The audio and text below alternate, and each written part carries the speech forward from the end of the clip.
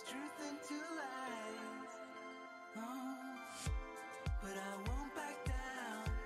I must stay on this road. I gotta know what I'm about. Goes up, then turns back down. We're all looking for the moment when getting used to not knowing when all the pieces fall in line. Oh, goes up, then turns back down. I keep searching for signs in my dreams back then. I don't know how to stop, 'cause it brings back the feeling that I can't reach the top now, even if I don't know how. It brings back the feeling that even if it all goes down, in the end I'll be alright. It brings back the feeling. Yeah. It brings back the feeling.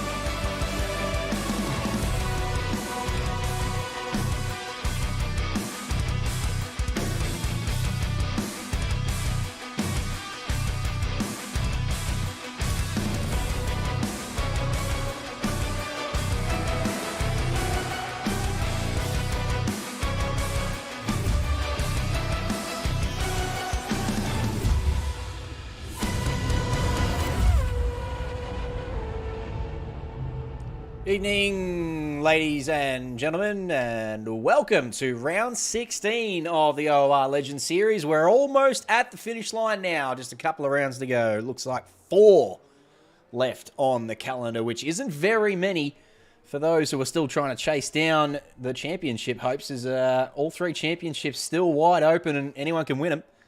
My name's Jamie Conboy. It is Sunday evening. As always, welcome to Jacob Weatherburn. Hello to you, sir. Good afternoon, Jamie. How are you, mate? Always well, my friend. It is raining cats, dogs, and a few other things here where I am. What about where you are, Alexis Bowen? Yeah, it's been roughly the same. I mean, yesterday afternoon, it absolutely pelted it down. I think we had, like, just continuous thunder rumbling for about 5 to 10 minutes. Have you had any hail? I reckon a little bit, not a whole lot, though. I've had hail here today that I don't reckon I've ever seen hail as big as I have, as some of the stuff we've seen. And it's in mid-November. I can't believe it. It's just all sorts of weird. What about New South Wales weather? Jacob Weatherburn, report, please. We've had bloody hurricane winds here today. My trampoline's tried taking off over the fence. The bloody dog seems like he's about to blow away. It's been bloody ridiculous. Need a proper leash on the doggo. It's been like it's 32 bloody degrees. It's friggin' hot, but the wind is up around like 50 kilometers an hour or something stupid, and it's just been a miserable day wind-wise. Both Alexis and Weatherburn could be turned up a little bit. All right, I can go do that. Jacob's nearly as high as he can. Actually, I reckon both of them are. Maybe I just turn myself down a bit. Oh, Alexis can get a proper boost. I'm going to put Alexis on 169. Nice. All right, let us know. Oh, God, and we're back to Aaron Gavin in the wall. He's obviously had a very early whoopsie-poopsie. Get that one straight off the bingo card. And not sure exactly where on track he is, but he's hopefully not going to get in the way of that Ferrari there as they... Hold on. In the background, is that the other Alpine of David McNulty? Where is that? There he is. Yeah, it might be. I reckon he just had a moment of his... He's on the hards. What? He is too. Well spotted by you. Cloying on the hards when you have free tyre choice anyway. Why not? Oh, wait, no, I reckon I know what he's doing. Okay. He's probably done 0 practice. Ah, so he's just doing some sight laps, not wasting his softs, just getting a feel for it and getting his eye in, you reckon? Yes. I like it. Well, Jesse's currently running around on the mediums as well, so that they might be doing something weird like that. I wonder if that's actually a Codemasters thing, because it seems weird that 2 people are doing it. I don't know. Who knows? How about now, Ben Curtis? I've adjusted some volumes a little bit. I can always turn myself down as well. You tell me, how's the game noise? Hello to you, of course, every week. Ben Curtis in here letting us know how things are and watching his Alpine teammates float around. Ben Curtis currently locked in battle in Tier 2. There's another Alpine doing a spin. What are these Alpines doing? That was Aaron Gavin again. Oh! Then the Williams of Tom Maloney there having to find his way through. And... Oh no. 5-second grid, 5-place grid penalty. Wow. That's very unfortunate. Codemaster. I have a feeling there's probably going to be a server restart because of that. I mean, it didn't even look like they touched. It looked like, yes, Aaron was spun across the track there, but Tom sort of snuck on by. It looked like it hindered his lap for sure, but it didn't look like they touched. What is this camera angle as we go into the pit lane? Is that what we're going to be having all night? That's fine. You know what? I don't even care. How's Bender going? Still on his hard. On a flying lap because he did pit afterwards, so maybe he did get a little bit of damage or something. I don't know. Potentially. Anyway, 16 here tonight. Not a bad little turnout. I think a lot of these are filling in. Jacob Civilio and Dylan Sue. 2 of the fill-ins. But nah, good list of names here. And of course, Donny Sadewa, Amuana, and Jesse McLean. Your top 3 in the championship. And all 3 are here trying to chase down Donny Sadewa at this point. It was Jesse McLean halfway through the season looking like he was going to run away with it. These Alpines, I don't know what setup they're running and whether that's the same setup you'll be running, Alex, but I'd be having a look at that because there is no rear end on these Alpines. They are struggling.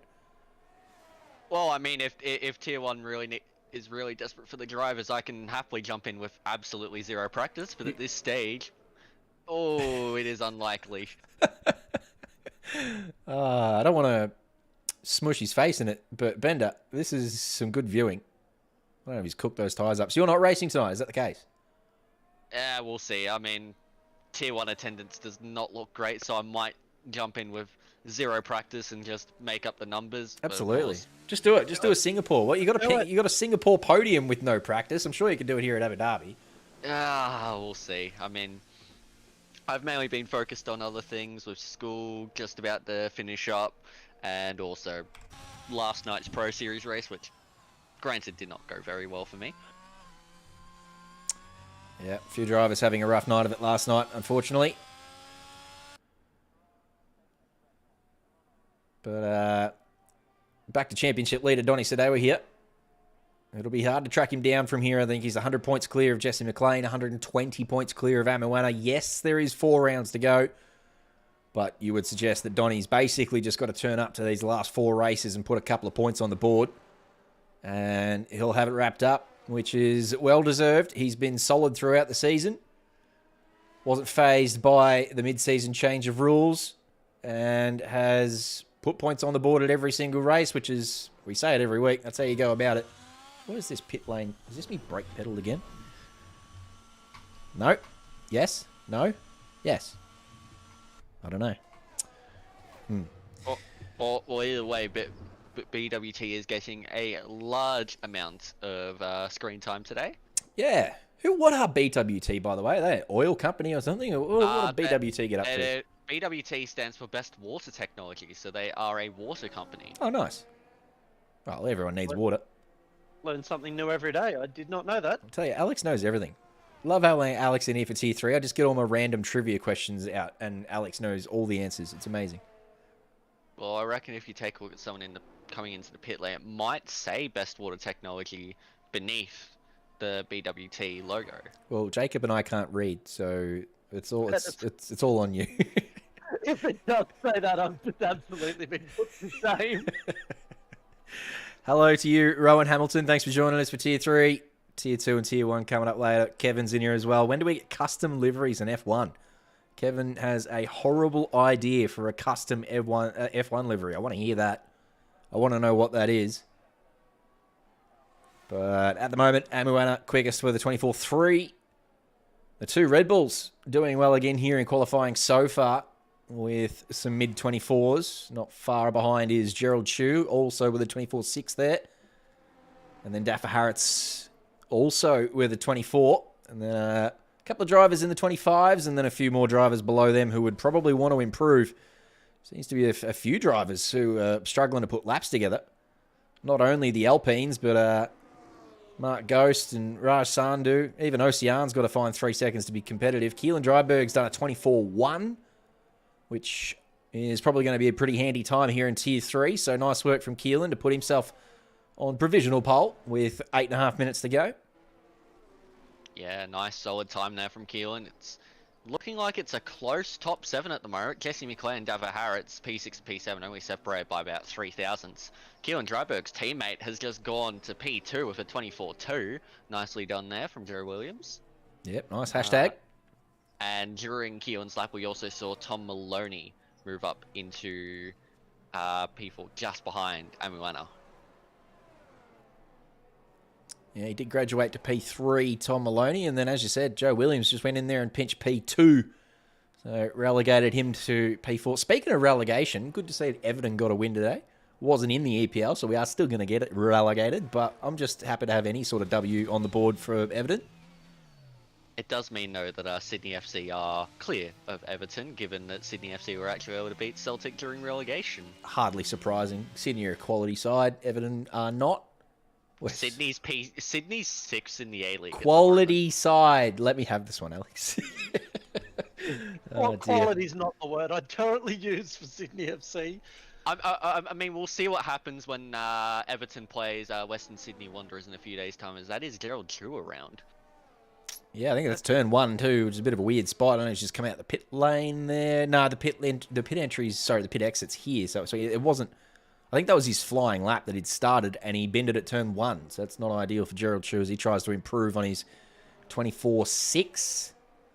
Raj Sandhu has also, interestingly, DNF'd from the session with a 34.5 on the board. So whilst he has got a time there, I wouldn't expect that to stand in P11. In fact, Ocean goes into P11 and pinches P12 from him. So not sure why Raj has left the session, whether or not that was a DNF or not. But I think there's been a fair bit of that happening. There's plenty of drivers who are just struggling in these conditions at the moment. The Mercedes of Ocean here is giving a slipstream to the McLaren. It was the other Mercedes, apologies, Daffer Harritz in Sector 3 there, who'd also spun around. You can see there's plenty of times, probably not reflective of pace, and we saw the Alpines before spinning it, so maybe a bit of a slippery track. As you said, Alex, you've done no practice, so I'm not sure you'd know what's going on.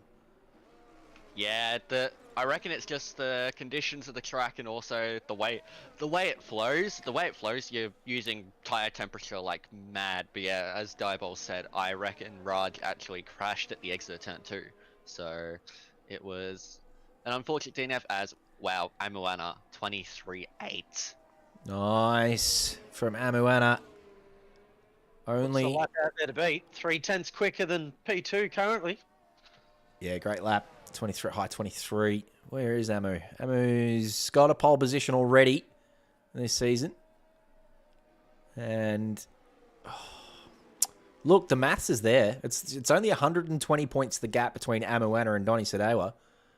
So Donny's just gone into P2 with a 24.082. So still about 2/10 back, but we'll see what happens in the races, because we do have 2 races as it is a sprint format for tonight.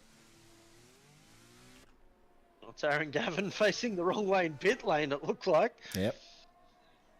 So Xian's going to try and use the slipstream of this McLaren maybe down this straight.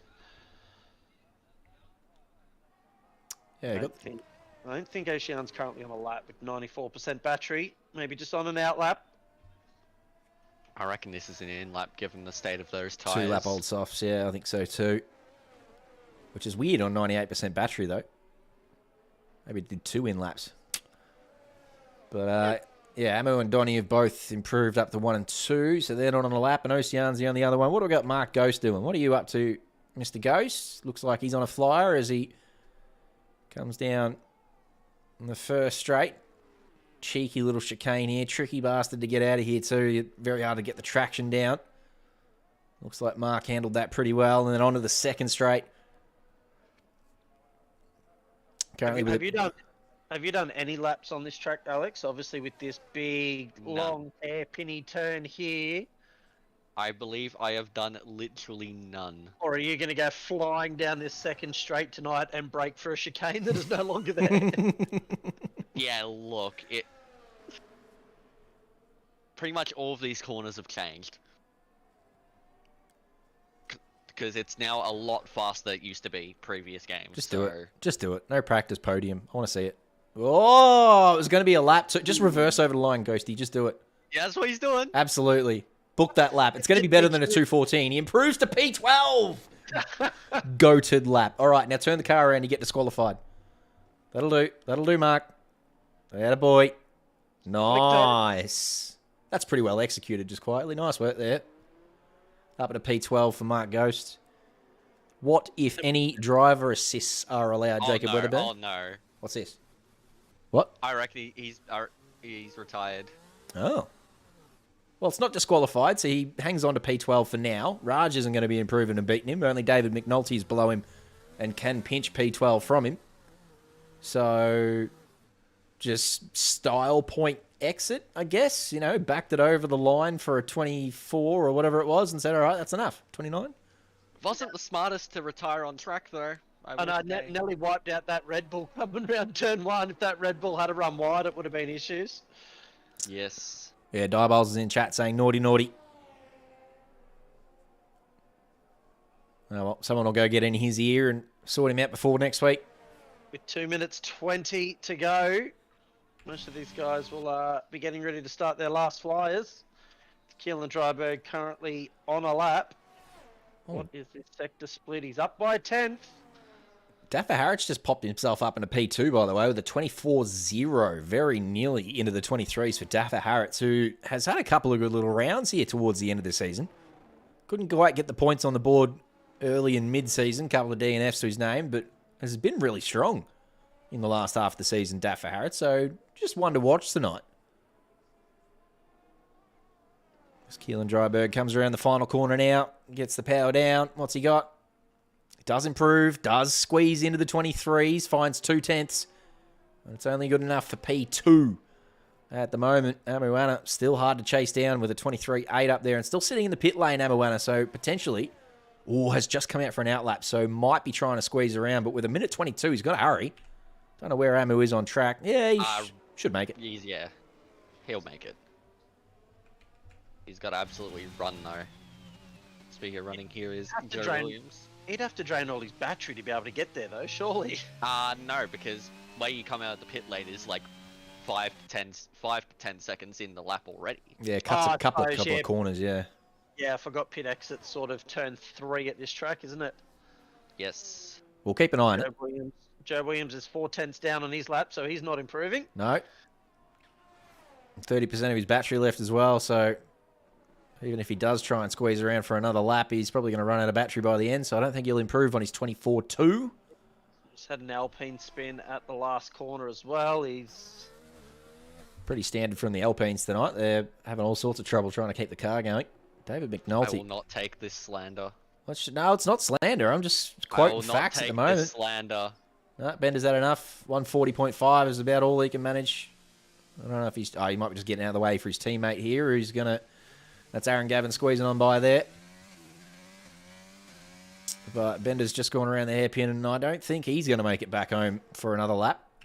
But Amuana has just crossed the line with 2 seconds to go, so does make it.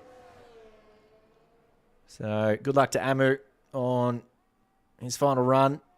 Currently still sitting on pole position. Good luck to anyone trying to chase him down. First to have a crack will be Jesse McLean. Only 2/10 up. That'll be a 1 position improvement, unless he gains a little bit more time through these last couple of corners. Up to P7. That 1 position, so not bad. Not bad. Now, this is Gerald Chu, who has spun, and his teammate, Joseph Tran, coming around the corner here too. Yeah, Gerald does nicely to get out the way there and allow Joseph Tran through as he tries to improve on his 25.0. He wouldn't mind sneaking into the 24s, I reckon. And he does, but misses out on P8 by 0.02 of a second, so isn't able to snag that one. Jeez, it's actually only 100th of a second. That's actually only 0.009 of a second. Not very much in that at all between the two AlphaTauris. On his teammate too. He missed that little teammate bragging, right? Joe Williams is trying to improve here, but again, with no battery, I don't think this is going to be an improvement, and indeed it is not. So it is going to be Amuana, the final card across the line, already on pole position. Let's see if he can improve. Does. Stamps authority on this qualifying session. Finds another 2/10 on what was already pole position and goes with a 23.6 in front of Keelan Dryberg with a 23.9. So just the two drivers sneaking into the 23s here in Tier 3. And then Daffer Harritz with a pretty handy time of a 24.0 will start on the second row in front of Donny Sadewa, who also had a 24.0. And then it'll be Joe Williams, Tom Maloney, Jesse McLean, Gerald Chu, and Joseph Tran, Aaron Gavin. They're the top 10. So, of course, the top 10 will be reversed for the second race. You got your two 25% races coming at you. Probably about 13 laps per race. Alex Bowen, what are your thoughts on that? Sounds about right. Give or take. Yeah. Carry the one. Carry the one, drop the one, divide it by 5,826,341. So this will be an interesting one down here with Aaron Gavin at P10, but with a 5-place grid penalty. Are we going to see a grid reset, or is he going to have to cop that and start from P15? But if he did make contact with Tom Maloney, he's got to cop it. Well, regardless of what happens there, Amuana will start from pole with a great lap, 23.6, and the front row completed by Keelan Dryberg. So those two loving life up the front there with their 23s. Nice work to them. And so let's get ready to get underway for Tier 3. As I said, only 4 rounds to go now. Hey, hang on. Wait, check it. Where's the button? Yes. I don't know what sort of resolution you're running. Hopefully you guys can blow that up. That's about as best as I can get it for you, I'm afraid. But you can see Donny Sadara at the top with 967 points. And you can see how many times over the last 6 or 7 rounds he's been able to stretch that gap to Jesse McLean, who you can see early on in the season there for Jesse McLean, 100 at Australia, 102 at Bahrain, 100 at Spa, and 102 at Zandvoort. It looked like he was just going to walk away with this series. But then, of course, the mid-season rule change that disallowed full traction control. Goes back to Kevin's question before. What assists are allowed in this series, Kevin? Well, if we had no assists, there'd be a lot of spins, put it that way. So we allow some assists because these are pretty difficult cars to drive, even for the best of us in OOR. So medium TC and medium ABS are allowed. And the drivers are also allowed to utilize the racing line. Unlike our ACC series, the racing line isn't too bad in F1. Still inaccurate in a few places, but is quite a lot better than the ACC racing line. So they're the assists that are allowed, and it was mid-season when we disallowed full traction control and moved that down to medium traction control, and that's when Donny Sadewa started to take over this Tier 3 championship. 12 top 10s out of a possible 15 so far. So very consistent from Donny Sadewa. And as you can see up the top there, has got points in every single box right up until Abu Dhabi here. And he was a late in tonight, by the way, Donny Sadewa. I thought I saw midweek that he had marked out for this race.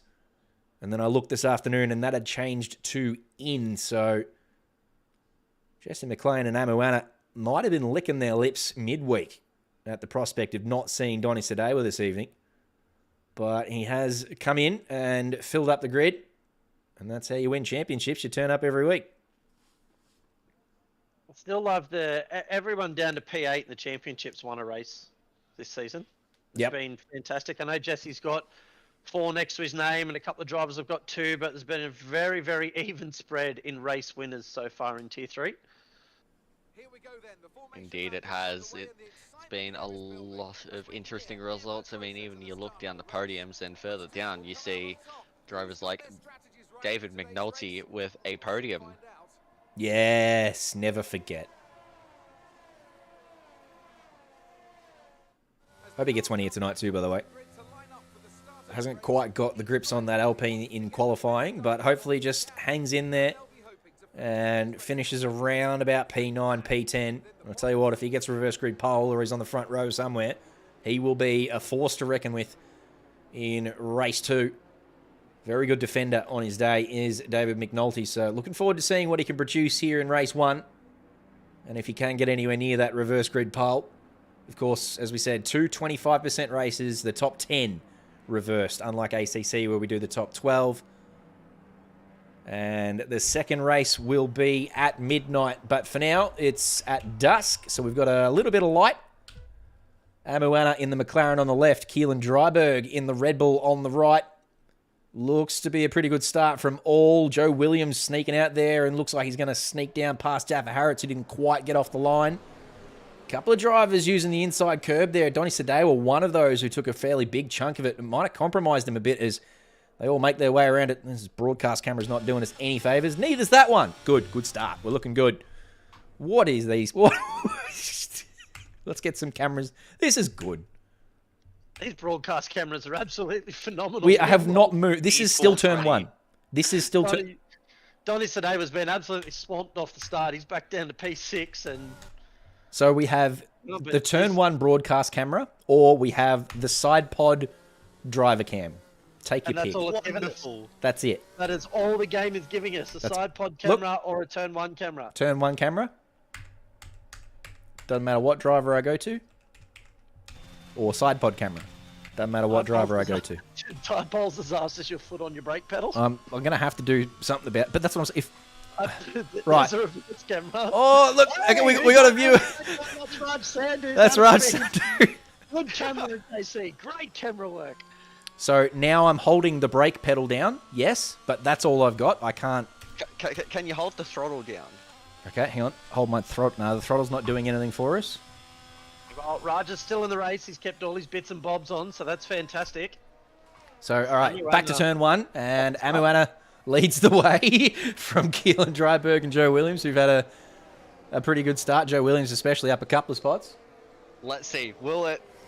Nope. Are you kidding me? Oh, we're away. Let's go. Thank goodness for that, because I was literally about to disconnect the stream and say goodnight. I wasn't running with that crap. Anyway, looks like we're at least going to get some action here. Let's jump over and see what tyres are. I don't think there was any hard tyres at the start. Just softs and mediums. Amawana using the softs for this first stint and using those to good advantage so far, pulling about a second and a half from Keelan Dryberg off the start. Joe Williams putting a little bit of pressure on his teammate after his good start, up 2 spots off the grid, and now only sort of half a second behind Keelan Dryberg. Daffer Harrods didn't quite get off the line as well as he wanted to, and Donny Sadewa was an interesting case who took turn 1, but I think he took too much of that inside curb at turn 1, and it really unsettled him, and since then it's just plummeted back through the field.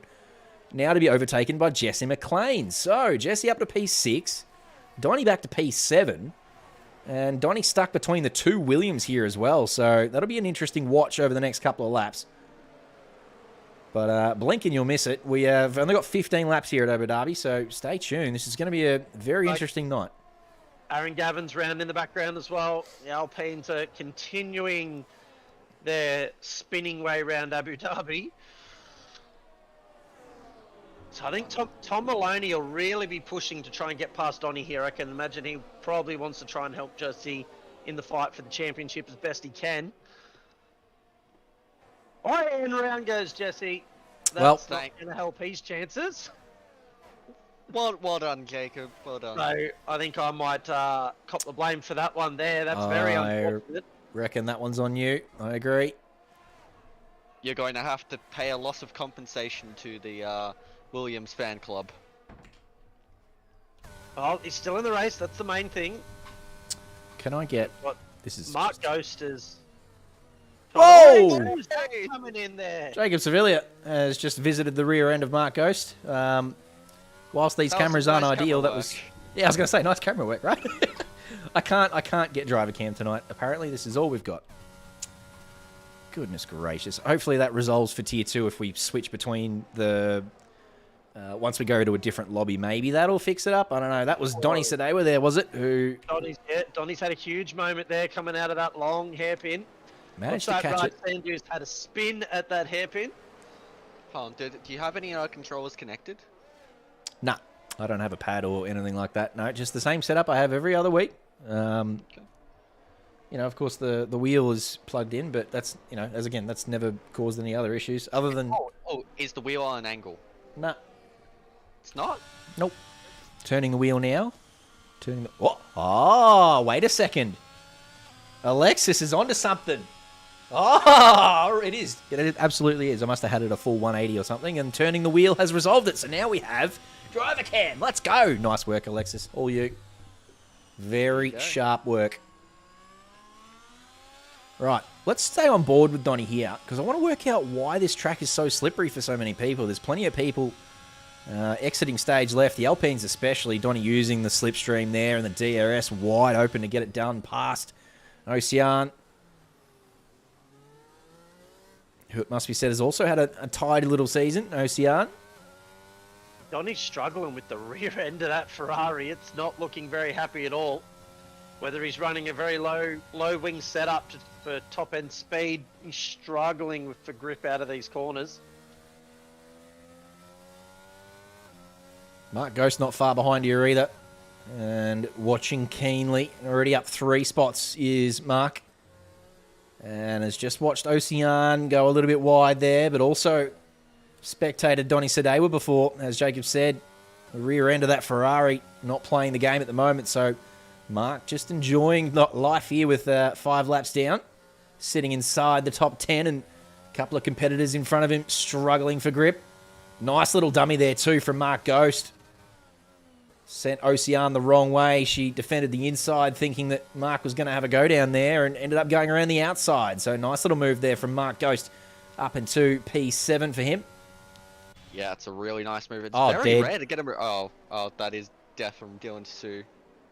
Apparently still alive and going to continue on, but that's very sick, sad and sorry. Looking Aston Martin now and at the worst part of the circuit. That is just past the pit exit.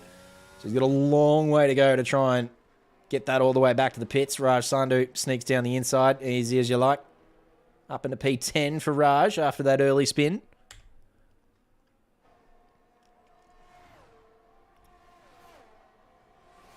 Having a look at Dafar. It's going around the outside through this very long turn, left-hand turn.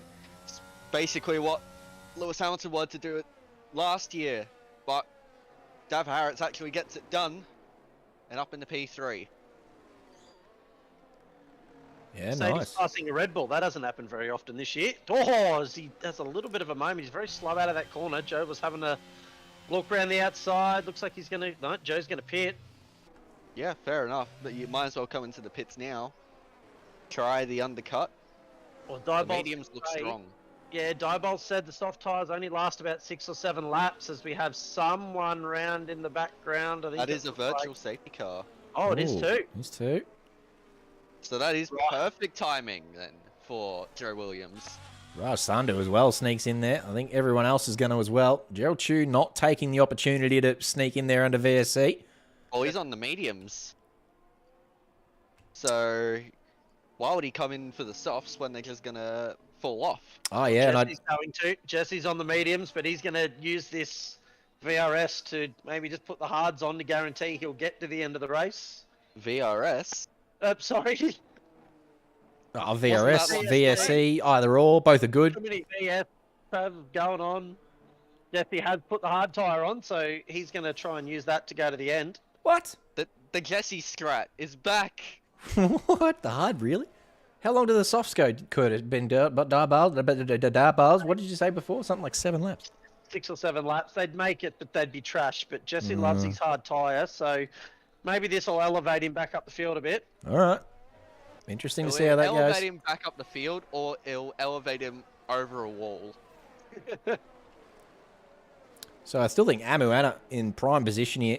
A couple of seconds up the road, just enjoying the softs now until they run out juice and then get the mediums on. Amuana looking really strong here in race 1. And with Donny Sadewa down there in P5, handy little points haul on the way for Amuana. I'm not counting Amu out. Just 120 points the difference with 4 rounds to go. Anything can happen. I was going to say this was kind of like a 2-horse race here in Tier 3, but Amuana right thereabouts, actually. And if he wins tonight, would be well and truly in the mix coming into the last couple of rounds. Saudi Arabia up next week. Someone not to discount, Joe Williams, who came in right before that virtual safety car, is now, what, like 6 seconds ahead of Daffa Harrods, who overtook him before he came into the pits. Nice yeah, little so first. that virtual safety car's worked out an absolute treat for Joe. And surely Amuana will be looking to pit this lap. He is on the soft tyre, coming on the lap 7. I would assume we'll see him in the pits in the next lap or 2. So we get a yellow flag. In sector 3, looks like another Alpine is It's around. David McNulty. So those Alpines don't like this track. Oh no, and he's retired. He's had enough. I have a feeling he's retired on track as well. Retired him on the main straight. The car's gone past the pit entry, and Amuana is in the pits, it looks like, so we'll avoid the Park David McNulty on the track there. Yeah, I went looking for him. I couldn't find him. I don't know. Yeah, he has just disappeared as you flick the camera over. Right, okay. That'll be it So then. thank God that didn't bring out a safety car. Indeed. Yeah, pretty sure he just hit the retire button in the pause menu. But it'll be interesting to see where Amu comes out, because I believe Amu is just going down pit lane now. And Joe Williams is ahead. Is he really? Yeah. It's Joe Williams. Yes, Joe Williams. Hashtag. All right, let's go. Absolutely nailed that VRS, Jacob. Sorry. All right, So we so have our first 3-second penalty for this evening. The Aston Martin of Dylan grabbing 3 seconds for track limits. Now the question. Oh, Bender's had enough. He's left. yeah, hopefully jumps back in for race 2 won't be starting from reverse grid pole as predicted, but I don't know. Hopefully chucks a bit of extra rear wing on that Alpine or something and has another crack. Who predicted that? I did. I said he'd finish in the top 10, get reverse grid pole. It wasn't necessarily a prediction, more a hopes and dreams type scenario, but either or. Fair enough. As the other Alpine and Baron Gavins had another spin in Sector 1 as well. For the love of God, Alex, if you do actually race tonight, put some extra friggin' rear ring on that Alpine. On that Alpine. I honestly think if I race tonight, I'm running 50 rear wing. Yep, just slam it. Because if this is the representation of how driving's gonna be tonight, I'm just gonna plant it and just hope that I survive. Nefer Harris with the fastest lap of the race. He is really trying to rein in Amuana, who's trying to get inside that DRS of Joe Williams to get back his P1. Yeah, they just came across the detection zone, so I reckon he's going to get DRS. He is. So that'll really catch him up down this straight. He'll get it for the next one. And then if he can get close enough, he'll have a look at Joe Williams into the hairpin. It's hard to get a move done in that hairpin though. So we will see what happens. I mean, if you're running really low wing for high-end top speed, someone with DRS probably isn't going to catch you that much, are they? No. As it doesn't look like Amuana really gained a lot of ground, only 3 or so tenths over that entire 2 straights.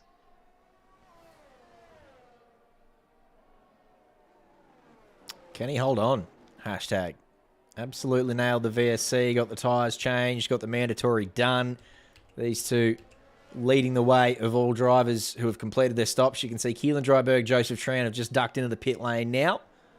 As these two come around the final corner, you can see them in the pit lane there. So Tom Maloney also in the pit lane. So this will be everyone having completed their mandatory stops. We've got 5 laps to go. And it's a race between Joe Williams and Amuana. Amu has closed this gap under half a second now. And on the superior tyres too. Both on mediums, but Amu's on the fresher. So Not much pressure. No, not much fresher. Both pretty much in the same basket. Joe, you can see, ducking to the left there, trying to break as much of the slipstream as he can. But the power of the DRS down these long straights in Abu Dhabi is really going to come to the fore here. Amu's just got to get the... This is a tricky corner to get the traction down. Looks like Joe absolutely rocketed out of there, so that might save him as they come down to complete the second sector here. And indeed, not close enough to send it on that occasion, Amuana. So Joe getting a nice exit there out of the third chicane. Aaron Gavin looks to be around again.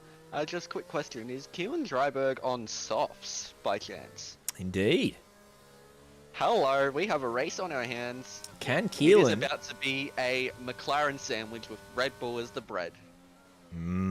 Red Bull loaf. Red Bull bread, that sounds like my kind I was of going thing. to say, Jacob, you'd be all over that. Soak the bread in that Red Bull. Oh, and then Well, and then look toast at how it. quickly Keelan is catching.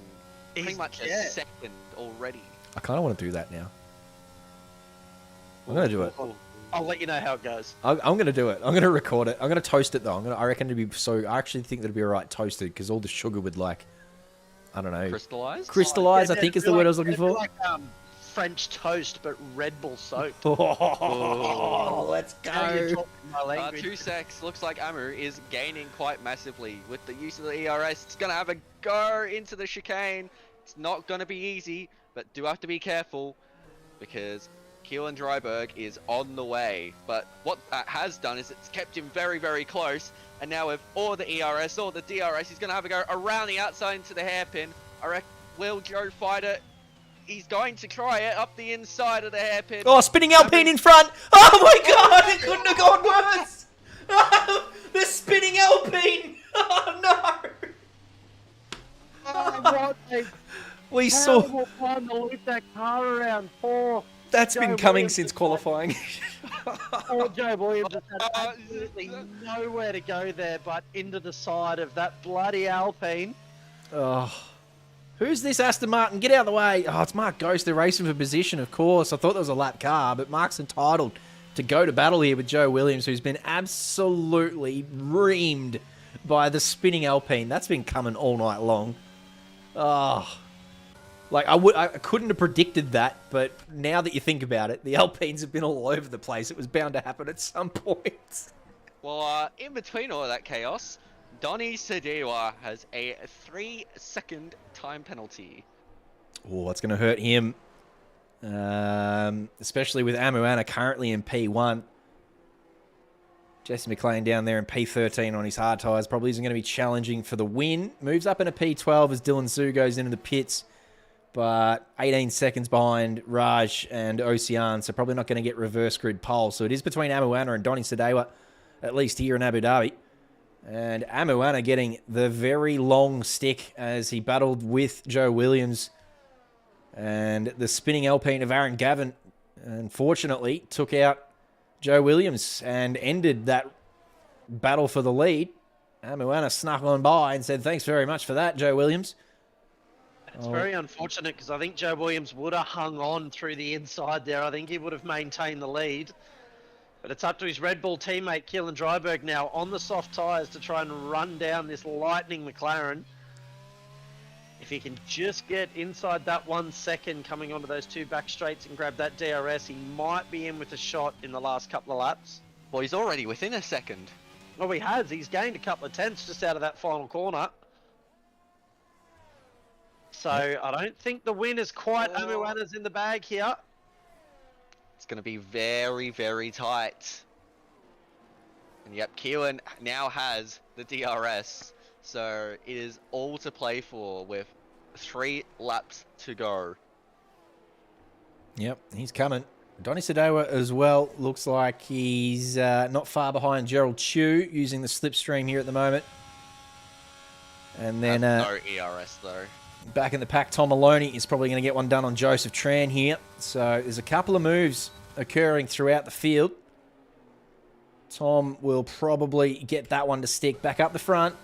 Keelan Dryberg and Amuana still going at it. They've gone down past the DRS straights now, so it won't be on this lap.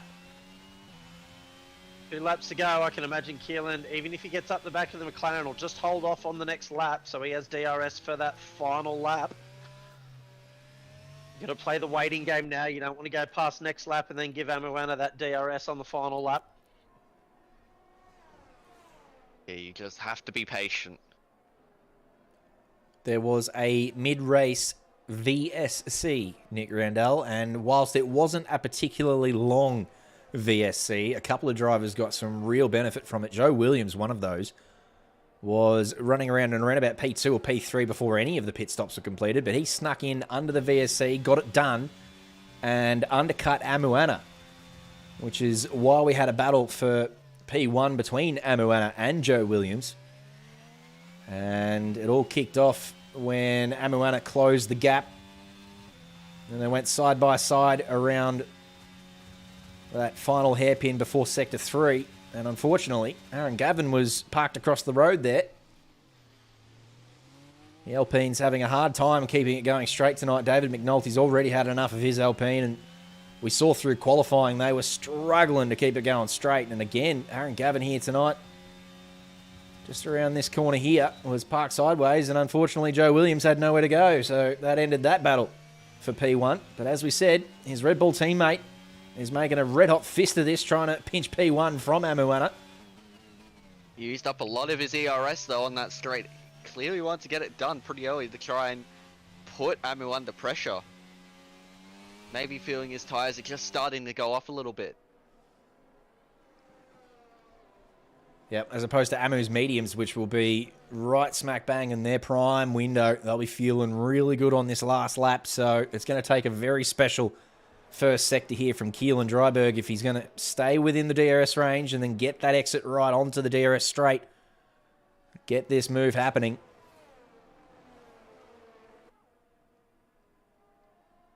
He can just use the first straight to catch up and then get a good run out of that little chicane. Try and get the move done on this second of the 2 straights. He's got no battery though. That's Yeah. going to make it really hard for him to catch up.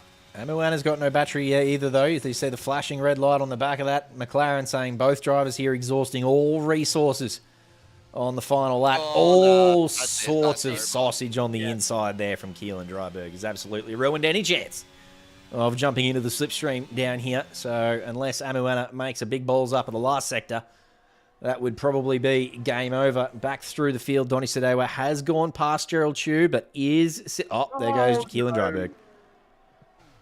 That's not the way he wanted to finish that race. Those softs have had enough. Daffa Harris is going to come through and pinch P2. And Donny Sadewa, with that 3-second penalty, he's going to want to have a look at P3 on track here.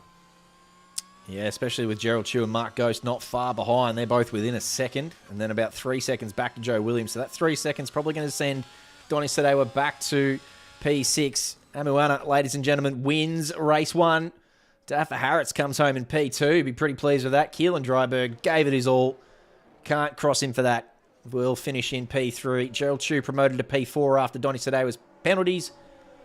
And Joe Williams, unfortunate for Joe Williams, really, really rough stuff for the second Red Bull driver who was probably on for the win, at least battling for it, definitely on for P2, and unfortunately, wrong place, wrong time, found Aaron Gavin facing the wrong way and gave him a little kiss on the way through.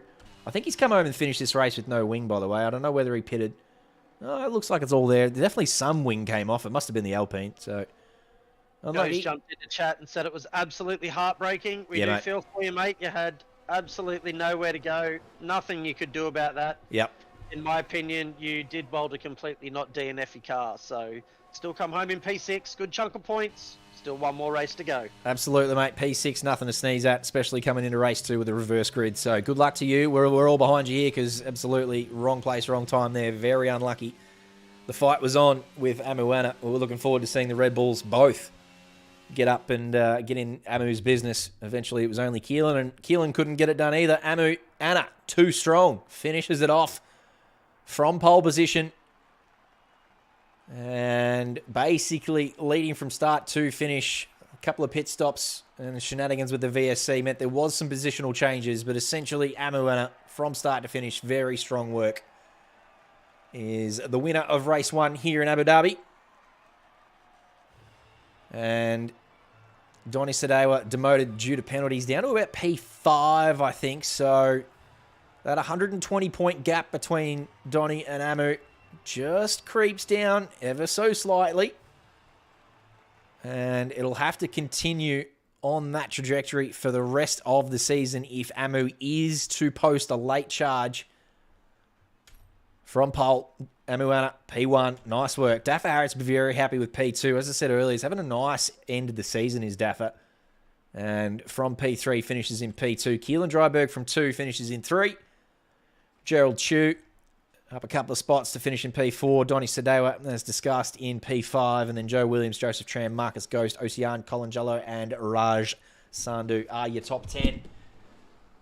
And looks like Dylan Zhu managed to pick up the purple lap at some point there towards the end with a 25.6 probably on the soft tyres and low fuel, so snags a point for that. Nice work, not too shabby. And unfortunately, David McNulty DNFing from race 1 potentially gets a crack at redemption here in race 2, has hopefully gone and worked out his setup before race 2 because it clearly wasn't working for the Alpines. Let's get the standings back up for you. So we've got something to watch before race 2. So I do believe those results there will lift Amuana above Jesse McLean in the championship moving into race 2 of this evening with only a 18-point gap or so. I believe Amuana will take over P2. And having gained a couple of points on Donny Sadewa as well, and just finish in front of Donny, you might be right, JC. We might have a little fight on our hands leading into the last couple of rounds of this championship. I'm all for it. Oh, just looking at the points, is that 967 for Donny and 745 Amu? Correct. So wouldn't that make it 220, not 120? Oh. Aww. I still think the fight's on. No, I don't now. I do. I do. Donnie would have to DNF here at some point in Saudi Arabia and Imola to make that a possibility. No, I do believe around 19 has been added. I do believe we are running China. And China, yep. Imola, so Still, though. you know, still 2 regular races. There's still 4 races to go in the season. Anything can happen if Donnie has a couple of bad rounds. That has absolutely ruined my night, Alex Bowen. Thank you for pointing that out. I can't believe my maths is so bad that I thought that was 120 points. What am I doing? Well. Yes, it's still on for P1. If you want to talk about 120 points, you could probably look more so at the margin between, nearly Gerald Chu and Dapper Harrods. But yeah, I think it's a little bit far. Well, then the battle for P2 in the championship's still on between Jesse, Amu, and maybe even Keelan Dryberg, only 60 points behind there. Yeah, Keelan Dryberg has had a ripping end of the season. Didn't start in America, but other than that, there's a couple of wins there for Keelan over the last couple of rounds. So coming in strong with 4 rounds to go. Definitely still on for P2. I still don't think anyone's going to catch Donnie now that Alex has added 100 points to his total. Ugh, what am I doing? Anyway, Tier 2 is still very close as well. I think 4 drivers, 4 or 5 still there with a chance in Tier 2. And I think, if I'm not mistaken, it is the top 2 drivers level on points at the moment. That'd be Suma and Diabols, I believe, who are both sitting even on points. Double points finale, Nick Randall. Yes, double points China, I think, has got to be done. Absolutely. Surely. That is, I think, a very good shout from you, Nick Randall.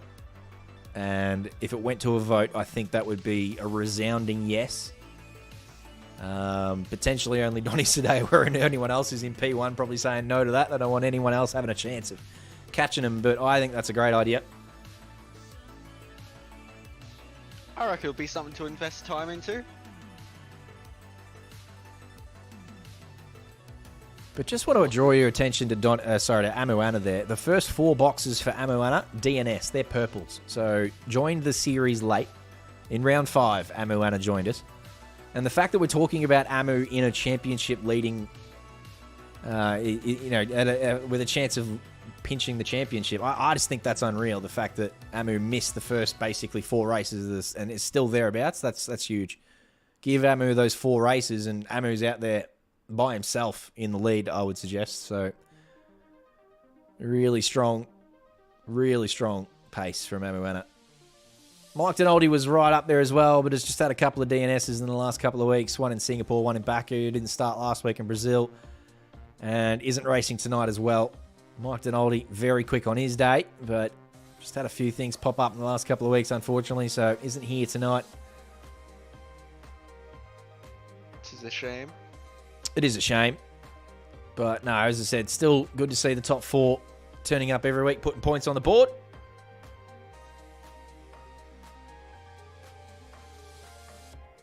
So getting ready for your reverse grid now.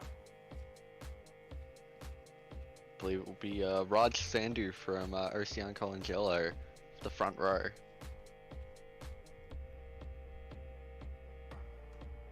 Everyone just chucking their setups on now. This will be a midnight race. No sunlight whatsoever. Emphasis on the mid. Bit rough. Cop that night. Wait, was that a stab at night or a stab at Abu Dhabi? I'm not even sure. Stab at Abu Dhabi. Yeah, that's fair.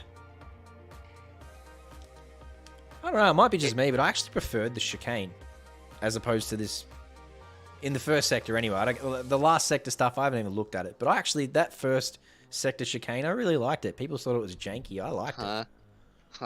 Well, I liked it. Okay, it is what it is. Opinion immediately discarded. The first sector chicane and the end of that second sector chicane that they've removed, to me, it just added a little bit more to the track rather than just straight turn. I think with the hairpin at the end of Sector 1 now, as we're about to get stars, they should probably get rid of this overlay. The hairpin at the end of Sector 1 is certainly better for overtaking. Which, I mean, isn't that the whole point of racing? Yeah. Well, yeah, that is the point. I can understand why they were removed. Abu Dhabi races were always bore fests of just nothing happening. But at least now something can actually happen, emphasis on last year. When Michael Massey steps in and makes it happen.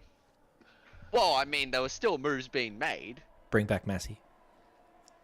Hashtag, I'm all up for that. Bring back Massey. He was. He should race direct every racing category. Just give him everything. Not the supercars. The supercar stewards are fine for now. The Singapore Sling. All right, before we ask Alex what that is, Jacob, do you know what that is? No idea. The Singapore Sling. Okay, the Singapore Sling is the chicane that got replaced in about 2013 by just a left-hander. I think it was turn 10. Alex's wealth of knowledge is, honestly... It is love Alex. one of the most iconic parts as we are about to get underway with this race. It is Raj Sandu, Ocean Congello, Mark Ghost with the red lights, and they are underway. It looks like a very nice start there from Raj. Ocean doesn't quite get the launch. We have the Red Bull in the background. I think there's Gary Williams again. Up the inside of Mark Ghost. Oh, the two-year-old Terry Secoyson. Oh no. Oh no, Gary Williams is around. And Come on, Joe. Oh, no. I believe he may have made... Oh no, Keelan Dryberg and Keelan Sue are out. Yeah, up ahead, there's chaos up ahead. I don't know. And we have a virtual safety car. No, full safety car. It all kicked off around here. This is going to be a graveyard. A couple of cars out. That's unlucky for Joe. He had a good start too. He got off the line really well, as he did in race 1. Tried to sneak himself up in between a few cars, I think, and then he went around turn 1 there and must have caught up with someone else and found himself facing the wrong way. Heartbreaking in race 1 and unfortunate here in race 2 for Joe Williams. The two Red Bulls have not had the start that they would have wanted for this race. Obviously, Keelan Dryberg now out of this race as well, along with Dylan Hoos of the Aston Martin. Oh, we've got Anyways, Who started on the soft tyre? Because if you're on the soft tyre right now, you'd be pitting to get the hell off that thing. And everyone. Duffer Harris and Jacob Savitra are going to be stuck out there on that set of mediums. How did we fix the broadcast cameras last time? Didn't that just do it itself? I didn't do anything last time. Have you turned your wheel again? Nah, wheel hasn't changed. And wheel was only for the onboard stuff. See, look. So the wheel's fine in terms of onboard stuff. Maybe it's just when we go on to lap 2. A bit of janky stuff happening there with Mark Ghost in front of Gerald Chu. It's a bit of rubber banding around on that Aston Martin, so there might be a little bit of desync in this lobby. Well, it's still early on. If maybe we restart it, give Keelan another crack at it, and get Dylan back into it. I don't know. I'm not running the show, but if there's desync happening and we've already had DNFs, I'd suggest we restart that one. I don't know. None of my business. Dylan Dryberg's in chat saying illegal overtake. Is it the boot open on the back of this Mercedes? What is going on here with the back of this Mercedes? It does look like the boot's open, doesn't it? I hate this safety car. I think it looks garbage. Fair. Yeah, I agree. I will say in the lighting it looks gross. I just don't like the red. I don't know. Tell me the boot's not open. Oh, Jesus. Ocean's nearly giving him a boop up the rear end. He nearly jumped in the boot. The boot's open. I'm telling you, the boot's open. What's going on? Something new every week with this game. Codemasters, the masters of code. Unreal. Positional changes. Jesse McLean has gone up 9 positions on the first lap. 9. What, 9? OCR and Mark Ghost both go up 1. Joseph Tran, Joe Williams from where they started. Raj Sandhu's had a poor shotgun start. He's back there. They're pits. Okay, yeah, a couple of pit stops. Yep, fair enough. Raj leading the way of all the cars that have pitted. Fair enough. That'll be why Jesse's jumped up 9. So, Ocean definitely running the risk of putting herself in the boot of this Mercedes here. She is not giving it much space whatsoever. She's got to be And yeah, careful. if you do touch the safety car, it is practically immediate death because the safety car is built out of nuclear bricks. Ocean popping in the Why, pits. what's she pitting now? That's a terrible decision. Unlucky. Joseph Tran doing the same Not thing. unlucky, just stupid. Well, not necessarily. There may have been a Well, reason Ocean couldn't get in there on the first lap. Maybe someone... There's more. Aaron, Gavin, Daffer, Harris, and Jacobs coming to. Have they had to go onto the softs and then go back onto the mediums? There's No, hard because tyres out there now. Only 2 drivers started on the mediums, so everyone had the option of going onto the softs. Again, with the lobby the way it is and what we've seen so far, I'm not going to pretend to know what anyone's doing. I think there's other factors at play that we can't see. Something about illegal overtakes there before. I don't know whether that was a bug or whether Keelan got overtaken illegally. Or again, I don't know anything. And I'm not going to pretend like I know. This game has been shit from release up until now, and they still haven't fixed it. We keep buying it every fucking year. So who knows what the hell's going on. Let's just enjoy what we've Correct. got. Fact check, the game was not shit on release, it was shit 2 days after release. Apologies. Because when the game first released, the handling model was actually really good. Like, the game seemed to function well and actually felt playable. Got our hopes up. And then they changed the handling model. And then safety cars started murdering people. Speaking We of got safety the cars, safety car in this lap, so that is good news. Joe Williams finds himself back up there in P3.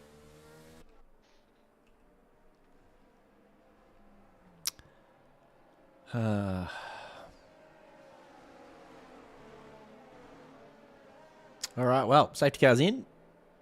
Couple of corners to go here before we get going again. Seems like a very early call-in for the safety car. There was still basically 7 or 8 corners to go. I feel like that's a bit early, but... I mean, it was after the 3rd sector line, so probably not too bad a place to do it, I guess. But leading the way will be Mark Ghost on his soft tyres. Jesse McLean, Joe Williams also on the softs, Joe. Getting pretty close to the rear of Jesse McLean there as they wait for Mark to lead him away. He does out of the last corner, get away nicely. And Jesse McLean wasn't necessarily ready for him, but also didn't get caught out too badly. So all 3 make it up to turn 1 around about the same time. Good restart from everyone in single file. Back through the field, no yellow flags or other nasties. So let's get some green flag racing happening. Don't see the medium tyres making too much of a play for the first 3 positions here at the moment. But of course, they've all completed their pit stops. So you would suggest Raj Sandhu currently leading the way from Gerald Chu and Amuana. But Raj has actually kept quite close to Joe Williams here. Oh, speaking of close, Donny Sedilla almost ran to the back of Tom Maloney. yeah, he had to yank on the wheel there to get out of the back of Tom, which he did nicely, it must be said.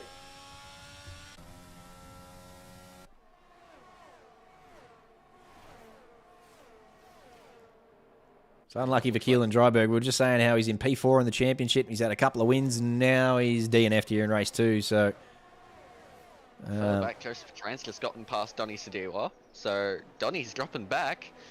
And Amu is right there within that leading medium pack.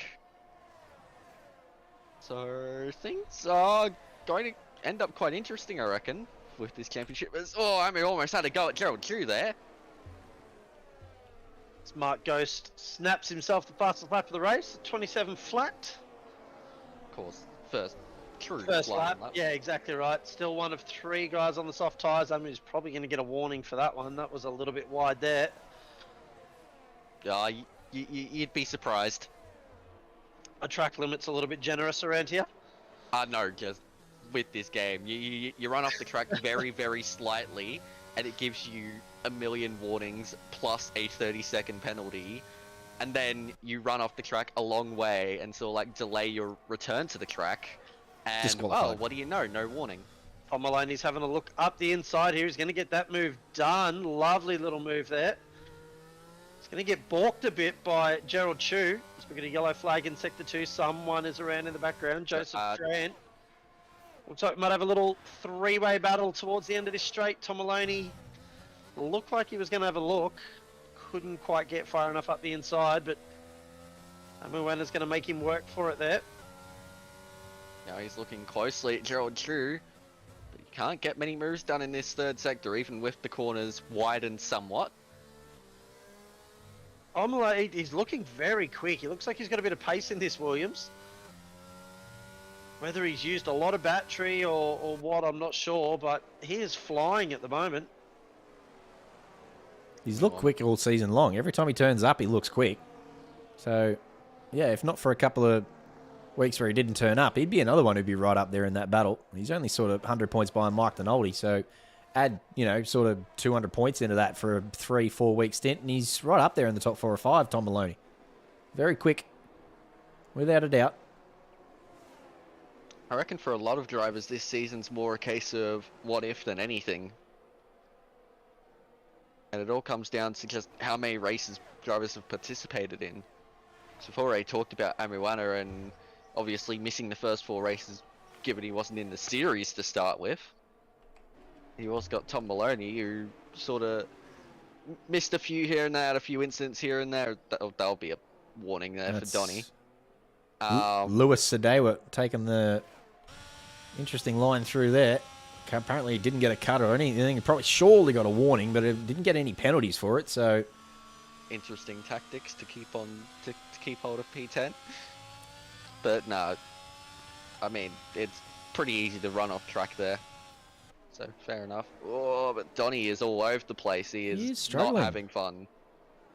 Oh, side by side, the McLaren there. That's Jacob Sevilla who gets past nicely. Nice, Jacob. Oh, Oh, Ocean. Ocean facing the wrong way there. Everyone did nicely to get on by there and not collect Ocean on the way through. Bit of PTSD from the previous race. But yeah, Yes, Donny's... Sorry, Jacob.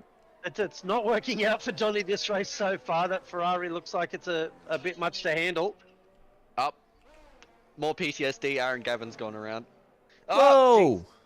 Joseph Trant sneaking it down the inside there. That could have ended in disaster. Managed to find his way through, but goodness me, that was very risky from Joseph Trant. Anyway, all's well that ends well. Play on. Start waving the brown flag. Look, I give props to Aaron Gavin for hanging in there with this Alpine being an obvious handful as it is.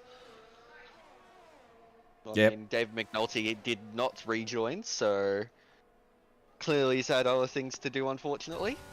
And he's having a look at Gerald Chu here. He's going to go down the inside. Does get it pulled up. And gets that move done very nicely. Takes over P5. Yep, aggressive but clean. Nice move. Which I reckon is P2 out of the stock cars. Yes, meanwhile up ahead, look at Jesse McLean, Joe Williams and Raj Sandhu. They are going at it. They are very, very tight, those three.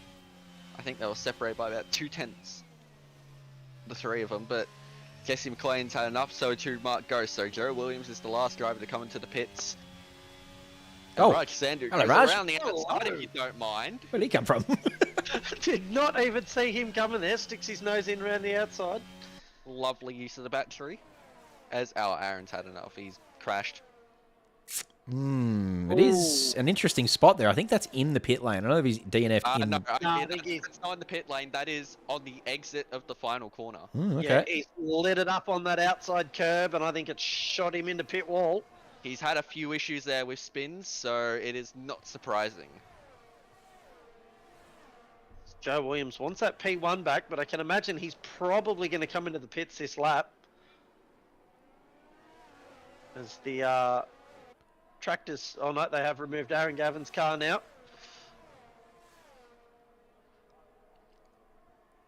Tom Maloney's going to get himself a nice little run here, but I can imagine he'll be wanting Joe to get out of his way and make his pit stop at the end of this lap. If he doesn't get a move done before then, Tom Maloney's all over the back of the Red Bull here.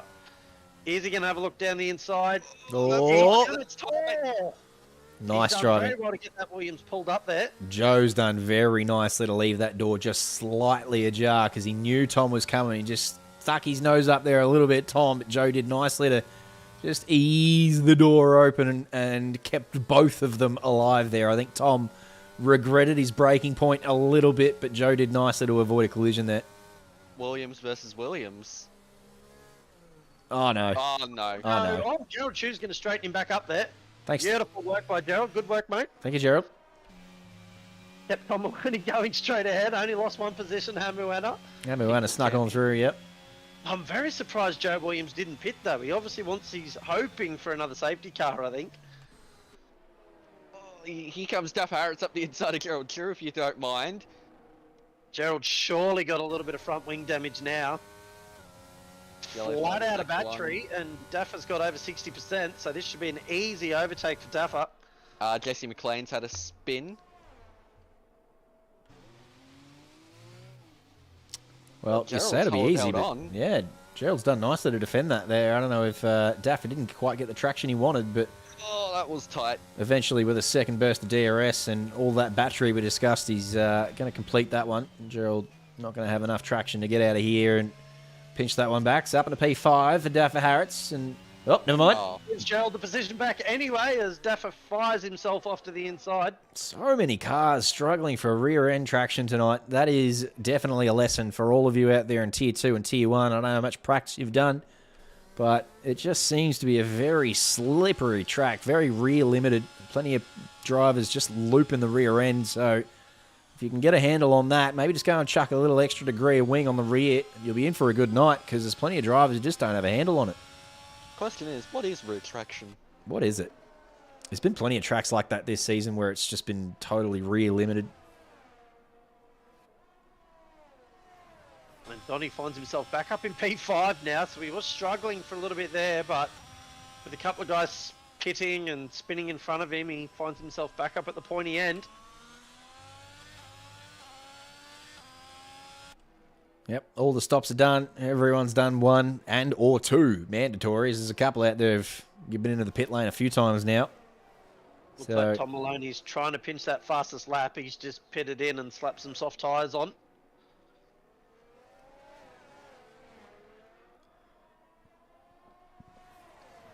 A nice little battle forming here for the P3. With Gerald, Jacob and Donny all wanting that last step on the podium. How about Raj Sandhu up the front, though? You would have expected Amuana to have caught up to Raj Sandhu, but Raj just doing very nicely at the front, currently maintaining a 3-second gap with 5 laps to go and everyone on the same tyres. So just going along beautifully up the front there is Raj Sandhu. I believe he started from reverse grid pole. He did. So it's just avoided all the carnage and kept it out in front. Got his pit stop right and is enjoying life up there in the lead at the moment with 4 laps to go. Now Jacob Severe has done nicely up 10 positions, so started down in P14 and has really climbed up as Mark Ghost continues form with fastest laps.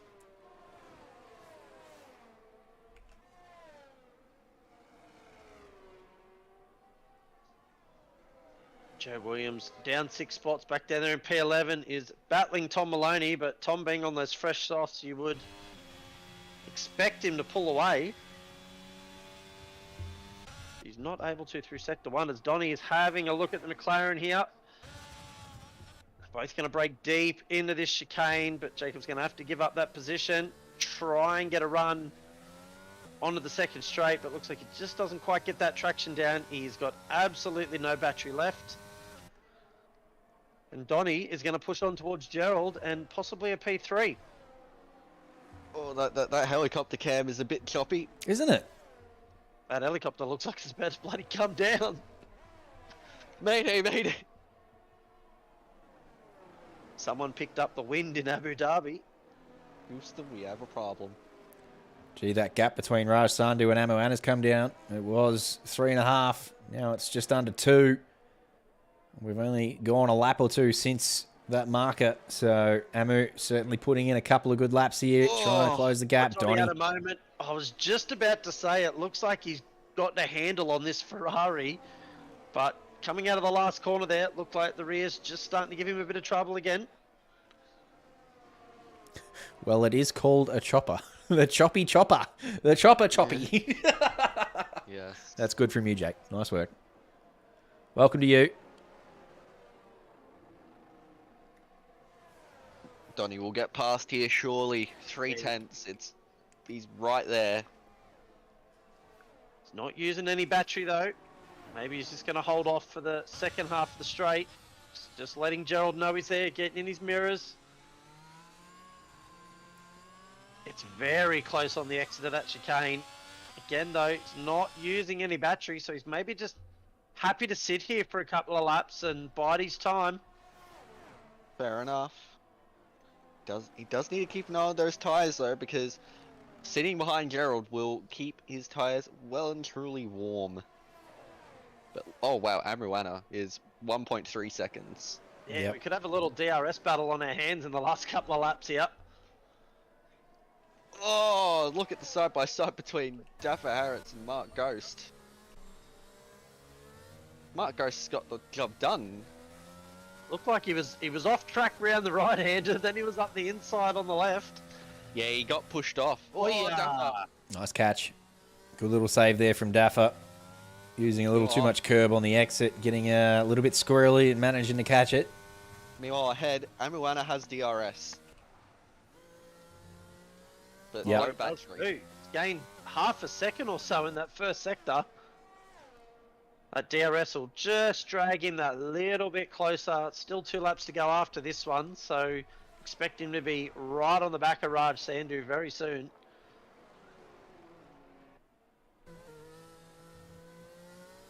Who's going to win this battle for P1? Amruana. Yeah, Moana, I think, is looking pretty ferocious here. I thought that 3.5 second gap might just be enough to see Raj across the line, but that's gone from 3.5 seconds to 4/10 in the space of 2 laps. So add in the fact that Amu's going to have DRS assistance now. I think this is a formality.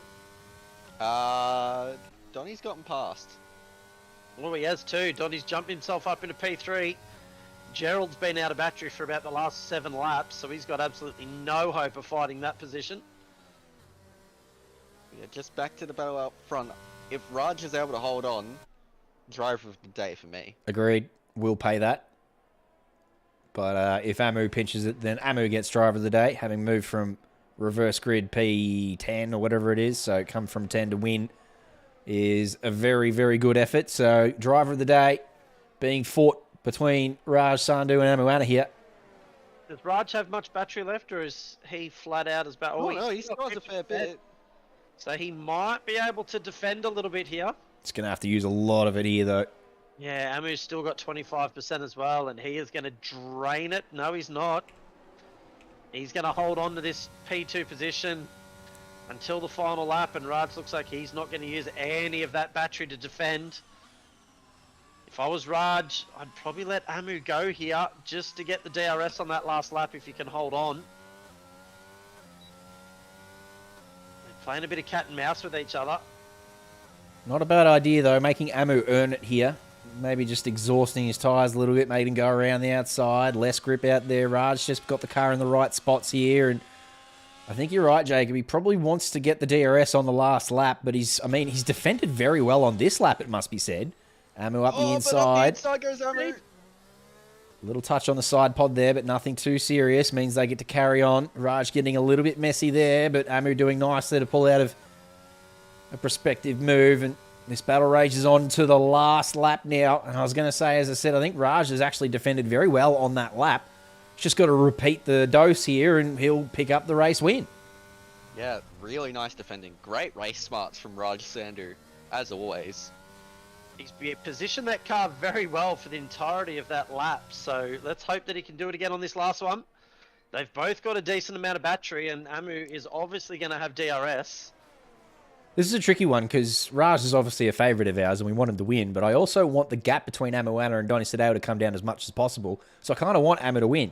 So I'm sort of stuck in between a rock and a hard place here, and maybe it's a win-win. Just whoever wins is a win. It's a win. It's a W. Let's go. I don't care who it is. First DRS straight is in the books, and Raj again, and as he did last lap, just breaks deep, uses the outside there, and makes the next apex. So 1 DRS straight to go. Raj is going to absolutely blow his battery down here. In fact, he's nearly out. So this is going to be close, but again, Raj defending the inside nicely. Amu's going to have to hang it around the outside. And again, Raj maintains the lead as the DRS straights are now exhausted. We come into the final sector. There's not a great deal of passing opportunities. This is where Amu had a crack last time. They're still side by side. This is incredible stuff on the last lap. Amu's had to give that up. Great stuff. That's excellent defending from Raj Sandhu. And It's not over yet. It's not over yet. Amu's going to have a go at the inside of the final corner, but can't get it. Raj Sandhu takes the win. great stuff, Raj. Excellent win. Really good defense there. It must be said, Amu did very nicely too. Oh, in the background, Gerald Chu. I don't know what's happened there, whether there was contact or Gerald has done one of his patented spins at the final corner, which he's done a couple of times this season. But that has relegated Gerald Chu down to P6. Donny Sadewa finishes on the podium, one position behind Amuana. And Jacob Sevilla, must be said, up 10 positions is a good, cheeky little shout for driver of the day. But I think we're going to hand it to Raj Sandhu, fellas. Yep, I agree with that. Raj's driving in the last 2 laps, for anyone watching, is an absolute perfect example of how to position your car and still maintain speed. Yep, absolutely. As I said, I want to take my hats off to Amu because he did send it, but he sent it respectfully and he didn't take both of them out. Did it perfectly. He gave it everything without overstepping the boundaries and taking both drivers out. So really good attacking from Amuana, but really good defense from Mr. Raj Sandhu, who comes out and claims the win in race 2 here at Abu Dhabi. Disappointed he didn't do one of his patented 2 stops. It's the only thing that is detracted from this race, but it must be said, if that's the only thing we're taking away from him, I'm sure he'll still be pretty pleased with the trophy for the Alfa Romeo squad. Amu will be pretty happy with P2 as well, I think, and does indeed close the gap on both occasions in race 1 and race 2 to Donny Sadewa. So that 120-point gap that Alex has made 220 points just comes down probably sub 200 now. Raj Sandhu from pole is your winner. Thank you, mother, for those rabbits. Amuana P2 and Donny Sadewa on the podium. Jacob Sevilla, Mark Ghost, Gerald Chu, 4, 5, and 6. Daff Arretts, Tom Maloney, Joe Williams, and Joseph Tran round out the top 10. We'll scroll down here and grab the podiums and the purple laps and the DNFs and the penalties and all that for our man Deggers. And then that will wrap up Tier 3 before we head off to Saudi Arabia next week. Good to see the gap close between Donny Sadewa and Amuana. Alex Bowen, your thoughts on Tier 3 this evening? Pretty good stuff there in that last race especially. Oh, there was some great battling, some clean battling too. It was really solid. Of course, commiserations to Joe Williams after that first race. Really brought him down, unfortunately. But yeah, that was a great battle between Raj Sandhu and Amuana right at the end. Yeah, rough night for the Red Bull boys. Jacob Weatherburn.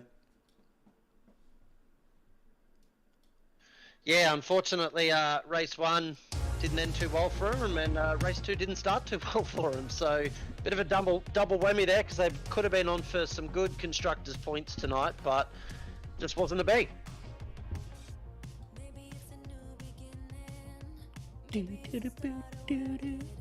Tune. All right. What is it? 6:26. So not long now until Tier 2. Probably only 3 or 4 minutes. So if it's okay with you, Alexis, you can hang out and chat to me and Jacob here for another 3 or 4 minutes, can't you? Oh, We've got to find one more really tricky question, Jacob, that neither you and I can answer, but Alexis just barrels straight into it. I can't believe how quickly she came with the Singapore sling. You and I were both well, like, if you what? actually want to look at the Singapore sling, So I've had a look in that, right? Sorry to cut you off there, Alex. I've had a look at that Singapore sling that you just posted in chat there. It's not a bit of a chicane, it's a bloody straight line. You don't even need to turn through those 3 corners. Alexis, your rebuttal? well, if you take a look at a video posted on the F1 YouTube channel, you will see that there were many instances at the Singapore Sling over the years because the curbs there were insanely harsh, and in fact you did actually have to turn through those corners based on the way they're angled, because you see, if you drove straight after turning for the first part of the chicane, you would go directly over the curb at the second. I'll see myself out. See, And that is, ladies and gentlemen, why I do not have an opinion. I believe it actually took me striking out the race in 2008. I like when Alex gets a little bit cranky. I do too. I'm a little horny now. I don't know whether that's just you or me. Or I am a child, JC. Oh, sorry. Sorry. Someone call Triple Zero. Oh, no. Child Protective Services. Well, on that note, before I get myself into any more misdemeanors, we will bid you adieu, Alexis Bowen. Thank you. It's always fun in here with you in Tier 3. We get so much good information from you, and the facts will continue on strong. Alexis, do you want to introduce the next commentator we've got joining in here with us? Yes, well, if we're talking about facts, this man knows all of them, and it is fan favorite David Bender McNulty. How are you, Bender? Hello everyone, I'm alright, thank you. Hope you're all doing well.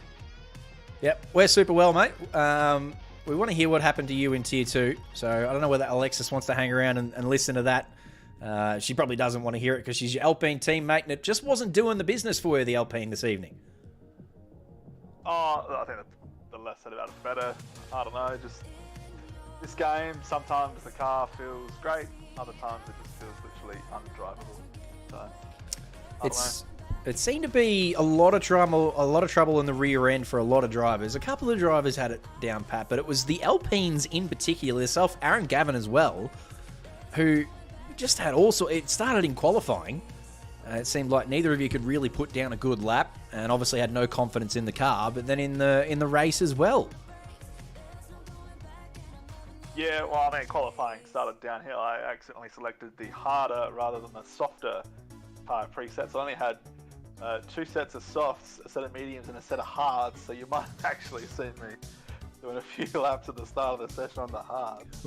We did see that. Yep. So that's what that was about. But yeah, I don't know, the car just spins for whatever reason. There doesn't seem to be any precursor that predicts it, but you can reliably see, okay, I can feel this happening. So it just goes. So I don't know. There's a few things that felt pretty similar earlier in the season, and at random races throughout. So I don't know if it's a track curb specific thing or what, but yeah, I don't think there's a lot of answers out there, mate. You had plenty of sympathy in chat, that's for sure. A lot of drivers complaining about the tyre model this season and how it started off reasonable, but then they changed it 4 times during the season, and it was just very hard to get a grip on. So as I said, it's not just you. Plenty of sympathy for you in chat and amongst the other drivers in the series. But it does seem that this track in particular, there's been a few of those this season where it just seemed like Mexico, for example, I think was pretty recently one of the most slipperiest tracks we've been to. Japan was another one where drivers just complaining of how slippery. Miami was another one where it's just super slippery and really hard to get grip down. So, just the theme of this year's game, unfortunately. yeah, and I guess for me that's the most frustrating thing. It's not predictable. Yeah. Track to track. No, okay, you might get a little bit of variance track to track, but this much, it's making it just feel so different. No, that's not for me. Yep. No, fair enough. Well, you're planning to step into the last couple of rounds. You've got Saudi Arabia coming. I know that's a big favourite of yours. We'll see. Nah, look, I won't hold you to it. Never mind. Might actually be out for that one because it's my mum's birthday on that weekend. So Hey. I believe there's a few things going on. So. Well, happy But on birthday that to... Imola, I will be here for. Yeah, Imola, round 18, the week after Saudi Arabia. And then what about China? Big fan of China. China's a bit of a polarising track. Some people like China. Some people don't like it at all. Where do you land on that spectrum? I mean, I've always thought it's better to drive on in terms of the racing it generates in games than in real life. I think it's a pretty boring track, but yeah, I mean, over the years had some decent battles there, different strategies. What it's like on this game, I'm not sure. Haven't done it yet, so we'll see. Yeah, you're in the same boat as everyone there, mate. I think no one's driven China yet. We're talking to Alexis. She hasn't done it. She's done zero practice for tonight's round, let alone China, which is only invited sort of halfway through the season. I think that was some DLC that came in or something, wasn't it? So we have a lot of drivers who haven't done any practice there. But Anyway, let's go get tucked into Tier 2. As you can see up the top of the leaderboard there, Robert Wenzel and Ben Curtis tied on points, 735 apiece. And as I said at the start of Tier 3, there's a lot of drivers who are still in it. Like all the way down to Corbin Hanna there, essentially. He's only 180 points behind, so anyone from P6 upwards can still win this Tier 2 championship. Very close up the top there. Yes. No, there's a small altercation that hasn't yet been published because the penalties haven't been issued. But Ben Curtis will be in the lead, I believe, by however many points the difference between third and fourth is at the last round, because there was a penalty that was removed for one of the drivers that's changed the standings a bit. So Ben Curtis has a narrow lead at the moment. Oh, all right. So that wasn't because Robert Wenzel was naughty. It was just because there was a penalty removed. Okay, all right. Someone else had a penalty removed, and that's just shuffled the standings a bit. Right. Roger that. Well, Ben Curtis, being one of the admins of F1 Legend Series, has probably just given himself an extra few points. I reckon he has just slipped a few under the table to Deckers. I'm right with you, Jacob. He would never do that. He is the kindest, most selfless person you'll ever meet, Diabolus. He is. For insurance purposes, I am joking. For insurance purposes. Oh dear. 17 here tonight. That's a good little number as well. Tier 3 looked to be a little light on at the start, but it filled in with a couple of fill-ins. Joe Williams is backing it up here. Let's jump out on track. No one, of course, on track just yet, but we're not too far away from seeing some cars pull out. Of course, nice weather here in Abu Dhabi, as it almost always is. Very rare do you see rain at these Middle Eastern tracks. So we should get dry running for all 6 races this evening. 2 down, 4 to go. I mean, speaking of rain, it was funny. I want to say this was 3 or 4 years ago now, just before the COVID pandemic. There was a pro cycling event around the Abu Dhabi circuit. I want to say it was the week before or the week after the F1 race, and it was torrential rain. I kid you not. What? Yeah? Yeah. So they had a cycling race around like the actual F1 track, and it was just bucketing down. Well, there you go. The whole cycling race. It was actually really interesting to look at. Did they go through with the race? Yeah, they went through with it. Let's go. Great. That's awesome. Yeah, well, there you go. I see Joe Williams is stepping up to have another crack. Love it.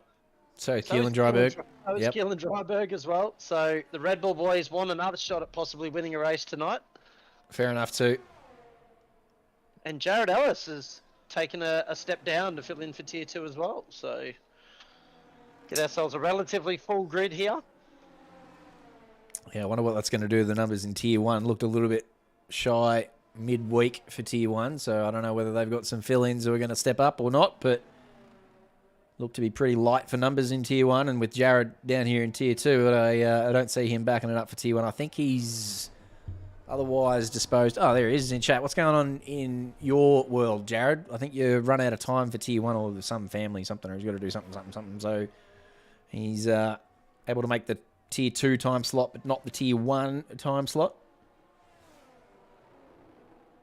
But who have we got here tonight? We've got Robert Wenzel. Is he on track? Yep, he's on his outlap. Ben Curtis, yes, he's here, present. Nick Randell, yep, he's there. Andre McLeod, yep, he's there. How about Momo? Yep, Momo's here too. And Corbin Hanna? Nice. All 6 of your championship protagonists in Tier 2. Again, putting points on the board. So, absolutely love to see that from Tier 2. It's been really solid from those top 6. All season long they've been here. I can only see 2 purple boxes, one from Andre McLeod in Italy and one from Momo in Singapore. Other than that, every single week they've shown up and put points on the board. So really good stuff from the top 6.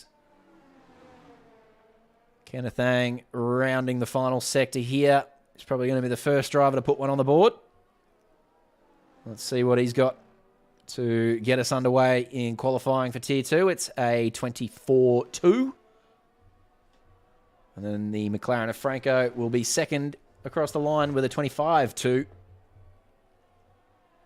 Then we'll get a couple more starting to sneak across the line now. 24-6 from Bevis Lau. 24-3, Andre McLeod. Nick Randall quickest now with a 24-1. As that Aston Martin there facing the wrong way. Michael Gray sneaks on past and completes his first lap with a 25-4. Not sure who that Aston Martin was back there, whether that was Aaron Heather. I think it was, because Robert Wenzel's just come across the line. The other Aston Martin and gone with a 23-8. The first driver into the 23s. We only had 2 drivers in the 23s in Tier 3. So, Robert Wenzel, first cow off the rank here, sneaks one into the 23s. He'll be pretty happy with that. Yeah, 23.6, I believe, was pole position for Tier 3. Yeah, Amuana had a 23.7 and was already on pole before he improved and got a 23.6. So, yeah, and the other one was... Who was the other 23? Dapper Harris was up there, but it wasn't a 23. Who was B2? It was Keelan Dryberg, wasn't it? It was either Keelan Dryberg or Joe Williams. I'm pretty sure it was Keelan. Yeah, One of the Keelan Red Bull was boys. P2, yeah. Yeah. So, of course, Keelan won't be qualifying here tonight for Tier 2. Filling in as a reserve, we'll start from the back of the grid, along with Jared Joe and Gerald Chu.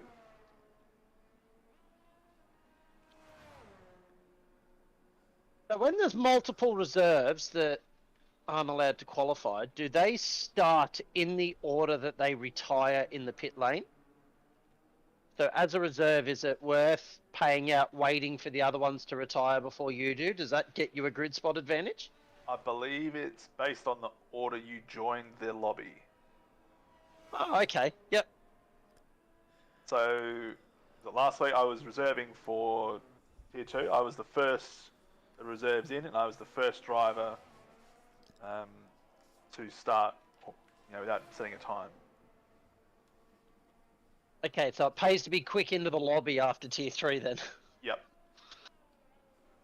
Yep, definitely some mind games to be had there. Well, I mean, I DNF'd last week, so it was pretty easy to be in the Tier 2 lobby first. The strat, that's what it's all about. Well played. Just hanging out with Momo here.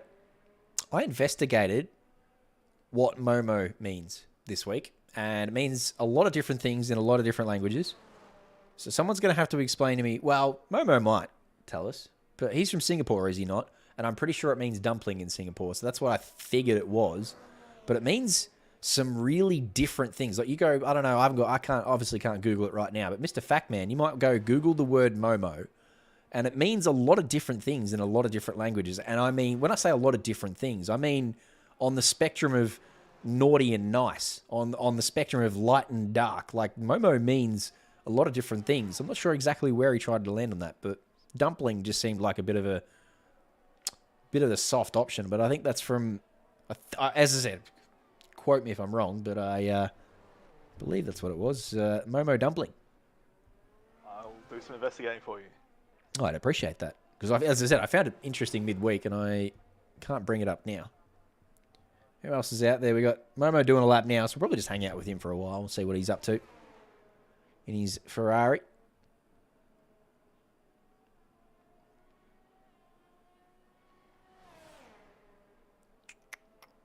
I haven't heard any Singaporean call dumplings Momo. All right, well, it's not that then. Sorry, Brian. Well, round he goes. Well, you've cursed the man. That's not a curse. Yeah, you watch. These races are going to go horrible tonight. Is that because... No, you know what? Brian cursed him because I said he was a dumpling and he was happy with that. And then as soon as I said he wasn't a dumpling, he didn't like it. So I'm putting that one on Brian. That's a sneaky Brian curse, that one. Speaking of Brian, where's he? Oh, he's not in Tier 2 anymore. He's Tier 2 mid-season champion. Minor Premier Brian Tan. No longer with us in Tier 2 because he would have run away with it. 3 wins out of the first 4 races. No, he couldn't have that, so he shipped him up to Tier 1. Minor Premier Brian Tan. How's Berg going? You're too quick, get lost. That's it. Oh, he's done, but he's mixed it with the Tier 1 boys nicely, though. He's been inside the top 10 plenty. Aaron Heather still hasn't posted a time. Spun on his first attempt and came into the pits on his second attempt, and he's on medium tyres here as well, so he's got to get his shit together here, Berg, and try and post a lap at some point. Bodie Mick's another one who messed up his first lap, spun it around in the final sector. So here he is having a crack at trying to get a time on the board. It is still just the 1:23 on the board so far from Robert Wenzel leading the way. Nick Randall has gone second quickest with a 24:1.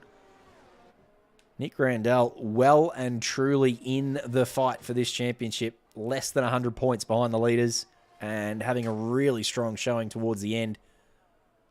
He won last week in Brazil. So we'll keep our eye on Nick Randall this evening as he tries to continue to bite into the gap that... Yep. Bodie Mick goes around again. Tell you what, it is real limited out here tonight in Abu Dhabi. Plenty of drivers not getting the rear end to comply with their directions. Bodie Mick, the latest victim. Andre McLeod with a 23.6. Now there's a lap. That is the second 23 of the evening. And it's nearly 3/10 quicker than this man. So Suma has his work cut out for him now. Currently P2 in the championship, as Bender pointed out. Not far behind Ben Curtis.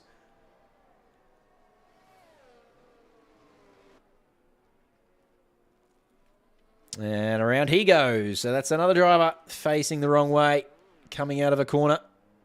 A very, very common theme this evening. Yeah, as you said earlier, there's a lot of drivers struggling for rear-end grip around here. Some are unable to even get a lap in without losing the rear end of their car.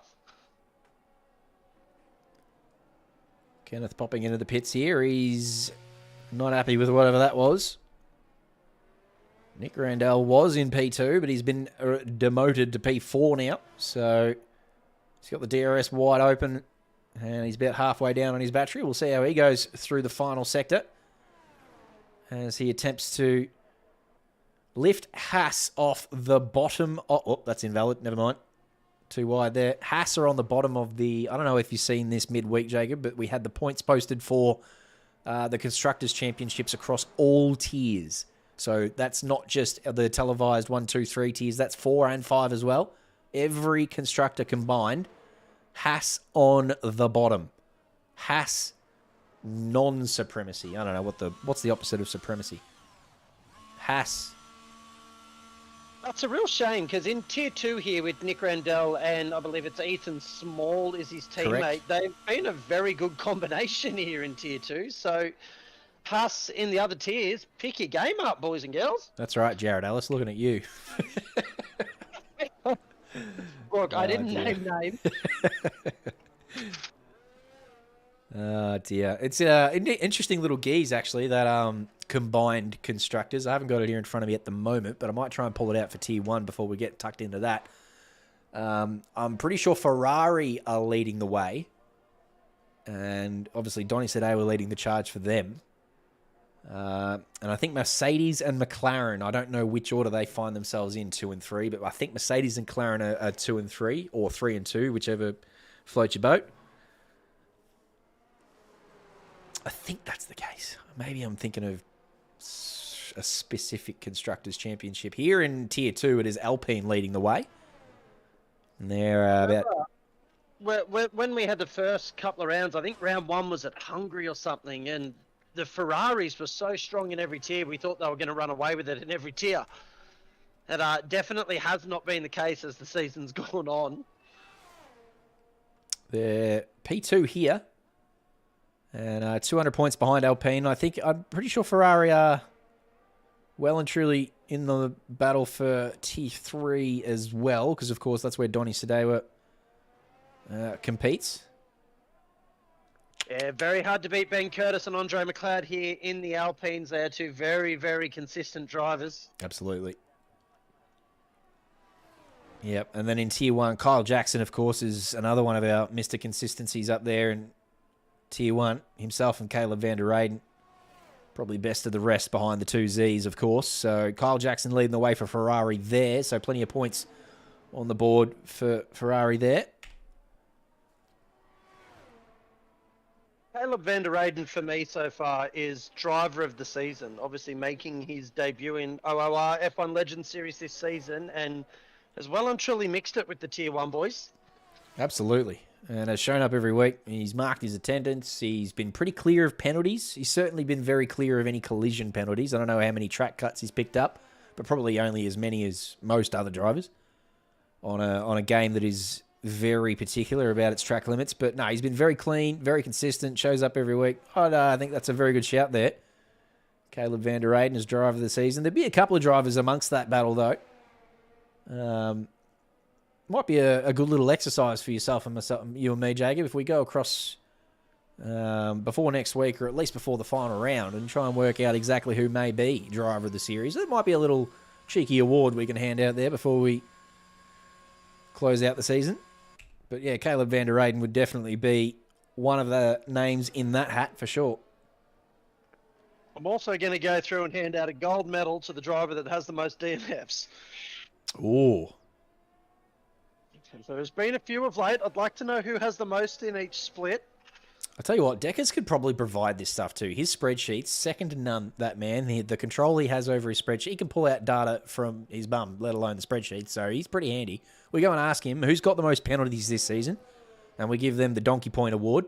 Who's got the most DNFs this season? We give them the Mazepin Award. And we want to know, I reckon there's an award for every driver who has turned up to every race, the attendance award. What would you call that?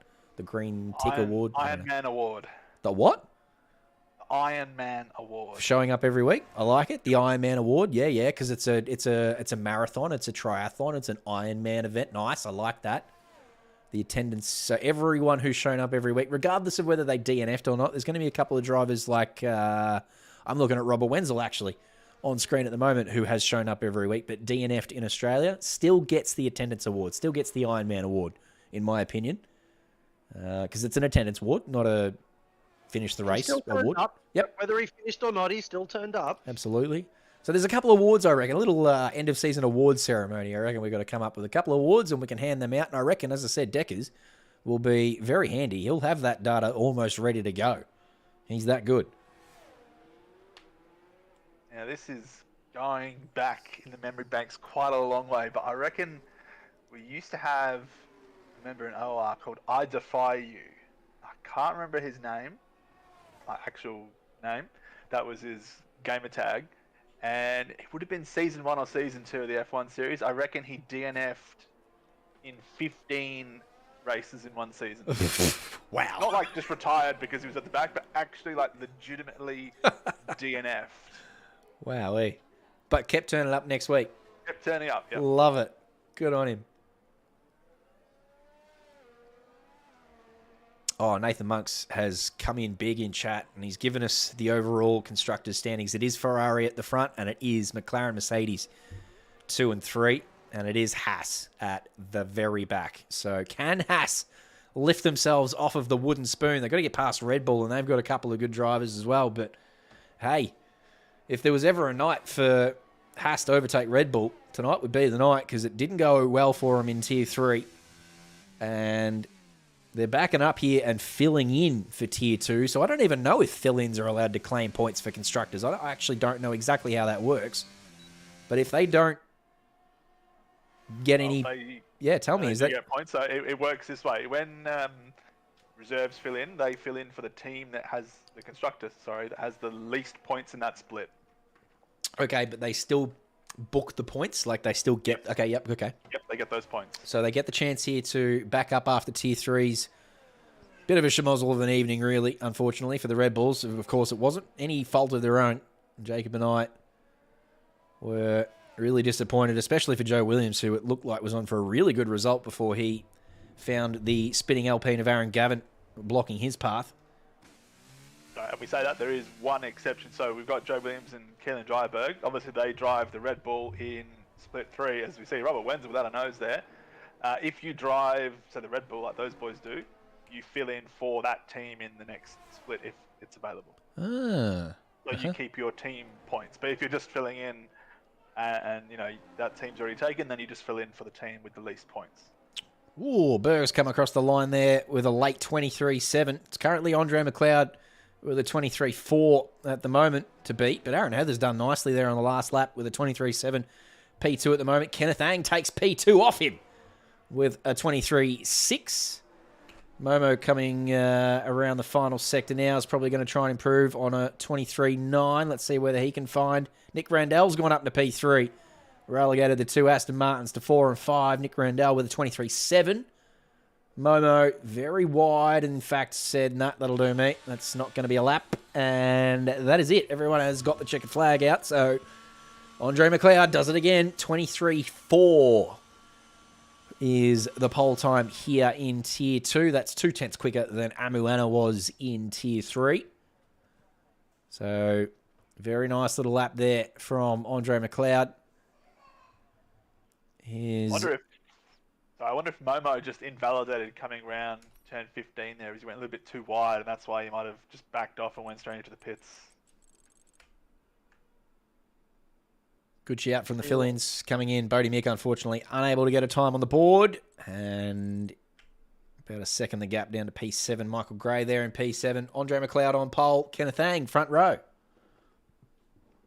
I feel like Kenneth Ang does this every single week. He pulls out a blistering lap on his very last flying lap where he crosses the line on the checkered flag and throws himself all the way up into the top 3. That'd be a very good feeling from you. He's got 3 pole positions this season in Tier 2, which is more than anyone in Tier 2.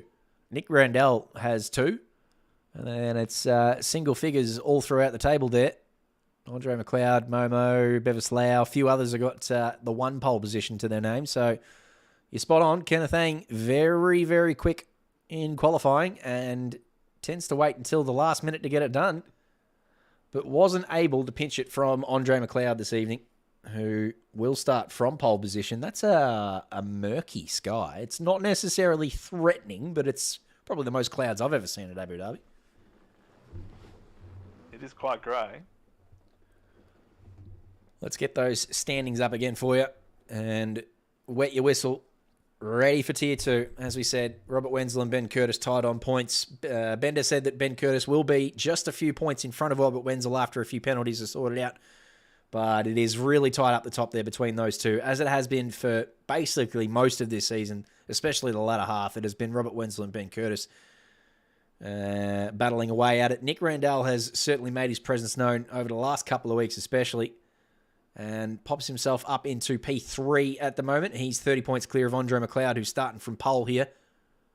And then Momo and Corbin Hanna as well. What a season from Corbin Hanna as well, too, by the way, who got promoted up here into Tier 2 and has absolutely mixed it with the big boys. And as I said before, is still in with a shot. It's a very long shot. He is sort of 180 points behind, so he would need results to very much go his way. But mathematically still in it. Here's Corbin Hanna. And then... What I love... Oh, sorry to cut you off there, JC. No, far what away. I love those two at the top there is under pole positions. Neither one of them have had a pole position, and they've only had 1 race win between the two of them. So both of them just extremely consistent over the course of the season and find themselves well and truly on top of everybody else. Yep. Yeah, put in plenty of practice too, especially Ben Curtis. Practices every week, gets the practice lobbies going, invites everyone in, shares his setups. He's as Bender said before, he is a class individual and deserves everything he gets out of this Tier 2 championship. But is it going to be P1? Is it going to be P2? Is one of those fellas chasing him going to pinch it? And is he going to finish P3? Who knows? As I said, it's super close here in Tier 2. Absolutely love how close this is. And hey, Bender, your thoughts? This was a very popular before, and I think it was Alex who came up with the idea of, actually it might have been someone in chat, but Alex agreed. Double points for China. Final round, double points. Your thoughts?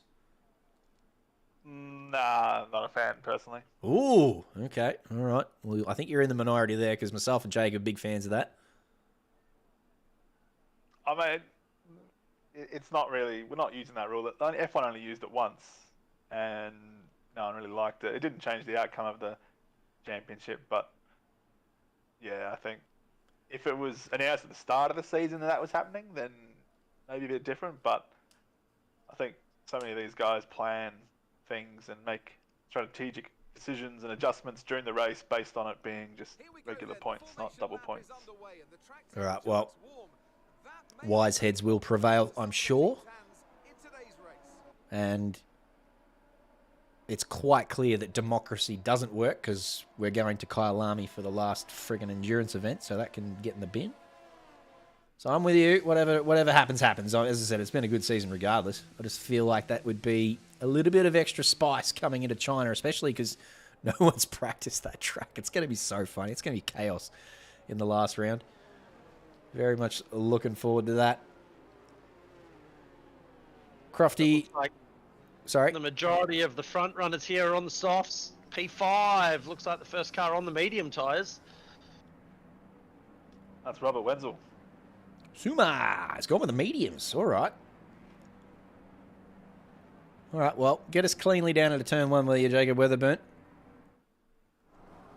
I will do my best as we wait for the 5 red lights. Held for a very long time, but we are away. Relatively clean start by everyone. Looks like Kenneth Eng's had a fantastic jump. But who's that sticking their nose up the inside of the Aston Martin, trying to make it 3 wide? Looks like Kenneth, no, Andre McLeod's managed to hang on around the outside there. Oh, here we go. Turn 3.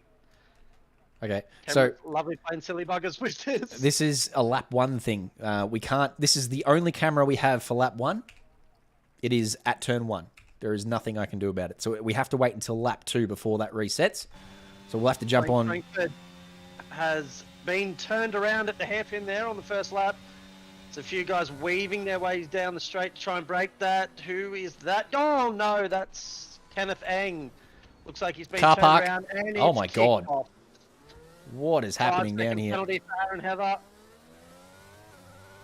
Wow. There was never need for a safety car. It was right then and there. That was some suspect driving from a few people whose names I will not mention. But there was a couple of very late sends there.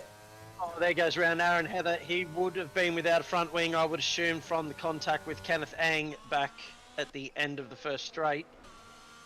He picked himself up a 5-second penalty to go with that. That sent them tumbling down the order. Jared Ellis in the Haas up 7 positions. Claire Tay also up 7 positions in the Alfa Romeo. But it's Andre McLeod from Nick Randell, Robert Wenzel, Momo, Claire Tay, and Michael Gray are your top 6. All right, lap 2. So we should... Yeah, there we go. Now the broadcast cam moves on. Just as I said his name, he's put it into the fence. Who was that? Jared Ellis. Oh, Up come on, 7 Jared. positions, and now I think he's down 7 positions. Oh, no. So that is very unfortunate there. Well, it wasn't me this week. No, Joe Williams is the next one. He's up into P8. He's up eight positions as Michael Gray sends it round the outside. Momo wants to follow him. Both Ferraris having a crack at the Alfa Romeo of Claire Tay here. Claire doing nicely, though, to defend through there. Had to go pretty wide to hang on to that position, though. So a little bit cheeky there from Claire Tay, but that chicane has seen plenty of opportunities tonight, but the defense on the inside seems to be the way to go about it.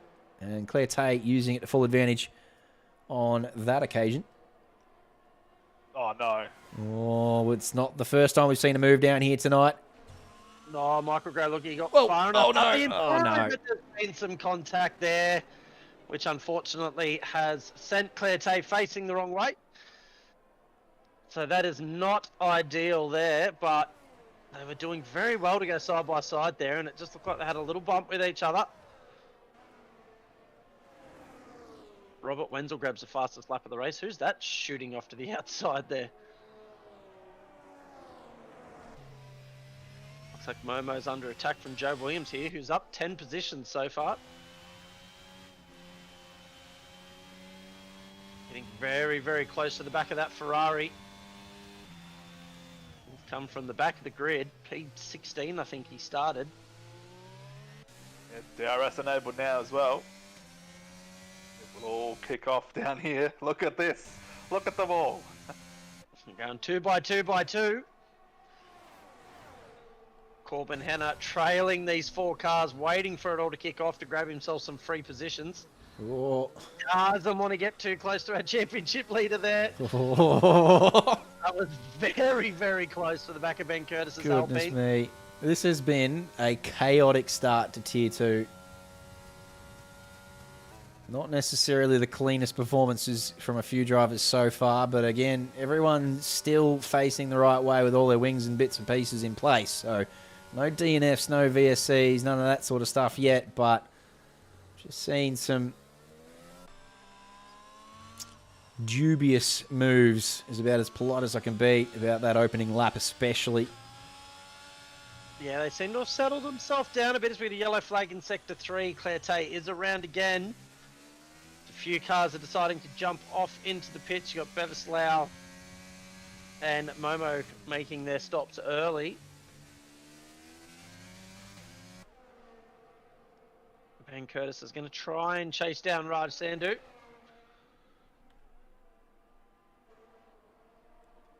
Got a nice train of cars here behind Ben Curtis. Oh dear. And as Bodie Mick makes a huge lunge up the inside of Keelan Dryberg. They're both going to have DRS though, so it's going to be a bit of a drag race down to the chicane. I think it looked worse than it was, that one there from Bodie. He made the apex pretty well, and the door was there, so it looked worse than it was. I think that little lunge as Ben Curtis goes around. Curtis. Oh dear. Don't know if he got any help there, but wouldn't be surprised. It is a common theme for the Alpines tonight, so I don't know what sort of setups they've got in that garage there in the Alpines land, but Ben Curtis goes around as well. So down to P12 for Diebols. Up here, Bodie Mick just watching as Keelan Dryberg and Corbin Hanna get involved in some overtaking manoeuvres. First 3 seconds comes through for Aaron Heather. Currently down the back of the field on the hard tyres after getting caught up in the lap 1 schmozzle. But out the front, Nick Randall doing very nicely on the soft tyre at the moment. About a second and a half up the road from Suma on the mediums. And they have built about a 9-second gap to the rest of the field. Joe Williams currently in P3 at the moment, as the timing board has a bit of a fit. Yeah, those guys have really bolted up at the front there. They've left Joe Williams behind. Obviously, Andre McLeod's just made his pit stop, so he's come back out just in front of his teammate. So he's got a little bit of clear track ahead of him, 6.5 seconds to Jared Ellis in P8. So he's got some nice clean air to put some laps in now, and hopefully Suma and Nick Randall start battling each other to hold themselves up a little bit. Raj Sandhu's just left the session, so I'm not sure if he's just disconnected involuntarily. I think he has, because he didn't retire or anything, so his AI will be in control of that car at the moment. We'll probably jump on board with him when he reconnects, because that negative 60 degree tyre scenario is always a bit of fun to watch whenever it comes to your screens, and we obviously hope that isn't the case for poor old Raj, currently down there in P18. Joe Williams ducks into the pits and gets his mandatory out the way. That promotes Michael Gray up into P3 here at the moment. Who has done their pit stops? There's a lot of the field, about half the field at the moment, have completed their pit stops. In fact, only the top 6 yet to pit, although Raj as well has also not pitted. Let's jump on board with him because he has reconnected now. Let's see how he goes getting the traction down here out of this hairpin. Yeah, that looked fine. I'd say his tyres are all well and good, which is good news. Corbin Hanna in the pits here. Plenty of drivers making their way out of this tricky little pit exit.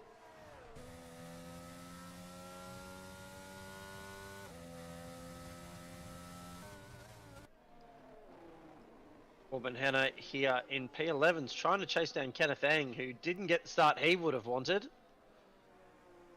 Behind them, you've got a good little battle here of Franco's making a move on the inside of Gerald Shue. He's got the DRS wide open. He's draining that battery. He's going to get the move done well and truly before the braking zone. Pull it up. Oh, as Gerald gives him a boop. Come on, Gerald. Definitely not the way to break there. Come That is on, very Gerald. unfortunate.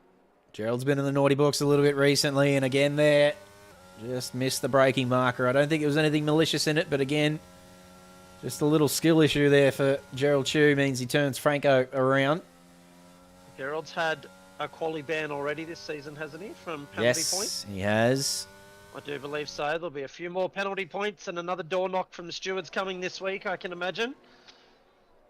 Franco's going to have to line up, get that move done all over again. Gerald's going to let him past. Good move, Gerald. Gentleman and a scholar. Still will cop his whack and will still get the penalty points, but very nice little move there, allowing Franco to retake P12. No, I don't think that was letting him through. I reckon he just ran wide. Like, if you're gonna let someone through, I reckon. I'm he's giving done it on the benefit of the doubt. I don't know. It's called how I see it. Yeah, fair enough. Oh, dear. Why drive on for half a sector before doing it? You know, when you got this huge long straight again. I'm with you. just me, I 100% agree with you. I'm on your side. I'm just trying to give the man the benefit of the doubt. Right thing, though. Yeah, but I hope he's done the right thing. Who's that? Is that Aaron Heather facing the wrong way around turn 1? It is. he's in the pit lane. No, he was stopped there. And there was a yellow flag. I reckon he spun it up out of turn 1. He was stopped and there was a yellow flag. Anyway, he's down there in P17, so that won't be causing too many issues for anyone else. Raj is a whole lap behind now after his disconnection. Not ideal for him. Corbin Hanna currently in P10, sitting on reverse grid pole. And he's got Jared Ellis right behind him, so let's go and try and curse Jared off the track so he can get out of Corbin's business. We have said his name half a dozen times in a couple of sentences, so that should do it. Well, you've already cursed him once tonight, though, so maybe Yeah. maybe he can't be cursed again. It seems all you need to do is give him a compliment. Just put him on screen here. Look, as he watches the stream. I'm sure he watches the stream. And I actually reckon there's a lot of drivers who do that because they listen to us and they get feedback about who's pitting when. So I actually think that's a pretty clever move. You just got to not be distracted by it, Jared, as you put pressure on Corbin Hanna here. And if you hit Corbin Hanna, you're in big trouble. I'll give you the tip, you're in the naughty books if you get rid of Corbin Hanna. Corbin's going to defend down the inside here. Jared hangs it around the outside. Nice move. Excellent. Gets the traction down and moves up into P10. Corbin will enjoy the DRS here and he will see the red flashing light of Jared Ellis. And he'll know that he's out of battery, so it's not over yet with 8 or 7 laps to go. And of course, a couple of drivers up front probably hanging on to a couple of warnings as well, so a 3-second penalty could shuffle the order again. Both these drivers have moved up behind Kenneth Ang now, who, as you said, Jacob, not the greatest start, starting from P2. Down here in P9 at the moment is Kenneth Ang. And has run really... He's run really wide there. Hello, who's this? Oh, it's a lapped car. That is the lapped Williams of Gerald Chu, is it not? No, it's not. It's Raj Sandhu! Just unlaps himself, no worries. Get the hell out of my way, I want my lap back, and he's nearly lost the rear end of the car there. Great save. Corbin will be very upset if Raj starts to get in his way. See, yellow flag in sector 1 and 2. There is an Aston Martin round. Is that Aaron Heather? Where is he? It's going into the hairpin now. It is, unfortunately. For a moment there, I thought Suma had spun it from the lead. Oh, you might just have been letting a couple of lap cars through and not wanting to get in the way or give anyone DRS, which is maybe why he was going slow. Crandell trying to go around the outside here. Turns into the inside. Andre McLeod doesn't look like he was able to get the traction down, but he's going to be able to hold the inside all the way down this straight. As they get to the hairpin at the end, give each other a little bump there. There's no need to do that in a straight line, boys. Nick Randell looks for the switchback. Good battle. Lead to Andre McLeod onto the inside here. They're still side by side. Nick Randell's going to have to go the long way around. Decides better of it. Poor old Raj has unlapped himself and caught 5 seconds for it. That's unlucky. Whoa, big snap again from an Alpine tonight. Goodness me, these rear ends on the Alpines. Having all sorts of trouble, but that's a nice little save there from Andre McLeod. Doesn't even lose a position for it either, so quality throttle control from Andre McLeod saves the day there, but Nick Randall will have seen that and he'll say, hey, I'm going to come and have some of that. very shortly, so he'll keep the pressure on, I'm sure. Jared Ellis has done 2 purple laps in a row, so I'm not sure if that's a reverse curse or what that is, but he's doing very nicely up there in P8 now and flying along nicely. Keelan Dryberg in the pit lane at the moment and has just come out. Corbin Hanna currently in P11, still trying to track down Kenneth Ang. This is Nick Rendell. Same corner as the last move between these two. And this time it looks like he's got the better traction out, so he'll probably complete that one. Yeah, that one looks to be done now. Andre's a little too far back to have a lunge going into this corner. Moves him up into potentially P1 once the 2 cars in front do decide to make their stops, which will probably be soon, as I think Robert Wenzel dives into pits this lap. He will be putting the soft tyre on though, so expect him to be pretty rapid towards the end of this race. Is Michael Gray going to follow him in? Looks like he is. Oh, no. I thought he was going to do the bender strat and go to P1. I was going to absolutely celebrate it. He didn't want any of that. Nick Rendell also will take over the lead of this race.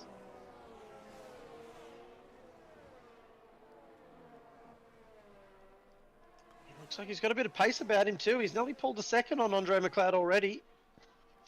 They're coming down to the detection point now. And it is still under a second. So Andre is going to have the DRS here. But you're not wrong. Nick Rendell, once again, has the race pace in this Haas. Trying to single-handedly lift Haas off the bottom of the Constructors' Championship. Robert Wenzel's come out in P3, not too far behind these guys, and he is on the soft tyre. So expect Robert Wenzel to be able to run down these two very quickly, but can he keep enough life in those tyres to be able to possibly make a move? That's unlucky for Heather there, who's just let his teammate through, and he was going properly slowly just to give his teammate all the space he needed to go through cleanly, and did so by cutting the track and grabbed himself 3 seconds for it. Oh, no. He's done the Bodie Mitt, get out of the way and cop the penalty. Jared Ellis all over the back of Keelan Dryberg now. Keelan on a fresh set of softs though. Oh, nice catch. He's got to be careful here. He's right up behind Keelan Dryberg, but he doesn't want to give him any love. Just wants to be calm and patient about it. Keelan on 1 lap old softs. You would expect Keelan to have a fair bit of pace, especially after his performances in Tier 3. Right up the top there. Pole position, not quite, P2. So Keelan with plenty of pace, but of course Jared dropping down here out of Tier 1 is also properly quick. So it should be a nice little battle here between these two. Let's hope it stays clean with 3 laps to go. I would assume everyone has done their pit stops now. That is all mandatories complete. So Nick Rendell leading the way from Andre McLeod, who's within his DRS zone. Yeah, both, all 3, top 3 now. Robert Wenzel's inside DRS as well. So we do have a battle on our hands coming into the final 3.5 laps of this race. That's what we want to see. 3-way battle for the lead. I reckon Robert Wenzel might be the favourite, at least on the tyres, but Nick Randell's got track position. Although Andre McLeod, having looked around the outside, I hate this corner so much. It just feels so weird. Almost looks like the apex is so far off the inside of the corner that looks like everyone runs deep to straight line the exit a little bit. Oh, look at this chopper cam. Glorious. Yeah, the chopper cam has been a little bit choppy this evening, but it looks like it's running reasonably smooth at the moment. But she's a properly long chopper cam. We did half a lap in chopper cam there. That was nice. I'm a big fan of chopper cam. I'm all about that. Don't worry about that. Yeah, we've got a lovely battle here. Robert Wenzel's right on the back of Andre McLeod now. He's on these soft tyres. He's going to want to get this move done early because they're going to start to feel it towards lap 15. The problem he's got is the fact that Andre is so close to Nick and has DRS. It almost makes it harder. He would have liked it if there was, that 1.5 seconds between them, so he could pick them off one by one rather than having to try and pass Andre, who's got DRS. Oh, he got off the throttle. I thought he was going to send it down the middle of them there, and that was never going to end well. He's done well there. He's Sumer. He's just biding his time here. You can see that the Alpine's struggling for battery. He's going for the double. He's going to have to go around the outside. We're going to go too wide here. Andre McLeod doesn't have the pace to keep up with it. Robert Wenzel's going to try and hang it around the outside. Looks like he's going to be able to stick it there. He's going to have the grip with those soft tyres. Give himself the inside for this double right. Can he keep it there? Nick does bowl to give him room. They're still side by side. Looks like it's going to sort itself out. Nick Rendell's going to hang on to P1 for the moment. I think it's only a matter of time before Robert Wenzel's soft tyres allow him to make that move for P1. Great He stuff. pulled that off. What a move that would have been.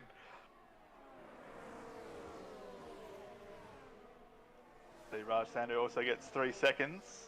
Oh, this is a very interesting battle up here, but I want to draw your attention to the reverse grid pole at the moment. Ben Curtis, 3/10 off reverse grid pole.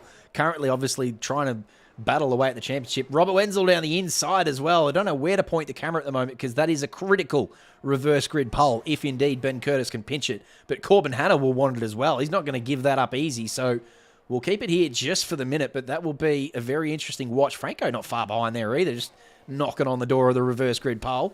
Oh, again. And down the inside. This is getting very, very spicy on the penultimate lap here. The But second. you're right, Ben Curtis needs that reverse grid pole considering his championship rival is up here in P1. Oh, no! Oh, no! Oh, no! I don't know if there was a bit of contact there between the two of them. Synchronized spinning. Yep. I think Nick Randell sent it down the inside. Oh, that And has those to... two they've definitely made contact with each other there. Yeah. There's no way they both lost the rear end of the car simultaneously. Wow, championship implications. Goodness gracious. It was clean until it wasn't. Andre McLeod's licking his lips because that's giving him a 2.5 second break at the top, and he takes us on to our final lap. And Bevis Lau out of nowhere, suddenly up to P2. Let's go, Bevis. Nice. He'll be happy with that for sure. He's currently P9 in the championship, not really fighting for anything down there in P9, but he'll be very happy with a P2 here, a podium in Abu Dhabi in the first race. Fuerte's just DNF'd himself, coming into the third sector. That's an interesting spot. It was, Yeah, very interesting spot to Not- run wide and hit a wall there. Yeah, maybe a collision with another driver there put him into the wall. Not sure. Anyway, we've got a replay. We won't try and figure out what happened there. It'll be all guesswork.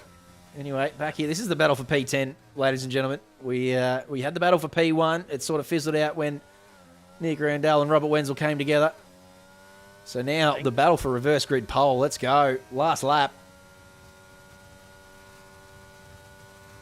Franco's going to get the move done up to P11. He's got Ben Curtis and Kenneth Eng battling in front of him. He's nearly turned Ben Curtis around there. He's done well to get that pulled up at all. Just up in front, you got Ben Curtis in P10, but he looks like he wants to get past Kenneth Eng here. He's decided better of it. I think he's just going to sit behind. Andre McLeod's coming around the last corner. He is going to be your race winner for race 1. Nice work, Torterra. You'll be happy with that. P2. Robert Wenzel's going to come across the line P3. Nick Randell P4. Who's that spinning in That's the background? Aaron Heather just doing a celebratory spin for his teammate who came across the line in P3. Nick Randell P4. Joe Williams P5. Michael Gray P6. Jared Ellis in P7. Keelan Dryberg P8. Oh, Franco, no. P9, Franco. He made it. He's across the line. Pay it. Put it in the book. Back to P12. You He'll got take the that. checkered flag. That's fine. Oh, Jesus. Oh, wowee. Oh, he's had his foot left knocked off there by Gerald Chu. That's fine. He made it across the line. It's in the book. Oh, Oh, what is that? Momo gives him a proper running into on the way through. Come on now. We've got direct drive wheels. We don't need any of that. Although he's crossed the line, so I think you lose direct. I think you lose force feedback, don't you? You lose all control at this point. Yeah, but do you lose force Cross feedback? the line, yeah. Yeah, okay. All right. I don't think Momo would have been across the line when he hit him as Momo gets wiped out by Mercedes there. What is going on? Oh, Oh, nice dear. helmet. Championship battle, Ben Curtis managed to grab himself P10, so he will be on pole position for race 2. That is the nice helmet. Well said, Bender. Well spotted. It's a very pretty looking. It looks good in the McLaren too. Nice work, Andre McLeod. Another race victory in the book for this man. That is his... I say another one. Has he got one? Yeah, he's got two. That's his third. Bang! P1 now in terms of race wins. He separates himself from Momo, who's the only other driver to have 2 race victories. So, Andre McLeod currently P4 in the championship, only 30 points behind Nick Randall. That'll certainly help that with Nick Randall obviously having that coming together in the last couple of laps. He's not on the podium, so Tier 2 gets ever spicier. Ben Curtis. Oh, I don't even know. I'm not even pretend. I'm not even going to get the abacus out and try and work out what's going on here, but he has snuck onto reverse grid pole. He very much needed that. With Robert Wenzel up here in P3, Nick Randall in P4. Both of those getting a nice little haul of points. Jared Ellis coming down here into Tier 2 and pinching the purple. And he'll say, thank you very much, I'll have that one. And as I said, Ben Curtis, that is a critical P10. That would have really hurt him if he started in P11. So that's good to see. A couple of penalties down here. And I believe a DNF for Claire Tay there, but he will classify because it was in the last couple of laps, so made the 80% race distance to pick up the points there. But yeah, just as there was in Tier 3, I would suggest there will be a couple of drivers making some adjustments to their rear wing setup because there was a few who were a little bit limited in that race.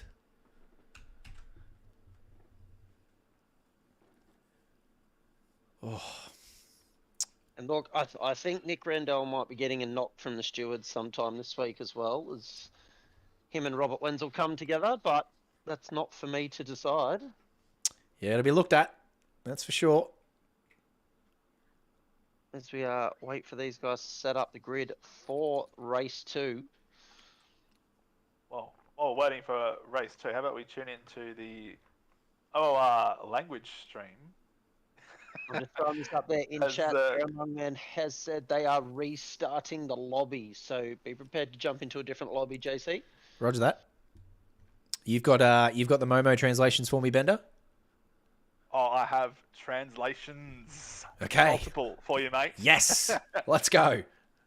So here we go. The first one was Momo with the dumplings you were thinking of. It's a Tibetan, Ladakhi, and Nepali dumpling made with simple flour and water dough.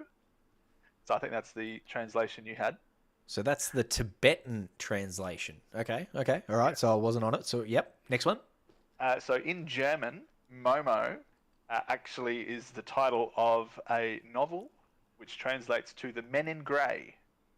It was published in 1973, and it's a fantasy time thieves novel.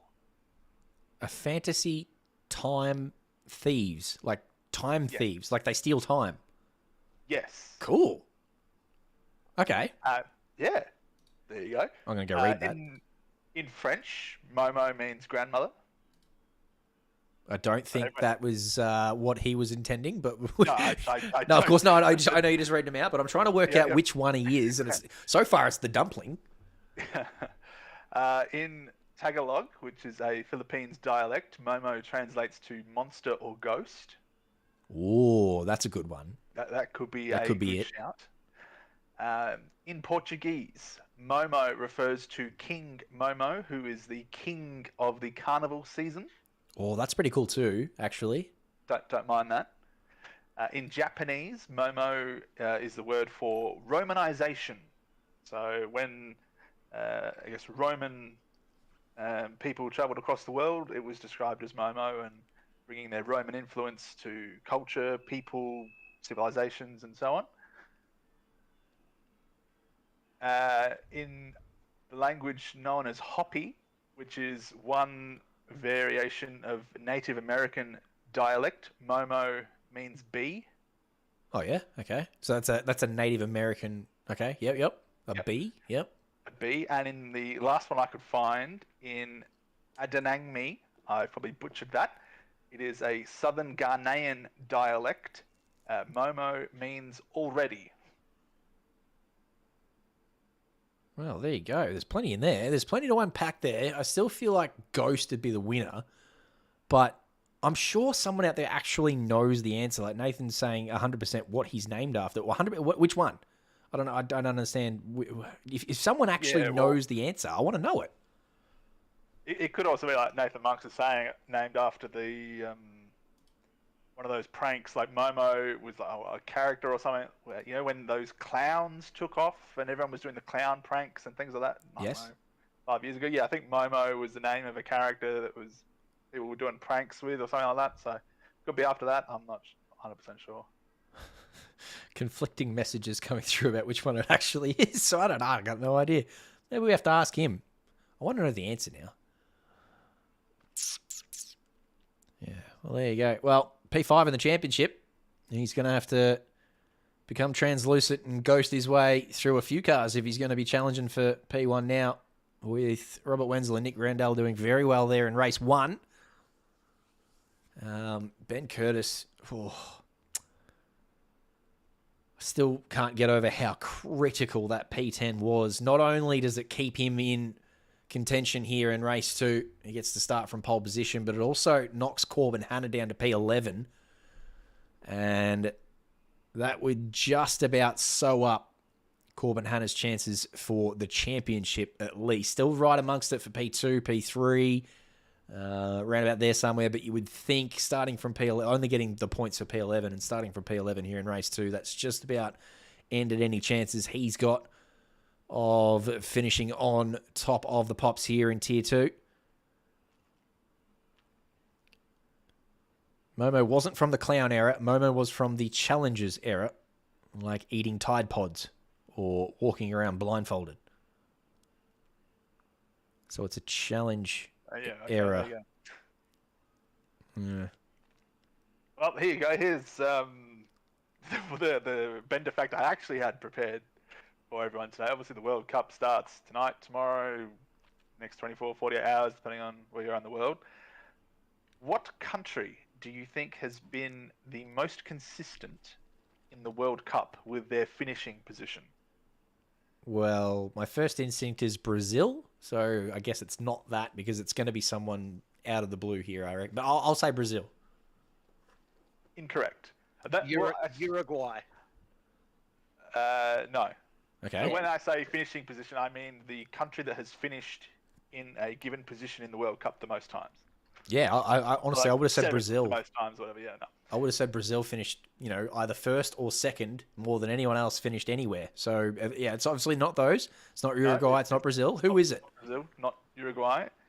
It is Mexico. Oh, Mexico. Mexico, for the last 7 World Cups, they have reached the round of 16 and then lost. So that... There you go, Mr. Consistency. So is that 16th? Yeah, well, it's a tie for 9th to 16th. The official FIFA standings sorts it out based on points from the group stage, but it's essentially a tie for 9th, yeah. Oh, there you go. Are they, did they make it to this World Cup, the Mexicans? Yes, they're part of, I think it's Group B. Yep. This World Cup. So they'll be looking to extend their streak to 8. So for those playing along at home, that extends all the way back to the 1994 World Cup in the United States. Jesus. That's like 20... It's nearly 20 years ago. That's insane. That's awesome. Oh, there you go. Yeah, Mexico play the likes of Argentina, Saudi Arabia, and Poland. So they will have a tough time getting out of their group this year at the World Cup, because obviously Poland and Argentina are probably the favourites to go through that group. Good little fact from you, that one there, Bender. They're all pretty good. I shouldn't try and separate the good from the bad with you. They're all very good, but Thank you, Jose. that's a quality fact. I don't think I've ever heard a fact from you that I actually knew. I think there was one where you gave us, I'm pretty sure there was one day, something about a flag, and I'm pretty good at flags, and I got 1 out of the 3. You said there was 3 flags that I can't remember. Another one you mean? I can't remember. Well, actually, it could have been. I've given a couple of flag ones. But other than that, I literally can't remember a time where I knew the fact that you were giving us. And therefore, you have brightened my day every single time you come out with a bender fact. And that's why they are so popular. And you should be applauded more, I think, even though you are already applauded. That's the aim, just giving out little tidbits of information here and there that people can enjoy.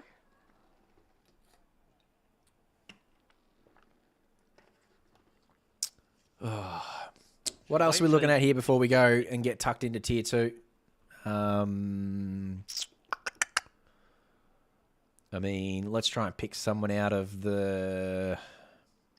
Who's that there? Who hasn't started in the last couple of... That's Deckers. Oh, Deckers, of course. Right. No, he's obviously missed the last 4 rounds because he's been moving house. But he's missed 5 out of the last 6 rounds, and he's still up there in P11. So he had a bloody good start to the season. He won the endurance race at Italy, which was his first win in a couple of seasons. So he was pretty happy with that. I'm glad that I picked him out because hats off to bloody Deckers for running the show here in F1 22 Legend Series. His spreadsheets and his tables and points and organising all the stewards and penalties and stuff. Hats off to Deckers. We should be giving him some more love as well. Obviously missing out this week. I think he's missing out this week for a family birthday. But hopefully we get to see him in Saudi Arabia, Imola and China because we miss the great Deckers man. Who else have we got? Jinbin Chong. Where's Jinbin tonight? Is he going to be in Tier 1? I think he's actually reserving for Tier 1 tonight, which A, gives him a chance to qualify. We haven't seen him qualify in Tier 1 yet, so that would be a very interesting watch. But B, he gets to mix it with the big boys from his qualifying position, which last week, because he didn't qualify, you remember he went from like P16 to P3 last week or something like that. I can't remember exactly what it was, but he went really well last week, Jinbin. So he'll be a good watch in Tier 1 when we get around to it. Yeah, I think I remember seeing that somewhere around, that he was joining Tier 1 for the remainder of the season. I'm not 100% sure, but might have vaguely remember reading that. That's about right, what you were saying. I hope he does get to qualify, because Jinbin has been a revelation since joining in. Sort of halfway through the season. I can't remember exactly where. I could probably make it out from here. No, I won't worry too much about it, but he's very quick. Absolutely quick. So good to see him up there in Tier 1. I think that's around about where he belongs. His racecraft is pretty poor for a start, but he's cleaned that right up, and now he's racing side by side with our OOR regulars. And yeah, looking forward to seeing how he goes about it in Tier 1. But for now, let's go. Race 2, Tier 2. Ben Curtis on pole. On the left of your screen, Kenneth Ang joining him there on the front row. Jared Ellis and Michael Gray, second row. Another delayed start here, and another good start from Joe Williams in that Red Bull. That is the third time tonight he has got off the line beautifully. Let's see if he makes it through Tier 1. A lot of drivers have not made it cleanly through Tier 1, through Turn 1, sorry, I would suggest. There's a yellow flag, and it is Joe Williams. If that is not a curse, I don't know what is. He did that in the last race too. He gets a really good start off the...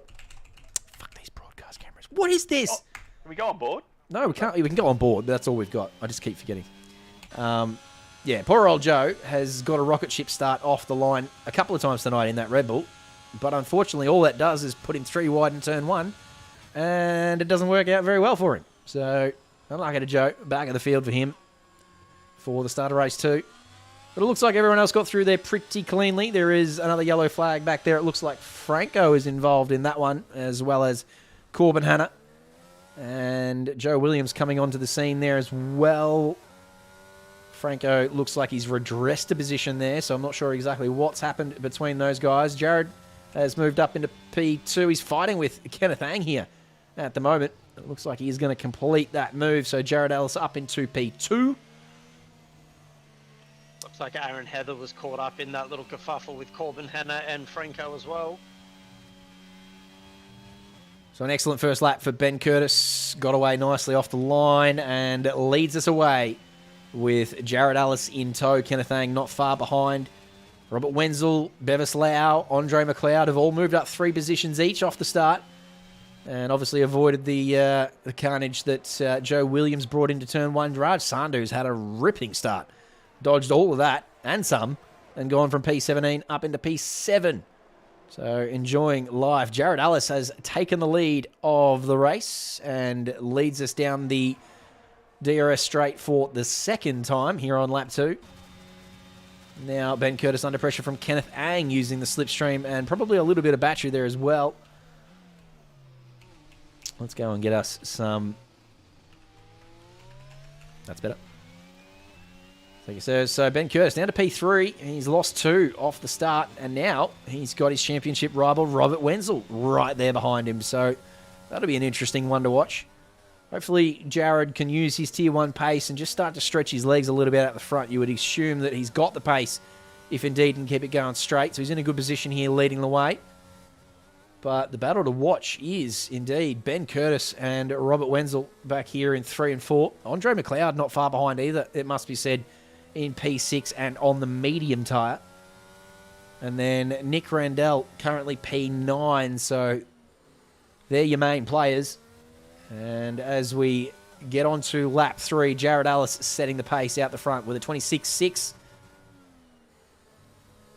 Having taken the lead, as I said, you would assume that he's got the pace to walk away with this one as long as he keeps it going nice and straight. It'd be interesting to see how this tyre offset plays out between Ben Curtis and Robert Wenzel. Looks like Robert's just a little bit faster at the moment despite being on the medium tyre, so if you can get the overtake done with DRS, that'll be quite something, but Ben's going to have DRS as well. I can tell you what, this medium tyre start worked out a treat for Robert Wenzel in race 1 until him and Nick Randell made contact with each other. So he's obviously looking to just replicate. Oh no, that. what's happened up here? Oh, who's that around? That is Kenneth Ang, DNF'd, and Jared Ellis look like they've come together. Safety car. 5-second penalty for Jared Ellis as well. It's only a virtual safety car at the moment. Wow. But it looked like Jared Ellis may have lost it himself in the chicane, and Kenneth may have just had nowhere to go. Yeah, didn't get a good angle of that one. Unfortunately, I was watching the battle between Ben Curtis and Robert Wenzel, but it looked like that's exactly what happened. I think, I'm with you, Jacob. I think Jared might have just got a little bit loose on the exit. Can we try get a look at Ben's front wing? See if he copped any damage from that? Yeah, he's stuck there in P3 currently, but you'll find he will pit to get off He's the soft coming in. tires right here. So smart decision for the guys on the softs. Now is the time to pit, get off and make the most of that virtual safety car. Who else is that in front? Is that Bevis Lau there? I don't think he was involved. He was up there, but he's not going to change his wing, so he's fine. And Ben Curtis looks like he's got out of the pit box pretty quickly as well, so he's fine, so that's good. Last thing we wanted to see there is the battle between Robert Wenzel and Ben Curtis fizzle out due to a broken wing or something of that scenario. So That onto the ends medium. lead of the race. Back to Robert Wenzel.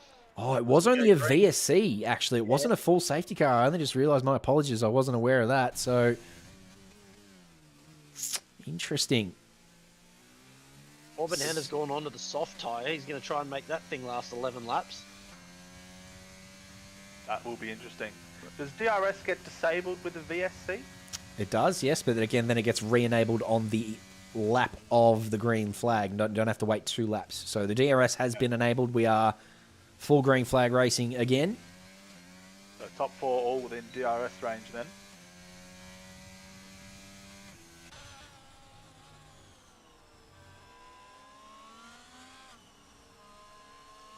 So Jared Ellis has been good at the start. Good little couple of overtakes to put himself up into the lead, but now it looks like he's having a bit of trouble with the rear end of this Haas. And around he goes for what could be the second time this race, and he'll probably want to jump in the pits here and get those softs off now. They're probably had enough. Bodie Mick follows him in. Both of those drivers on the softs at the moment will jump onto the medium tar. So this 4-horse race very quickly becomes a 3-horse race, although wouldn't be counting out Momo, who's not too far away, and he's tagging he's towing his Ferrari teammate along as well. Michael Gray not far behind, so the top 5 all sort of around about the same range, but Momo and Michael Gray, the 2 Ferraris, just outside DRS range at the moment.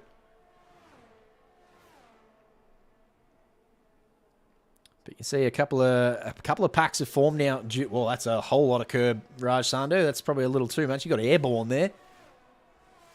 The Red Bull takes flight. But you can see on the track map, a couple of packs of form now. There's a big gap between the top 4 here and then the rest of the field. And then another little couple of gaps between 10, 11, a couple of 3 seconds gaps there. So the field's well and truly spread out now due to a couple of early collisions and spins and what have you. Yeah, these top 5, obviously, all starting on the mediums, couldn't make the most of that virtual safety car to do their pit stop, so they need to try and put in the best laps possible over the next, say, 5 or 6 laps, as that looks like Raj Sandhu's diving into the pit lane.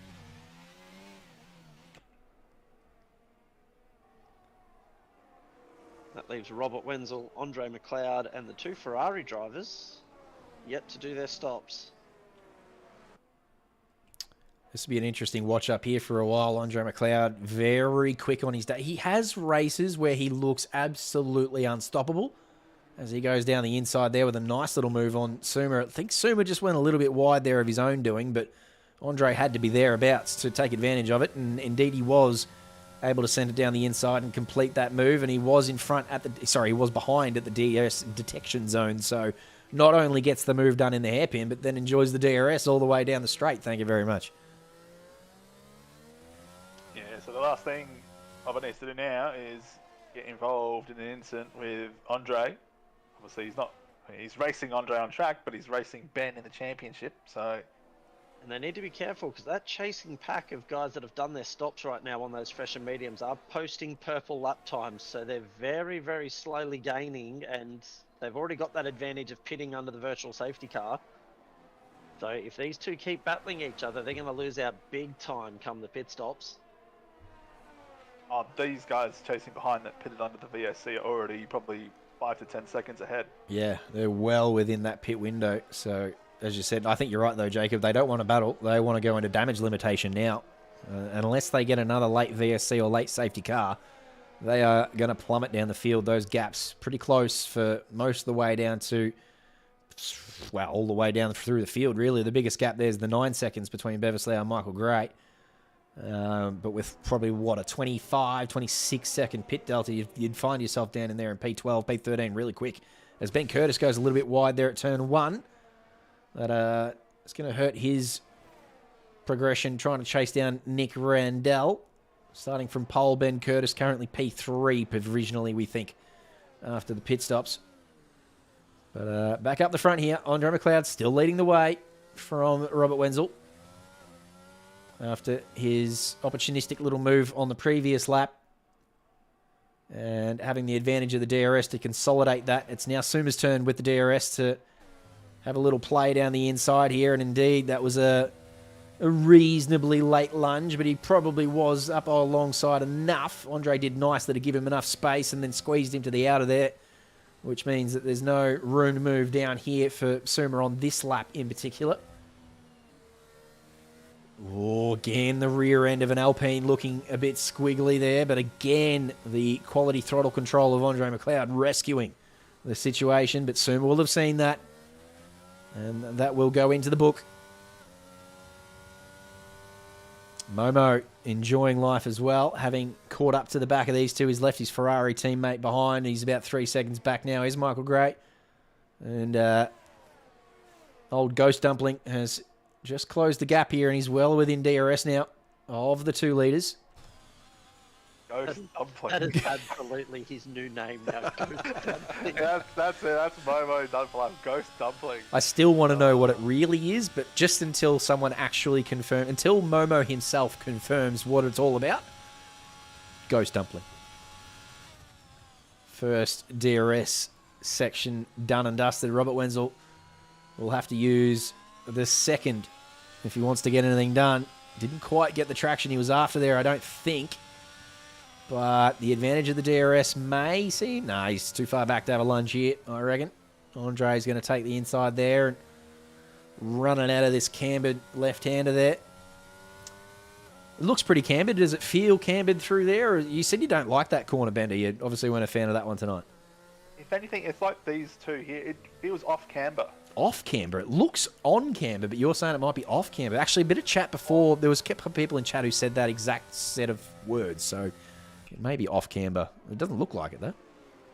It looks like a lot of the corners through Sector 3 are completely off-cambered corners. They all just want to push you to the outside of the track.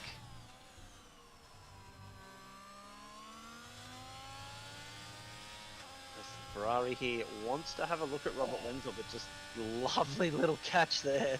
Oh. And again, he's run very wide through turn 3. How was that not a cut or a warning or anything? Well, it might have been. We don't see the warnings pop up, only the penalty. Yeah. He didn't lose much time, only lost a tenth or two. I don't think he lifted.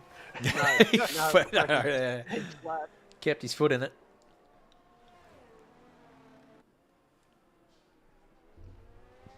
But he is well and truly threatening the back of these two now. Oh, death. Aaron Heather has now DNF'd. There's your virtual safety car. It's another VSC, so that's really helped out these guys. Well, it hasn't really, because they're too far away from the pit lane to take advantage of it. Provided this VSC is still underway when they get to the pit lane, they'll be fine, but I think it will be, because the Aston Martin still hasn't been lifted off track yet. It is now. Oh, vanished. It's gone. Oh, I think they're going to miss out here. They've still got a pit now. They can't hang on any longer. Even if it goes green, you've got a pit. Now. Yeah, they're going to get away with it. They're going to be able to pit now, save face a little bit. Oh, I think Robert Wenzel has decided not to, but then decided to. Or I think he pulled out of it. Oh, what is going on here? It's a race into the pit lane. Goodness gracious. So, Cloud's taking a bunch of pit boards with him. We're back under green now, so it'll be interesting to see. They're obviously going to lose out, but how much are they going to lose out by? oh, and then some unsafe releases there as well, and that has demoted Robert Wenzel to the back. Well, he lost that himself, really, when he made that sort of haphazard decision on his way into the pit lane. It looked like he chose not to go into the pit lane, but then saw the other two go in there and thought, well, shit, I better. Weird old set of scenarios there for Suma. Anyway, they find themselves P5, P6, and P7, which is not too shabby, considering the gaps that had not formed throughout the back of the field. So, not too bad, really. And now on fresh boots, fresh softs indeed. The three of them will close up behind Raj Sandhu pretty quickly. Momo not waiting for that. He's going to have a crack now at trying to pinch P5 from Andre McLeod. Dives down the inside, well and truly makes the apex. Beautiful move there. So, He wants to get a move on. He wants to catch these guys in front very quickly. Let's get a yellow flag in sector 2. That looks like it might be Franco on the hard tyres has come unstuck at the end of the straight there.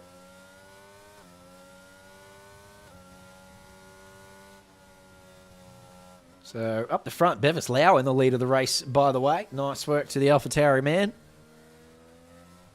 I do believe he's got a race win. No, he hasn't got a race win. He's got 3 podiums and a handful of top 10s, but he hasn't got a race win to his name, Bevis Lau. So would this be the night that he adds a trophy to his cabinet? We'll keep an eye on that up the front.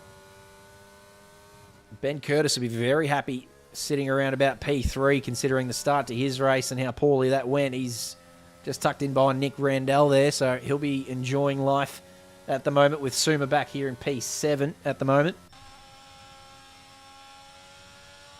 Yeah, Ben Curtis needs to get a move on though, because these 3 on soft tyres, including his championship rival, are closing in very quickly. As Clerté thought about a move on the inside of Corbin Hanna there. They've swapped positions a couple of times over the last couple of laps. Franco, Corbin, Claire, and Jared as well, I believe. Not sure if there was a mistake from Momo, but he's been passed by Andre. Probably just the DRS-assisted move there from Andre, I think. So Andre, Momo, and Suma continuing to do battle. But just back here, this has been an interesting couple of laps for Claire Tay and Corbin Hanna. And Franco, as you said, potentially caught up in a bit of a spin previously as well. So we'll just hang out with these 4 for a little while. This is that goldfish helmet for Claire Tay. Gets me every week. Goldfish helmet. What are we doing? Sorry, goldfish helmet. What is it? Have you not seen it? No. Have a look at the helmet being driven by Claire Tay in the Alfa Romeo here when we get a better look at it. We get off... well, there you go. Got the little fish fins on top of it. It's a goldfish. I see, yeah. It's a goldfish. It's a goldfish, as Andre McLeod. No, Michael Gray grabs the fastest lap of the race. Nice. He's on the same soft tyres that Andre McLeod and Momo are on, so he's clearly found a bit of And pace. they have caught up to Ben Curtis. So even Raj Sandhu has managed to catch Ben Curtis. So he's got a long train Whoa, what's happened to Suma? Suma's lost some ground. He's back down in P9 and well off the back of these two. So Yeah, Robert he's- Wenzel's had a little bit of a moment somewhere, which has given Ben Curtis some breathing room. But he is under attack from Raj Sandhu, Andre McLeod, and Momo. But I can imagine he is only worried about where Robert Wenzel is on track. Yeah, absolutely. Well, he doesn't want to lose too much ground to Nick Randell though, because you know Nick Randell's only 100 points behind him in the battle. So yes, as you said, he's got a nice little gap to Suma at the moment, but he doesn't want to lose too many to Nick Randell or Andre McLeod for that matter, who's only another 25 points back from Nick Randell. So he's got to defend for his life here, but he's just leaking positions here as everyone makes their way through. I think Momo is going to be the last to go through. So Ben loses 3 positions in the space of 4 or 5 corners, essentially, which on those 8-lap-old mediums compared to the brand new softs was probably expected. But he may have wished to have held on for a little bit longer at least. But anyway, he's got a nice 4.5-second cushion now to Michael Gray. So may just be happy to tuck into P6 and make the best of a poor situation. As I said, the start of the race didn't necessarily go his way after starting from pole. He's probably going to try and hang on to DRS, but he's nearly lost it already. In fact, he'll get it down this straight, but I'm not sure he'll keep it for the next one. Michael Gray being on fresh set of softs as well. He's probably going to get run down by Gray and then maybe even Suma as well. Is there 2 detection points here? Yeah, there is 2 detection points, but it looks like Ben did sneak into that second detection point underneath the second window, so he does get second burst of DRS, but you're right, Jacob, he wants to hang on here. You can see he's flat out of battery, he's using everything, as Momo and Raj Sandhu have a little play here. Seen a couple of moves around the outside of that corner tonight that have not stuck, so there's not enough grip out there, but it does give you the inside line down into this one, and we've seen that a couple of times tonight as well. It looks like Momo's going to make it stick. I think he's going to hang on to that one from Raj. Raj not willing to give it up too easy, though. And they did come together there, but it almost cost Raj P5. He managed to catch it. A nice little bit of throttle control means he hangs onto it, but only just.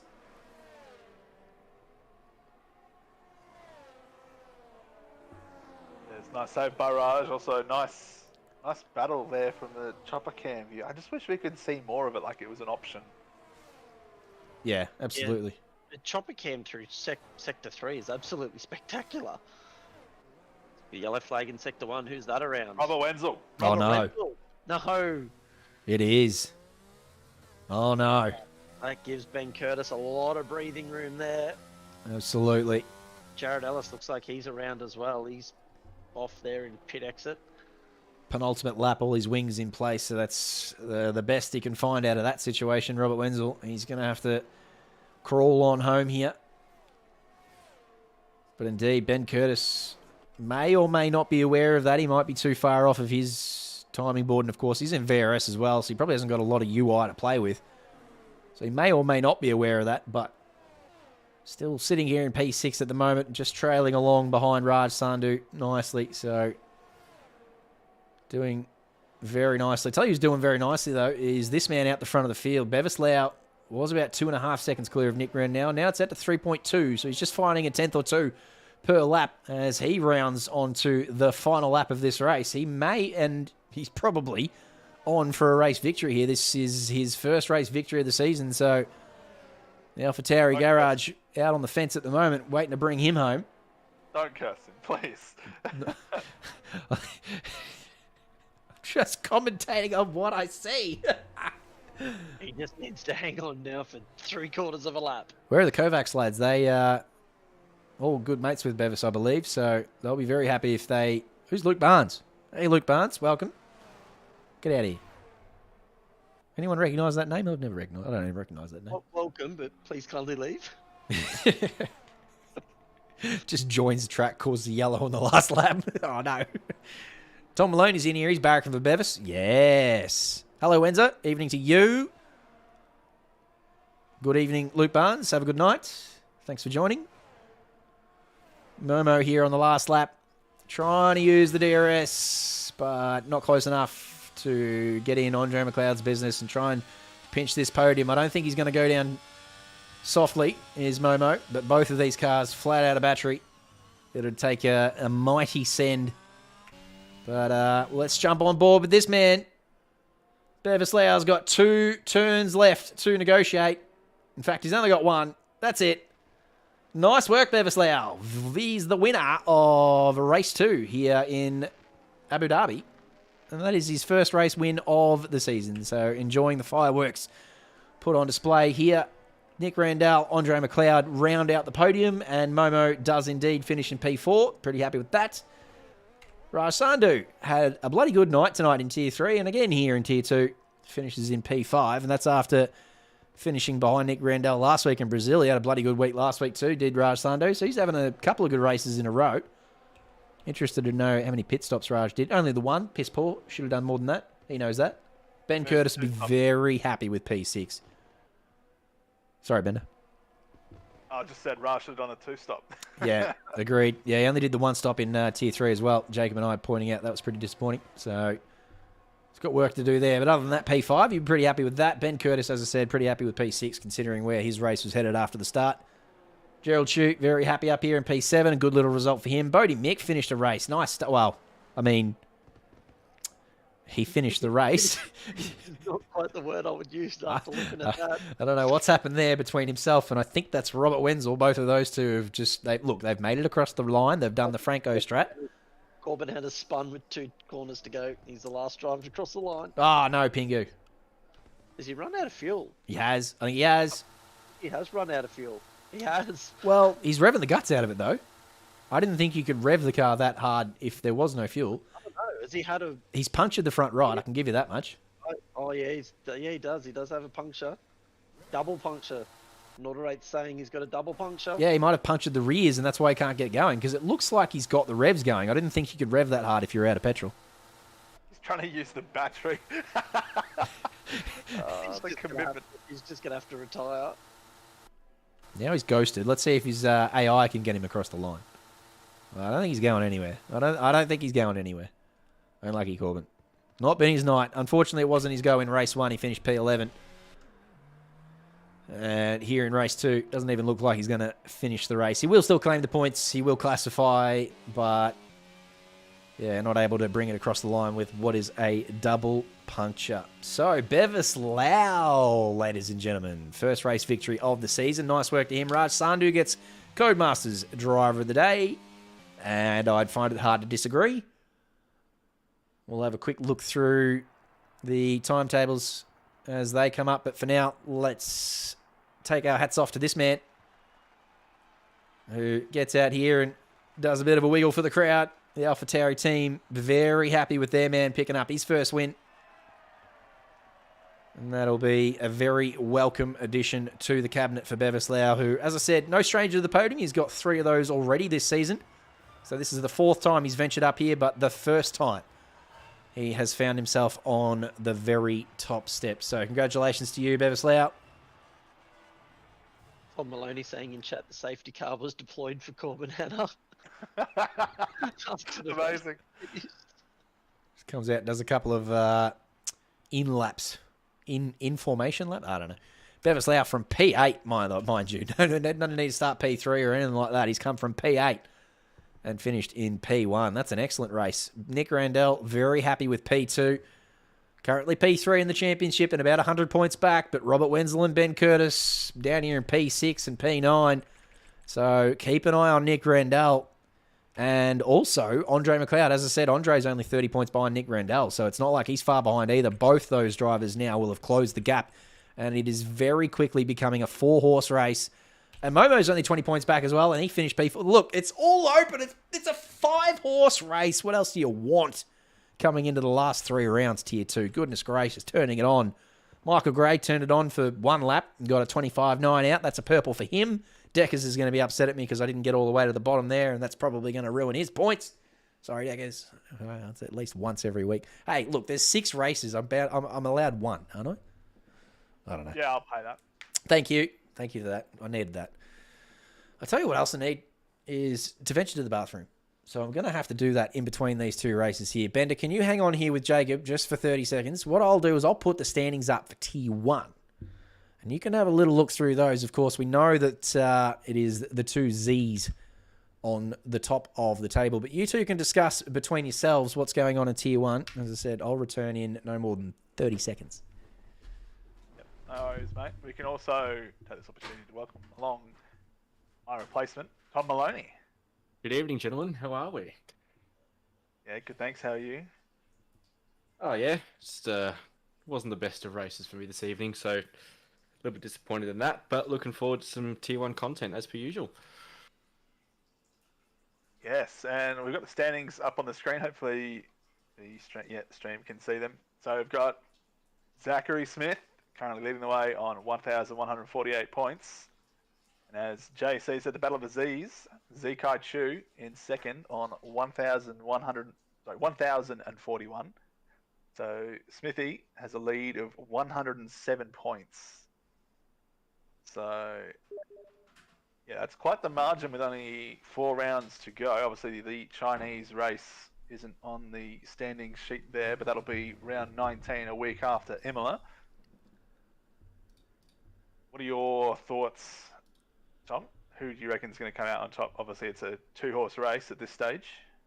Absolutely, and still really only, if Zachary Smith has a rough race result and Zikai Chu has a good one, that lines everything back up again. So I reckon it'll be close to the last race. So the last race, it'll definitely still be well and truly, it'll all be on. I think the more exciting is for the third step on the championship here. Kyle Jackson with just up under 150 points over Caleb, but a couple of people pretty close behind as well. Yeah, the field's a lot more spread out through Tier 1 than it is through Tier 2 and Tier 3. Obviously, the championship, as you said, is a 2-horse race for now, but there is still some battles on the way down the grid.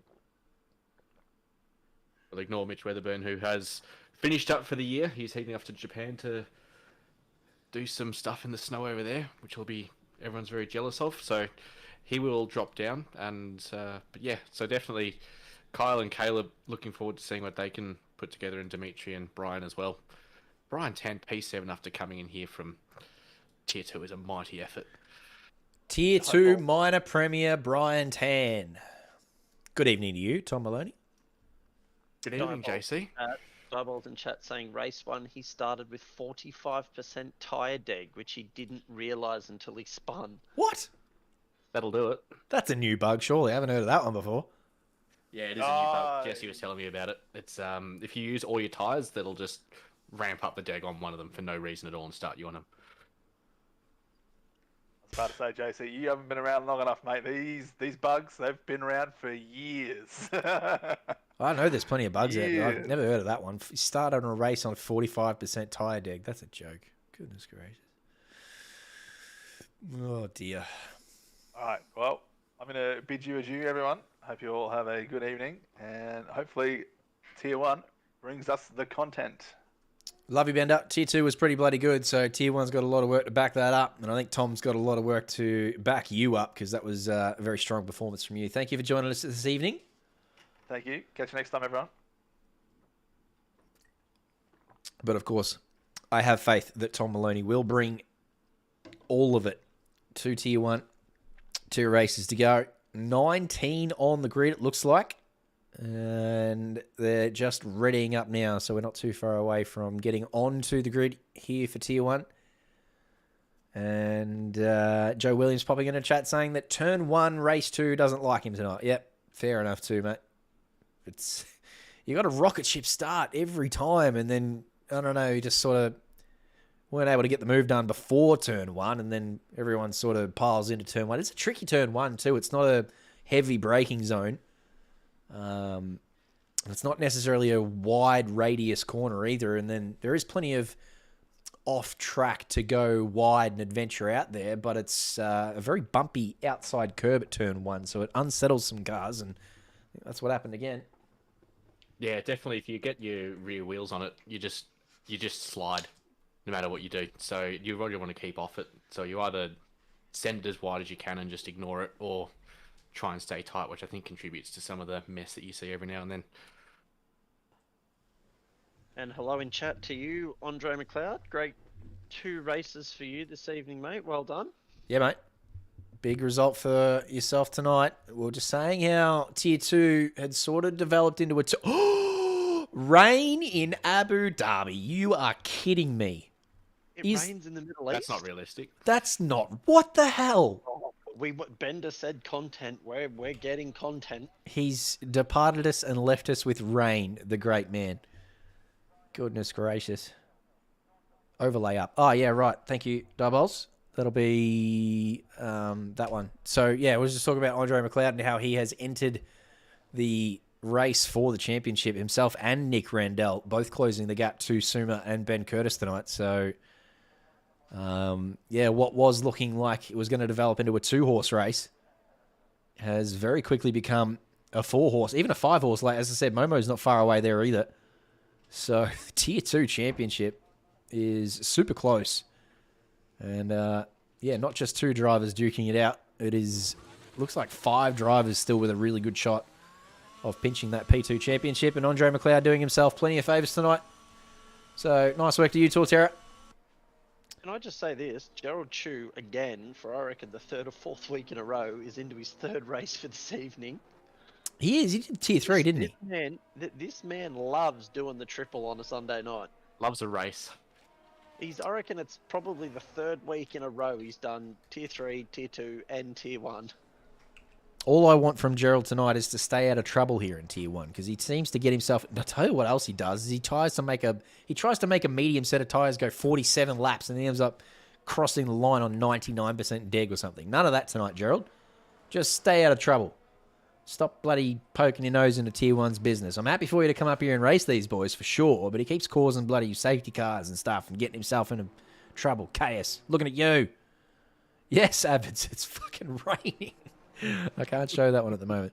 But he's very excited that we have rain here in the Middle East. I can't believe it. I don't think I've ever seen this in a league race, in real life, in anything.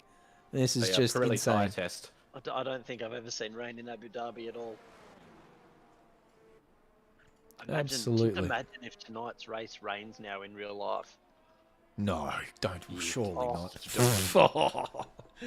No. That is genuinely exciting. That makes staying up to midnight worth it. Is it midnight? What time's the race start? I'll go find out. If it's midnight, I could probably watch it. If it's any later, I'm not going to watch it, I don't think. Hang on, I'm just about to find out for you.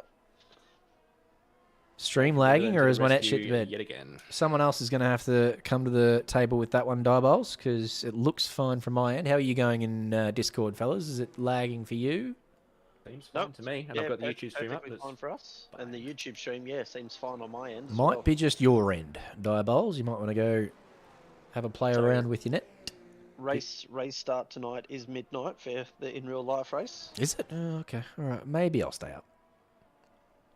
Tell you what I am disappointed by is Jinbin Chong now having to qualify in Tier 1 in the wet. So we still don't get a really good indication of his pace. Like, yes, everyone's in the wet. Yes, everyone's doing the same qualifying, blah, blah, blah. But I wanted to see Jinbin qualify in the dry and get a red-hot crack at these Tier 1 fellas, and now it's bloody raining on him. So, as I said, I understand everyone's on the same playing field, but I would have liked to have seen this session in the dry. Anyway, it is what it is. And the in real life start time for the Abu Dhabi Grand Prix is 5 p.m. and it is tipped to be 30 degrees in Abu Dhabi. Beautiful. With precipitation down to 1%. Right, so it's definitely not raining. So it's going to be a hot one. 28 degrees, 60% humidity. Oh, good to see Jaden Chia on track too, by the way. Jaden has missed a few races recently. Where's Jaden there? Yeah, missed 3 in a row. Singapore, Baku, and Circuit of the Americas, and then DNF'd in Mexico. So 4 ducks in a row for Jaden Chia. And then it did not start in Brazil last week. So Zachary Smith has been carrying this Aston Martin team by himself, essentially. And they were being closed in by Mercedes, who have had Daniel Lambert join in for the second half of the season. And Zekai Chu, obviously, on screen has been doing... Oh, that's invalid. Never mind that. So Mercedes were very quickly catching Aston Martin, just because Jaden Chia hadn't been able to put points on the board. So the fact that Jaden's here tonight, and we've got both Mercedes as well, it's pretty close for the constructors. Aston Martin, 1,500 points. Mercedes, 1,450. Only 50 points the difference.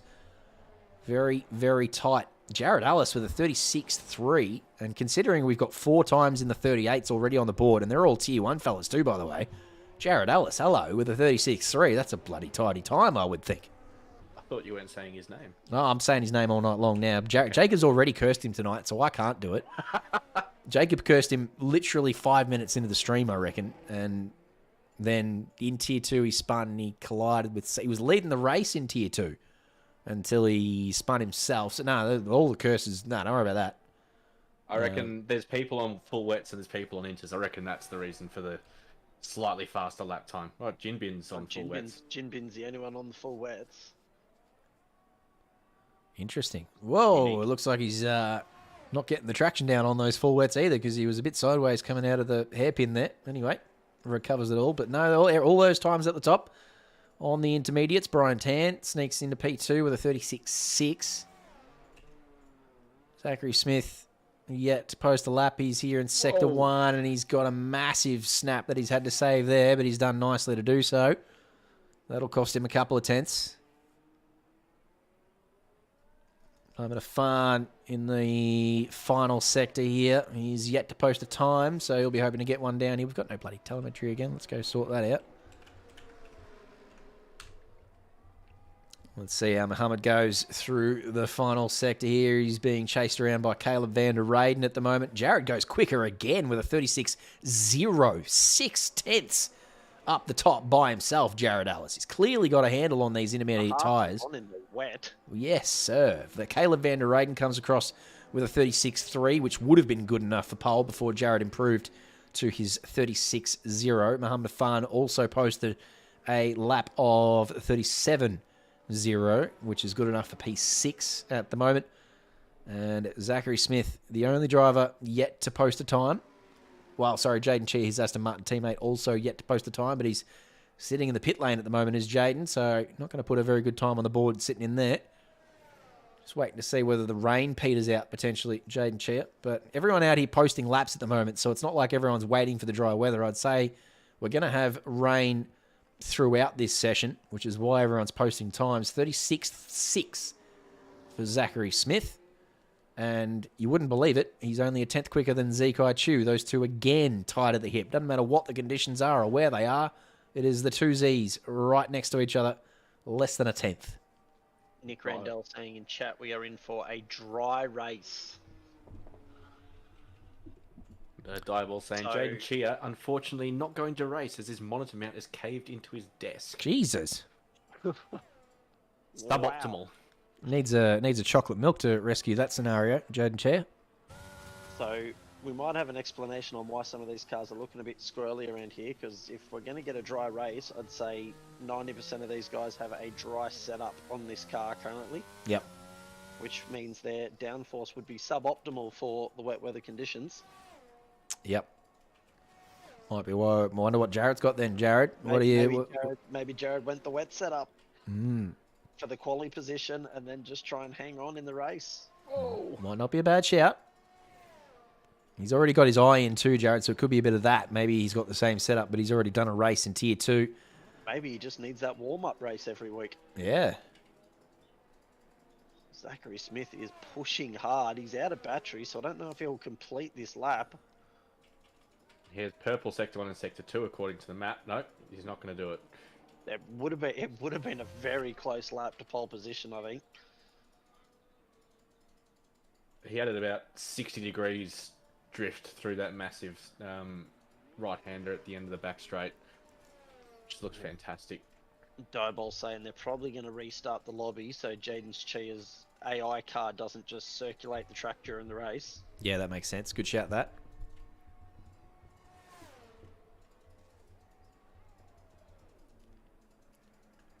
So everyone just popping back into the pits now. Hey, Jeremy Washington out on track. He was missing tonight for some reason. I can't remember where I saw or why, but he said he was going to miss for some reason. It was a late out. But he's here. Is the loudest of Howards. Good to see the Alpine driver out there. But, of course, the Alpines tonight have been tricky, to say the least. And I don't think he'd be caught up with that. He obviously just joined late, and he wasn't in chat for Tier 3 and Tier 2, which he generally is. So he yeah, hopefully he's got a different setup, or he got a word from the Alpine fellas that the Alpine's been a bit slippery tonight. Hopefully he's got that sorted out. It's up there with a 37.6 at the moment. Just had a look. He had a power outage today and wasn't sure if it had come back. So good to see him back. Yes, that's what it was. Good. No, good to see him make it. Good the power got back. Nothing worse than power out at night. That sucks. Daniel Lambert's done a 36-1. So he's only 1.5 tenths off Jared Ellis, who still has the quickest time. Out there on track at the moment. Let's jump on board with him. Let's see if we can curse him into the wall. We like this new third sector. I do, but I mean, I don't drive it, and everyone's. Now that I'm on board with Jared, you can sort of see how off camber a lot of these corners are, and that's. I don't think Very people. new. Yeah, I don't know. I haven't driven it, so I reserve judgment. Did he just improve by 2 tenths? No, I don't think so. He's still on. No. He's on his lap now. I think that was an out lap for him. Just saw 2 tenths on the Delta, and I thought that's another improvement from Jared. But anyway, let's hang out here. He's clearly got a handle on the wet conditions on these intermediate tyres, so let's see how he's going about it. It's little bit messy. Tier 1, but Little- sector 1 is very, very short, so it doesn't really matter. Oh, Diabolz reckons Erad jealous on pole. Okay, well, I can't see that. All I can see is Jared Ellis up here on pole, who, it must be said, was looking really good in Tier 2 until he wasn't. Now he's looking really handy here in Tier 1. I don't think anyone's got the pace to catch this man here in qualifying with 6 minutes to go. He's got the traction down out of all the important corners so far. He's doing nicely to avoid this curse at the moment. I'm not sure who that was. His Haas teammate ducking out the way there. That's Grid Jokes just jumping out the way of his teammate. Did that Delta just say he's up by 1/10.5? Sure did. He is absolutely flying this lap. Can't curse this man tonight. Erad, Jarrell, doesn't matter who it is. He's got this in the bag. He's looked pretty tidy through. Ooh, is that wide there? No, it's not. Play on. Still valid. Looked very nice through there. No corrections. Didn't have to cross the hands at all. Finding all the apexes, using all the track on the outside and going into the 35s now. A 35.8 is 3 tenths clear of Daniel Lambert. So another nice lap from Jared. He's putting him down. I think he's definitely compromised his setup, and he's praying for some sort of rain to happen in the race. So, I mean, we won't get any telltale signs until the race to see if he gets mugged in a straight line. But for now, Jared is showing them how to drive this car in the wet. Nick Randall reckons he did a bunch of wet practice this week and then rigged the lobby because he's the race host. I like it. I'd say prove it. He reckons he's on a dry setup. He reckons he hasn't compromised his setup and he's just got the pace on the inters.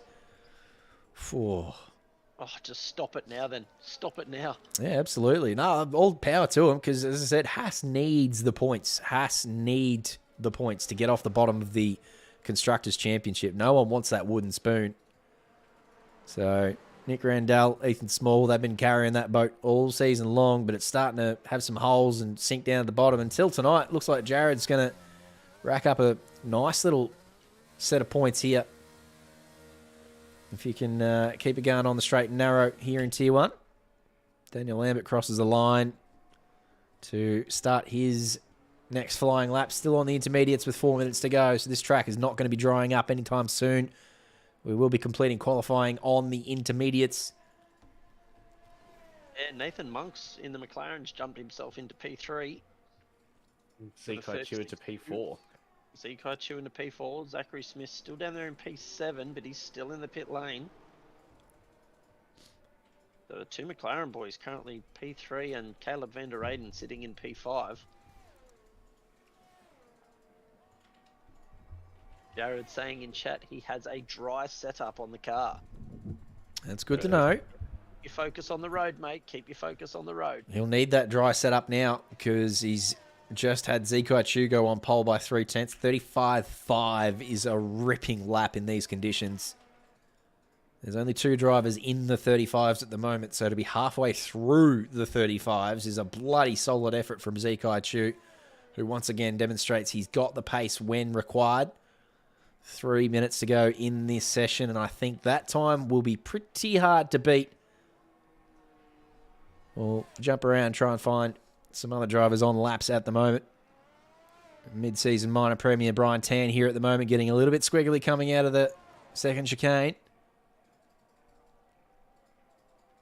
Although I say second chicane only because I'm used to saying the first chicane, but that's not a chicane anymore, is it? That first chicane. It's not a chicane at all, is it? Straight line. Ugh. I'm still calling it the second chicane. Get stuffed. I'm calling it. That's what it is. The middle chicane. Middle chicane. I like it. Let's play with that. It is in the middle sector. It is in the middle of the track there. Yep. Middle chicane. Following Brian Tanner, and who's a 10th up on his previous lap. So that'll take him up to P4-ish if he can hold on to that sort of improvement through the rest of the lap. With a very painful final corner and across the line. And up to P3 with a 36-1. Nice. That'll do nicely. Do we give Jared Ellis driver of the day if he finishes on pole here? Yes. Don't even worry about the race. We just give him driver of the day for getting pole position. I'll pay that. If he can pinch pole from Zekai Chu, that's a friggin' solid effort. So I'll pay that if he can get it. We can find another 3.5 tenths. You'll have to go to the pits now. Yeah, I don't think he's got time. Oh, he's out. He's on his outlap. All right, he's going to have a crack at it. He's going to have to fly along on his outlap here. He's got no time to waste. But we saw Amuana do this in Tier 3 and managed to come across and pinch pole position with it, I think. So, And that Zachary Smith behind him. So Zachary Smith will be on an outlap. He wants to be that last card across that start-finish line. He nearly put it in the wall there. That looked very weird from Zachary Smith.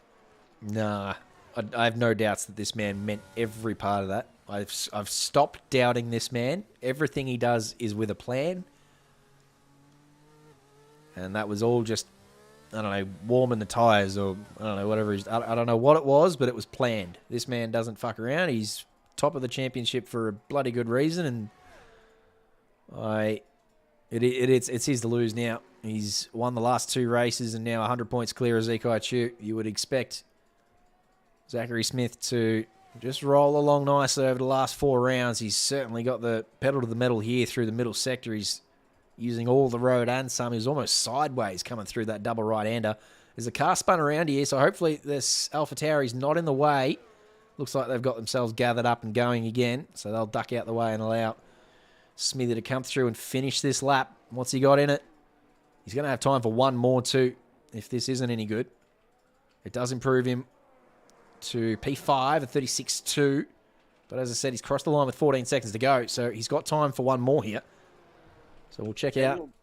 Daniel Lambert has done a 35.7 to make a Mercedes 1-2 currently.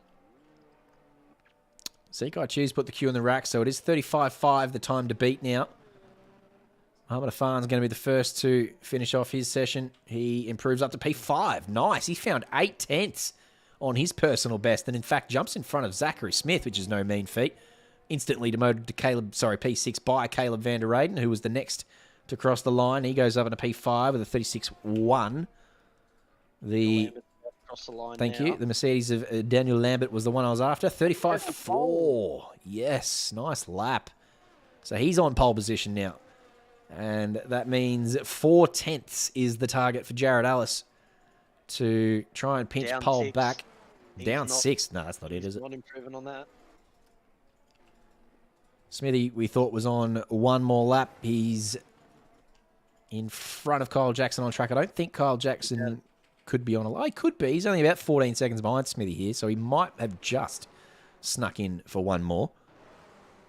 Yeah, Kyle's definitely on a lap because he was only 1,000th down on his time as there is a Red Bull that's destroyed their front wing there. Jin Bin. That's poor old Jin Bin.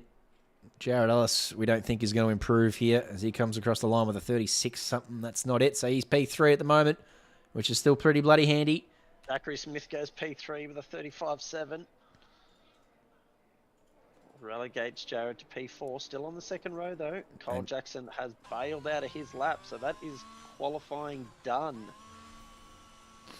If you had said 4 drivers were going to be in the 35s and Jared Ellis would be one of them, I think he would have taken that. Jared Ellis forgot Jared to turn his ERS on. What? Come on, I Jared. don't even know he's up there in P4. Common He's still Jared making L. eight. Unlucky Jared, but you P4, mate. Don't get a Oh, nosebleed up dear. that high. Yeah, P4, nothing to sneeze at, mate. That's pretty bloody handy. As I said, only 4 drivers inside the 35s. Daniel Lambert, the quickest of those, with a 35.481. That's pretty bloody rapid. And it is a Mercedes lockout on the front row. Zachary Smith has to settle for P3. That's not a bad place to mount an attack from. Brian Tan, P5. Caleb Van der Reyden, Mohammed Afan, Kyle Jackson, Nathan Monks, and the loudest of Howards are your top 10. And Grid Jokes will be happy to have not qualified last on his wheel. That's a pretty bloody effort. He'd be happy with that, I reckon. And Jin Bin Chong, unfortunately, a second and a half off the pace here in the wet. So let's see what he can do in the dry. Not starting from the very back of the field. He'll have the reserves behind him. But from, P15, he's got a lot of work to do, Jin Bin Chong. But we've seen that he's got the pace in the dry. So let's see what he can come up with. I think we've got a Looking very, very overcast. server restart coming just because of Jaden Cheer. So Yep. Diabols might be jumping in, which is good to see. Is he? I think so. Going to back it up for another one, Diabols. I like Yeah, that. jump in, Diabols. Yeah, it. do it. Get in there. There's Absolutely. space for one more as well. Just punt someone, Diabols. You know what? You open the door all the time. You're the most gentlemanly driver. You allow people to just mosey on through. Just go and punt someone. The opposite of the Diabols strat. Just go and just... Are you saying start last and just not brake for turn 1? Well, not necessarily. No, Just no. go Make it look fire subtle. rolling. It's supposed to look bad, but don't cannonball it. go for a strike and just take 10 of them out. Oh, have you got heavy rain too, Tom? Yeah, I don't know. I was gonna say the same thing about my house. It's hail and rain and crap all. It's just heavy as hell. I can't believe people can't hear it. These guys will get a new lobby up relatively quickly. Yep. So I'm going to go have a look and see if that is up.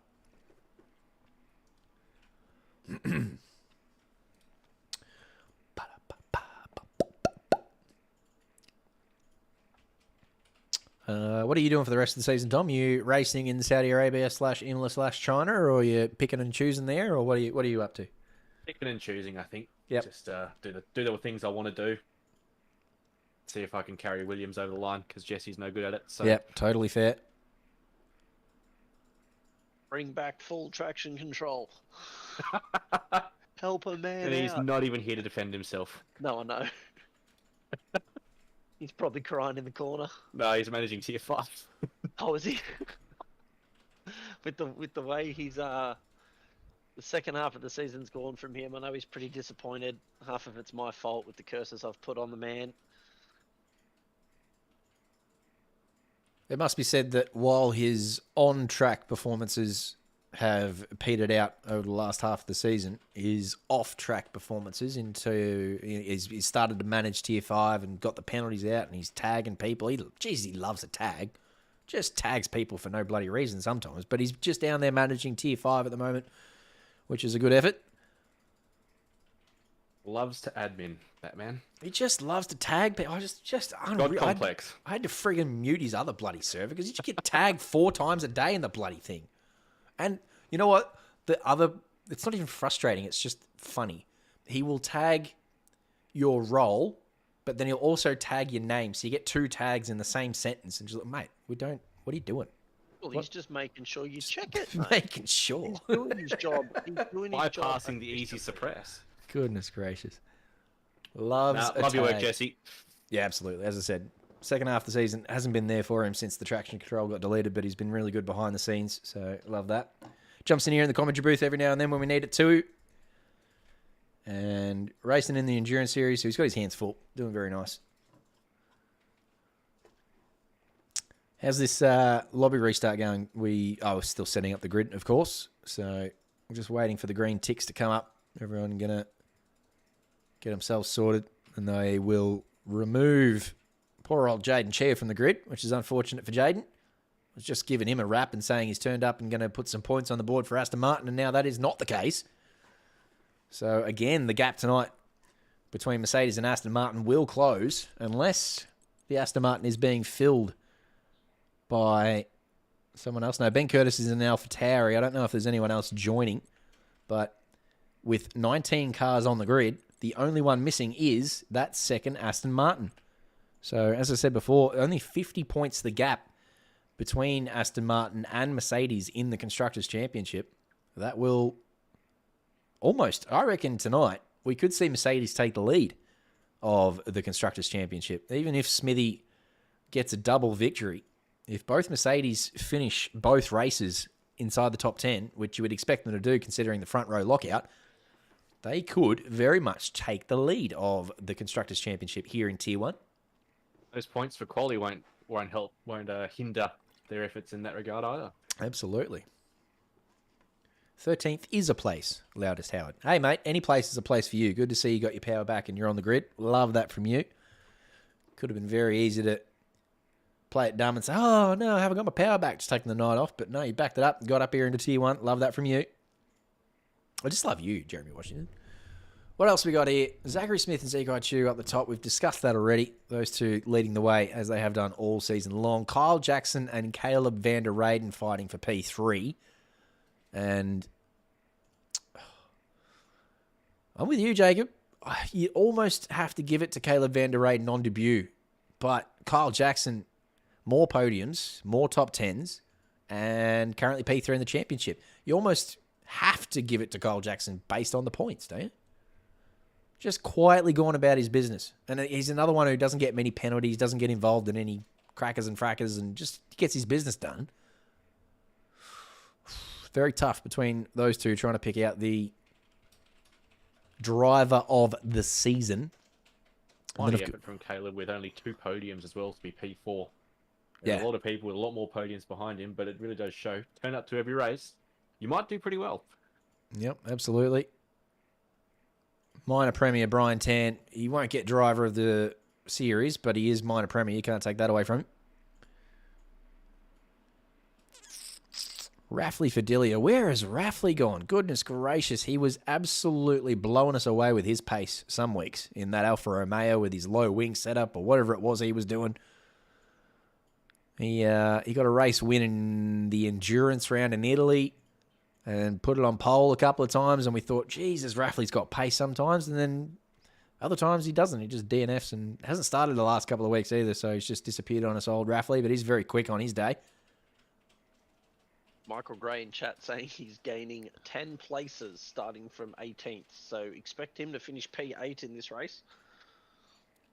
Put money on that, Michael. Yeah, where's the milk?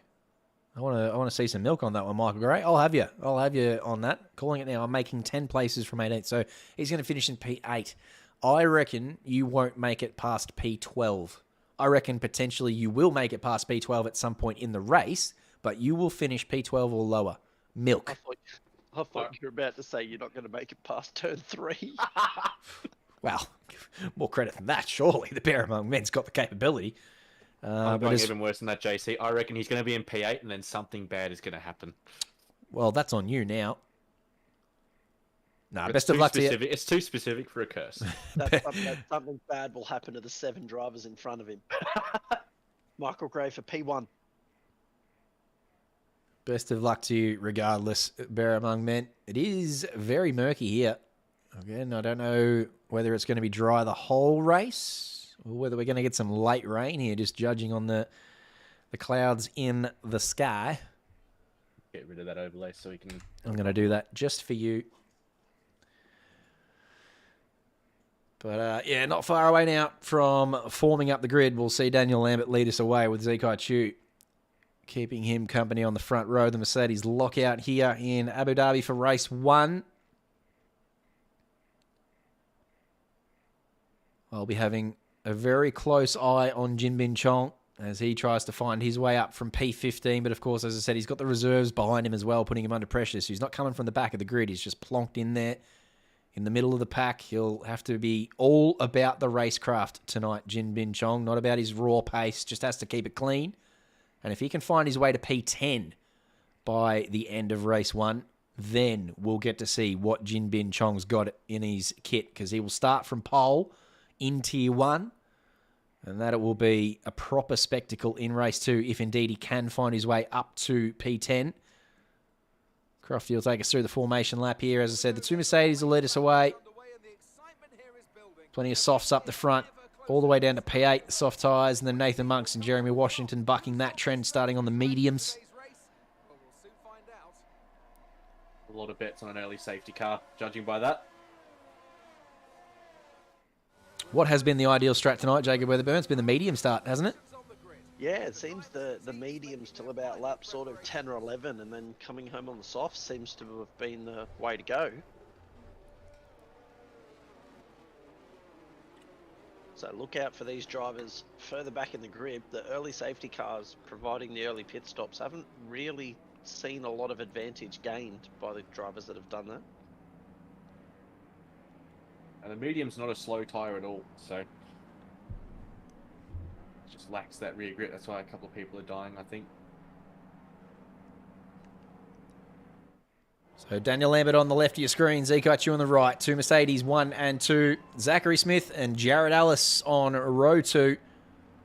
As we wait for the lights to indicate we're ready to go. You've got 4, you've got 5. And not the delayed start that we've had in Tier 3 and Tier 2. Everyone gets off the line nicely. There's a couple of drivers pulling into the middle there. Looks like Jeremy Washington's had a nice start. And then up into Turn 1. We've seen plenty of drama here already this evening. And we do have a yellow flag at the back of the field. I think Nathan Monks, unfortunately, has come unstuck. So he finds himself having to catch up to the back of the field. We, of course, have our beautiful broadcast camera that doesn't allow us to see anything. So let's jump on board with Jared Ellis as he fights with Zachary Smith down into the hairpin for the first time. And Zachary Smith gets that one, hangs onto it. Sorry, looks like Jared had a little adventure down the inside but wasn't able to complete the move. Zachary Smith defends nicely. Jared Ellis with the slipstream.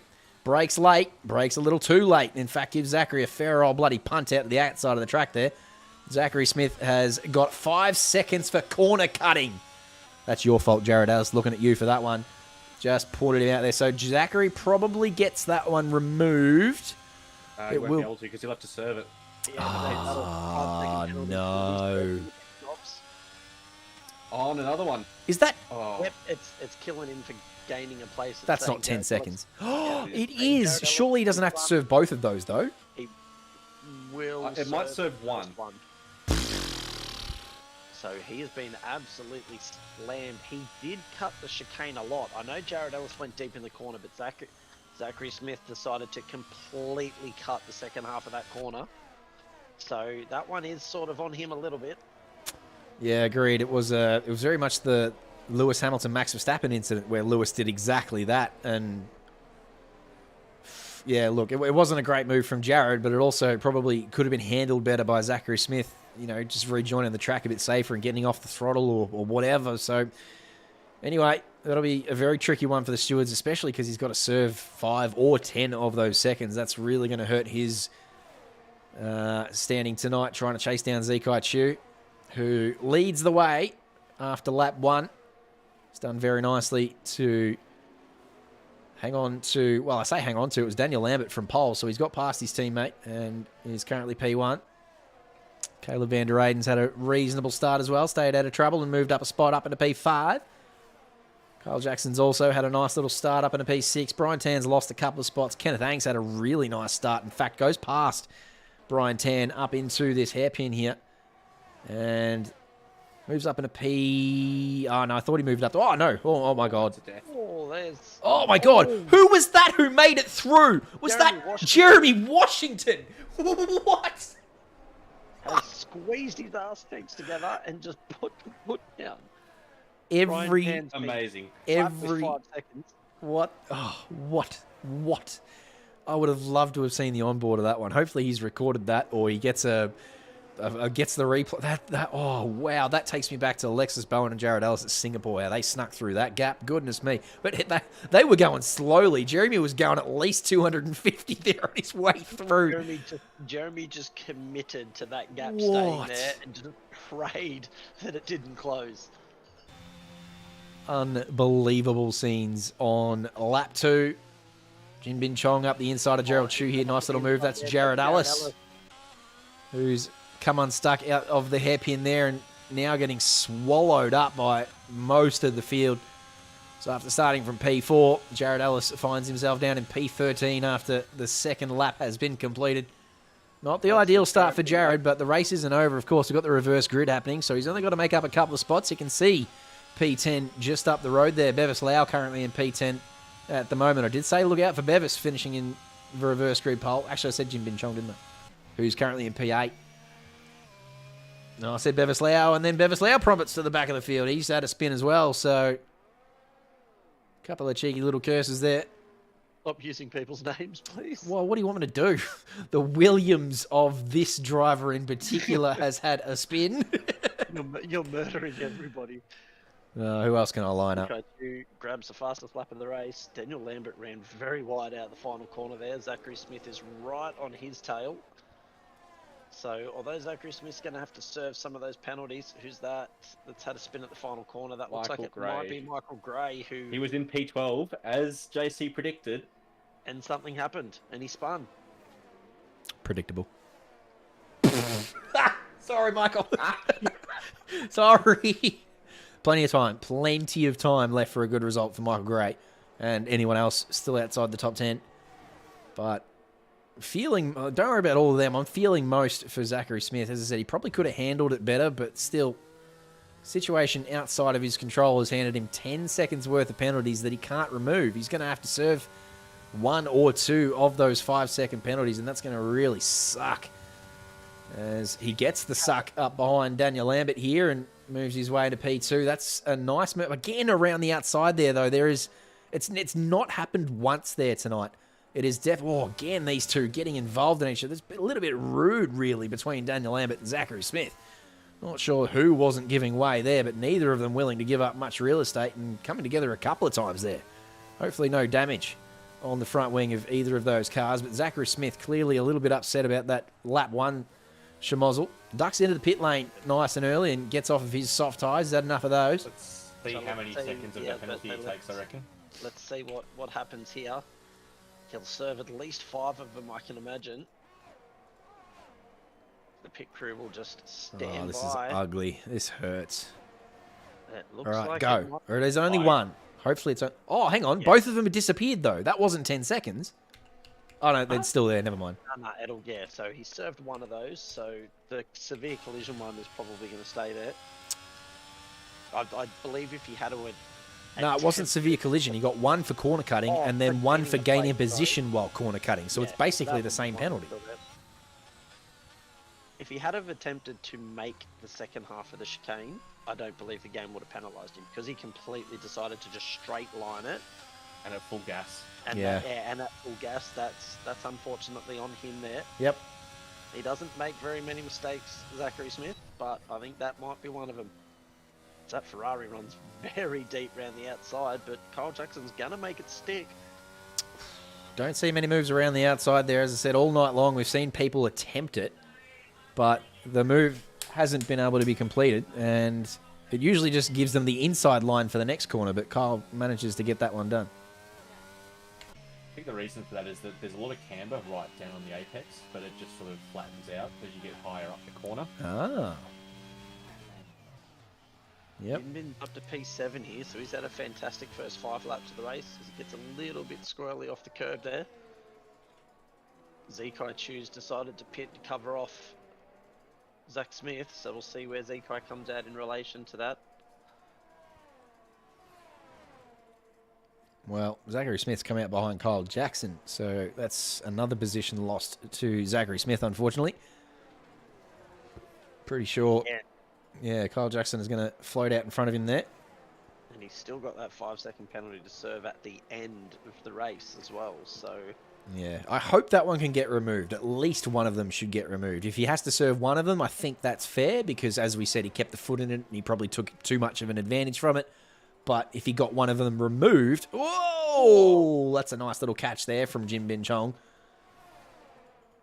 Is that fair if he serves one and gets the other removed for that sort of situation there? I would have thought that was fair.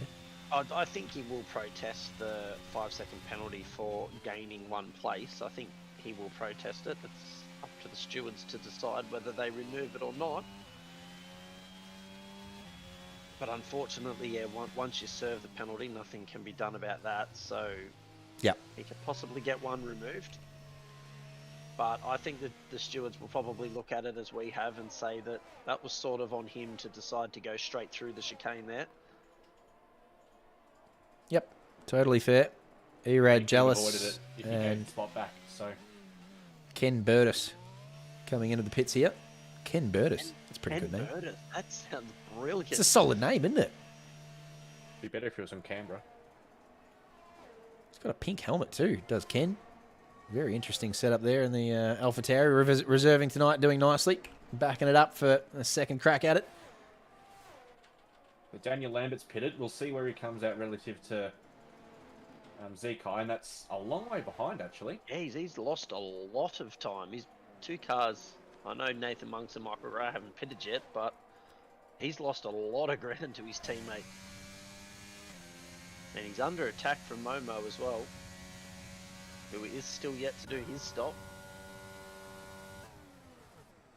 Oh, locked the brakes up, did Daniel Lambert, but Momo did nicely to leave the door open, which meant that he didn't get involved in his side pods and he was able to complete the move. But Daniel got an excellent bit of traction out of that middle chicane. And it looks like he's going to be able to get it done before the braking zone and get into this camber. Or it looks like he missed the camber a little bit, but no, he's still going to make that move stick. So he's flat out of battery, is Daniel Lambert, but yet to have... Well, he has actually pitted. Is he out of battery after pit? I've got no bloody... Yeah, if he's out of battery already after pitting, we need some telemetry. I'm going to work that out for you, Jacob. I'm sorry. I don't know why that does that every race. How's he going up here with no battery after pitting? That is very interesting. You must have burnt it trying to defend from Momo. Yeah, but like all of your battery? It's like Momo's out of battery. He would have been using some of it as well. Kyle Jackson goes quickest with a 26 and then flies straight past Momo on the straight there. And Momo almost gets unstuck and just jumps out of the way there. He doesn't want to cause any additional drama for the Tier 1 fellas. So that's good presence of mind there from Momo just to jump out the way after his little error through turn 1. Nearly killed himself on the curb there trying to get out of people's way. As Zekai goes past Nick Randell up into P2. Jeremy Washington leading this race at the moment, doing the bender strat very nicely up P9. Didn't he say that, though? Didn't he say he was going to come... No, wait. Who said that? No, it was Bear Among Men. Never mind. Yeah. He was currently sitting in P5. He's up 12 positions. Still yet to stop, of course, but well above his predicted P8. So, is Zekai Chu going to walk away with this race? We've seen this all season long. There's been so many occasions where Zekai has looked in control of a race and then something has happened to him on the last couple of laps, either by his own doing or not. Well, actually, most of them have been his own doing. He spun in the wall at Singapore on a safety car restart. That was his fault. Last week, he ran out of bloody petrol. That was his fault. Was that last week or maybe Silverstone that was? Week before, that was Silverstone, yeah. And then out of petrol, yeah. So his fuel light's not flashing here. It looks like he's got plenty of petrol in it. He's got 6 laps to go. He's got a couple of cars that haven't pitted yet in between himself and Daniel Lambert. And looks like he's well and truly in control of this one, Zekai Chu. So again tonight, looking very strong. Just a thought about a further permutation of that penalty for Zach Smith. It's going to move him up the grid for the second race at this point. So they can't exactly, unless they decide to ignore that 5 seconds and return the place that he has prior to a steward's decision, which is going to be a mess. Do they... It's almost like the race director has to look at it now prior to the second race. And then, as I said, that just, it's the fact that there's a second race and a reverse grid just convolutes the issue even more. So, yeah, that's... Imagine if that penalty puts him on pole for the second race. Rigged. He meant it all along. Part of the plan, you reckon? Oh, that's Michael Gray going side by side with Daniel Lambert. I thought that was the other Ferrari of Kyle Jackson, but it is Michael Gray who's yet to stop. And Daniel Lambert's done nicely to get through there. But nice little battle from Michael Gray, who defended nicely for as long as he could. Coming into the pits now on these medium tyres, so he'll enjoy some soft running until the end of the race. Jeremy Washington still hasn't pitted yet, so he's enjoying life up there on his medium tyres. He's going to be on very soft tyres. Every single one in the field is on medium tyres right up until Michael Gray gets on these softs. Don't see that. Randell as well, just to ruin your point. We all saw it. They were all yellow. Don't happen. That doesn't happen very often. Everyone on the same tyre. Unless it's raining. Daniel Lambert's recovered nicely here after what was a pretty sloppy start to the race. He's done nicely. He's going to go past Nathan Monks here and move himself back into P2. Currently P3, but basically P2 by the time Jeremy Washington ducks into the pit lane. Jeremy probably going to come around about P8, maybe P9 once he completes his pit stop. And Nathan Monks also yet to pit, the first of the McLarens behind Daniel Lambert here. So 5 laps to go in this one. The first race of Tier 1 tonight. And you would suggest Zekai Chu looking very strong here. And both Mercedes, in fact, looking like a 1-2 finishes on the cards after they qualified 1 and 2. Jeremy Washington has ducked into the pits now. So he'll jump onto the soft boots. You would think that Nathan Monks will follow him in. He does. And that will mean all drivers have completed their pit stops. And the field is in order for the last 4 laps. Nick Randell grabs 3 seconds for cutting too many of the corners. He got that on the way out of the pits, didn't he? Yeah, he was coming out of the pit lane. So I think you're right. That's harsh. I was literally about to say, we haven't seen too many 3-second penalties. The sort of circuit that's kind of rife for them with these massive, massive runoff areas. But a lot of very well-behaved drivers, to a point. Speaking of well-behaved drivers, Ben Curtis up 11 spots. Now that all the pit stops have shaken out, that is relative to his actual position. So the fact that he's come up 11 just shows the class of driver that he is. Who's that? Is that something facing backwards back there? It is. That is an AlphaTauri. It's not. It's not. No, it's not Ben Curtis. It's the other AlphaTauri. Brian Tan. Unlucky. Mid-season champion. If things stay the way they are, Zachary Smith's not maybe going to lose 1, if not 0 positions, even with his 5-second penalty, depending on how close Jared Ellis can get to him. Oh, Momo's DNF somewhere. Momo's DNF. There's going to be a safety car, surely. That's in the pit Last lane, though. corner. No, he's on track at the last corner. Oh, is he? Who's in the pit lane there? Past him. Yeah, fair enough. You're right. You're spot on. No, his car's disappeared, so not even a VSC. Fastest lap for Zekai, just to stamp his authority on this race. Caleb van der Reyden on for P3 here at the moment, pressuring Daniel Lambert for a possible P2. We've got Kyle Jackson right behind him for company as well. Yep, another week, another strong performance from Caleb van der Reyden. It's just had his birthday this week, by the way, so happy birthday to Mr. Rayden? Or do you call him Mr. van der Reyden? How does that work? If he was your teacher, do you call him Mr. Rayden or Mr. van der Reyden? I'm pretty sure it's Mr. van der Reyden. Yeah, I think it's Van der Reyden. Yeah, I would agree with that. Okay. So, yeah, he's just celebrated his birthday. I'm not sure what number it was, but, yeah, earlier on this week at a birthday bash, so out here at the moment, lapping the Williams there of probably Bevis Lau, maybe Kenneth Ang, not sure how. Yeah, it's Bevis Lau, who's a lap and a half behind.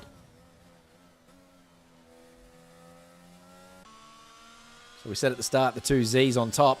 We said the battle for P3 was between Caleb van der Reyden and Kyle Jackson, and again tonight, 1, 2, 3, 4 for those two. Oh no, it's Daniel Lambert in P2, you peanut, not Zachary Smith. But yes, Caleb van der Reyden and Kyle Jackson currently in P3 and P4. Jeremy Washington's doing his best to catch up to Zach Smith and take that place off him. He's only half a second off that. Tell you what, Jin Bin Chong currently in P11 with the penalised Nick Randall in front of him. He is well and truly on for a reverse grid pole here with Love to see it. just a couple of laps to go. So if he gets to shake his tail feathers from pole position in race 2, that will be a very good watch. Yeah, he'll be very hard to catch if he starts from pole position, because he is lightning fast when he's got clear space in front of him. Yep. Who's he going to have behind him? Probably Muhammad Afan, Ben Curtis, Jared Ellis, Jeremy Washington. So whilst those guys are all very quick, you would think, as you said, Jacob, he's ready. He's bloody handy when he's got clear air, Jin Bin Chong. So he will be very dangerous when he starts from pole position, if indeed it finishes off in that way. Of course, still a couple of laps to go yet, so we won't count our Chongs before they hatch. That was bad. Caleb van der Reyden's going to have a look here. Sorry, Tom. Is he going to be close enough into this braking zone? He's going to have to go around the outside like everyone else has tried to. Never works out there. Oh, I tell he's you going to what. make it work. He's got the inside. He's going to take P2 here. Nice. Seen I plenty of reckon drivers. Sorry. These tier 1 guys have made it work around the outside there. I think everyone that's attempted it's made the bloody position. Yep. Yeah, they've proved me wrong, children. Proved me wrong. And I'm with you, Tom. I'm surprised we don't see as many... we haven't seen more 3-second track cut penalties because we've seen plenty of drivers go wide on these curbs. And... I know there's a bit of a trick at the middle chicane, as we're calling it, where if you go wide, just stay wide as long as you can and cut back in, and sometimes you get away with it. Yeah. So I don't know if people have learnt that as we watch a Haas get out of the way very kindly. Danny Wong, thank you very much. Yep, nice work, good jokes. Very good example of how to do a blue flag if there are any rookies watching. There's this battle for, I suppose I'll say the last step on the podium, but it's sort of P2 and P3. Kyle Jackson's the one missing out at the moment in P4. Tell you what, Zach Smith looks like he might drop down to P7 because Jerry Washington's caught up to him and Jared Ellis is within 5 seconds by my very rough maths. Just outside. Yeah, it's going to be close. About 5.3 seconds away. 2 laps to go. But Jeremy Washington's doing well. He's pulled 2.5 seconds out of Zachary Smith on those soft tyres. Jin Bin Chong here is lining up Nick Randall, but Nick Randall defends nicely. Puts that Alfa Romeo basically in the middle of the track there. Forced Jin Bin to make a decision. He had to go around the outside, but Nick Randall was already there waiting for him, so good defense from Nick Randall. This 3-second penalty is going to hurt him so badly, unfortunately. Yep. Yeah, Jin Bin's got to be aware of that too. He's just got to keep it smooth and steady here for this last lap, which we have now started. So, yeah, with 1 lap to go, Jin Bin looking very nicely for the reverse grid pole, but no one's looking as good as Zekai Chu. Up the front here, you can see no one even close to him. Everyone out there on the back of your screen, about 6.5 seconds behind, so it really is the battle now for P2. Caleb van der Reyden leading the way at the moment, but he's got Kyle Jackson and Daniel Lambert both with DRS on him. And it looks like Daniel's going to have a little play up the inside here. And it might have spooked Caleb van der Reyden, who went deep and wide, which allows a bit of a crossover here between the chicanes. And Daniel Lambert didn't quite get the traction out of there that he wanted. Both cars flat out of battery, as you can see the lights flashing around the outside from Daniel Lambert with the DRS assistance. Gets it done before the hairpin. So up into P2 he goes. We will just hang here for a while because these two are still locked in battle. Zekai Chu has got 2 corners left to navigate before he comes across the line in P1. So we will just hang out here with these two and find out who finishes in P2. Zekai Chu is your winner. He grabs the checkered flag. And it looks like his Mercedes teammate Daniel Lambert is going to hang on for P2. So a nice little last lap overtake from Daniel Lambert gets him up onto the second step. Caleb van der Reyden finishes on the podium in P3. Zachary Smith got 5 extra seconds because he didn't serve the 5-second penalty. No, that's just what it says when you... Oh, I thought it gave him another. Jesus Jared Christ, Ellis Jacob. was less than half a tenth off that 5 seconds. Scared the crap out of me. So Jin Bin Chong has finished in P10, but I think him and Nick Randall may have come together on the final lap because Nick Randall's fallen all the way back down to P14. Well, And I noticed at that middle chicane, Nick Randall had a little bit of a moment. So whether Jin Bin's had a bit of a dive on him Jeremy or not, Washington I'm not driver sure. today. Ready? Oh, big curl. Ben Ken Burtis. Unlucky, Jeremy. I thought it was yours. You started from a fair way back, finished up there, so I was willing to pay it to you. But no, we gave it to Ken Burtis, which is bloody fair enough too. Yeah, he gained 12 positions from the back of the field. Nice work. Zekai Chu. Waving to you. Very happy with himself up there on the top step yet again. That's his 4th win of the season. Zachary Smith's got 5. So the two of them with 9 wins between them. Zekai Chu will be lapping that one up finally gets the really nice haul of points that he needed to close the gap to Zachary Smith. Zachary, we think, he'll certainly get a visit from the stewards midweek to see whether that penalty can be removed, and they'll have to go over some vision and work out whether he kept his foot in it or not, or what the hell happened there. But Zekai Chu with the purple lap as well, enjoying a very nice night here in race 1. And his Mercedes teammate joining in the party. Mercedes will take the lead with that points haul of the Constructors' Championship. They are only 50 points behind heading into Abu Dhabi. So the fact that they finished 1-2 and the only Aston Martin on track finished P6, that's a very good result for the Mercedes team. Caleb Van Der Eyde and Kyle Jackson, 3rd, 4th. Jeremy Washington from P10, very close to driver of the day, but you've got to give it to Ken Burtis, who came from P19 to finish in P8. Jared Ellis, nice little result up there in P7 after starting from P4. He won't be too displeased with that. Mohamed Afan, P9, and reverse grid pole goes to Jim Bin Chong. So that's Tier 1, Race 1 in the books, but I always hold out for Race 2 in these reverse grids because that's when it gets turned on. We're going to see some of the, I don't want to call them slow. I'm not calling Mohamed Afan and Jim Bin Chong slow. That's you saying that. I'm just repeating what I'm seeing in front of me. And they're not slow. They're just not necessarily as quick as the front boys. So the reverse grid's always a pleasure to watch as we get into Tier 1's action. 5 races down for the evening. We've got just the one to go. And I'm telling you, it's not going to get any closer up the top there than it will be after tonight. Unless something really shocking happens here in race 2, we're going to see that gap closed again between the two Zs as we head off to Saudi Arabia next week. Very exciting end to Tier 2 with 5 or 6 drivers still in it. We're going to have a very good end for Tier 1 as well with these two just locked at the hip all season long. Never has one of these drivers got more than sort of, I'd say 150 points has been the maximum gap that Zachary Smith may have held. And I reckon that would have been around about Singapore. But, I mean, I'm not even going to pretend to know exactly how big that gap has been. The sea's parted for you. Absolute. Jeremy, have you got a replay of that? Because all 3 of us up here, we had our balls in our mouth when you went through. We got it on stream, bro, so I don't know if you want to go back and watch it, but we hope that you've got your driver's eye view of that because we haven't seen anything like it.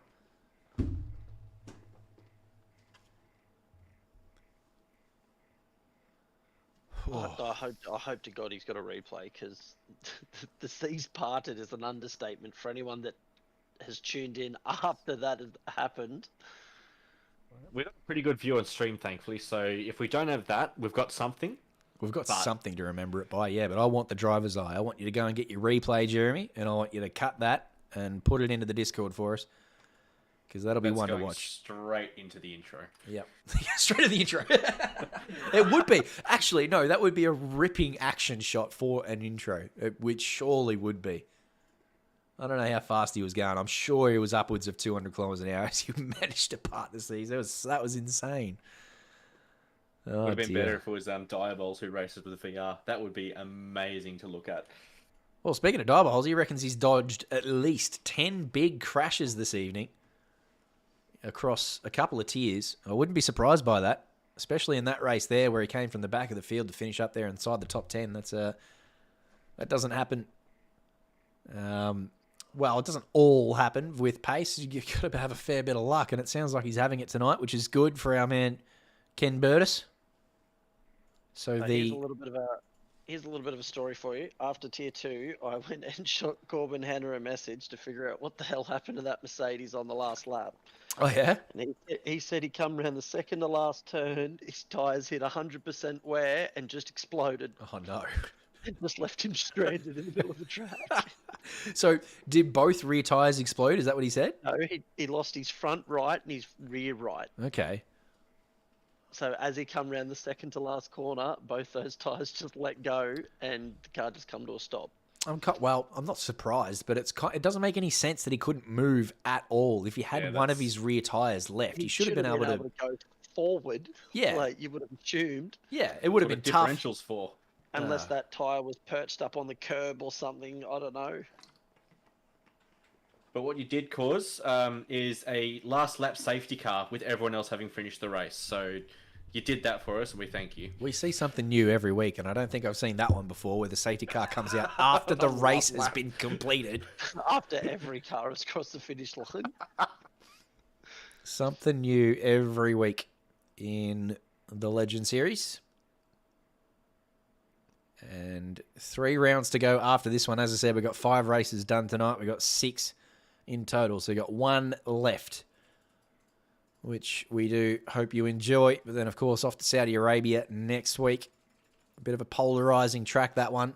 A couple of big fans and a couple of massive detractors. Bender waving that flag pretty vigorously early on while he was in here. He's not a big fan of Saudi Arabia whatsoever.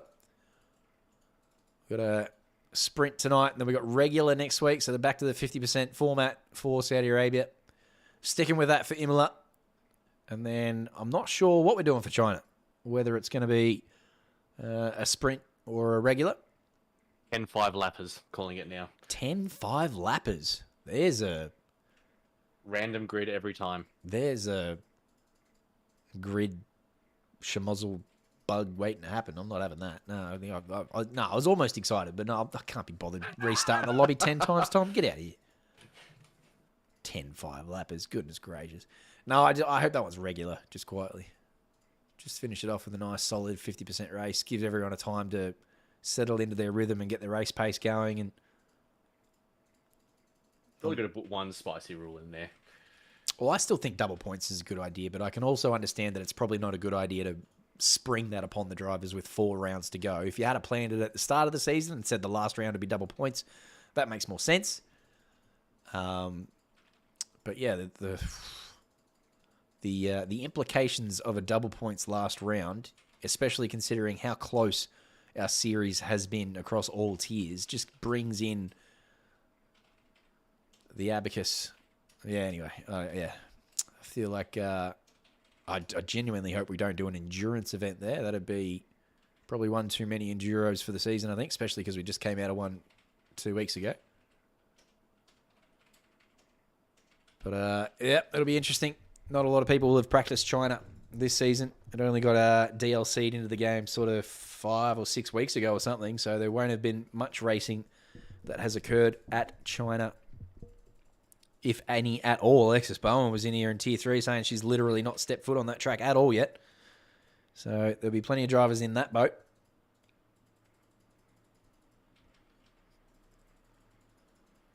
We can definitely look forward to it.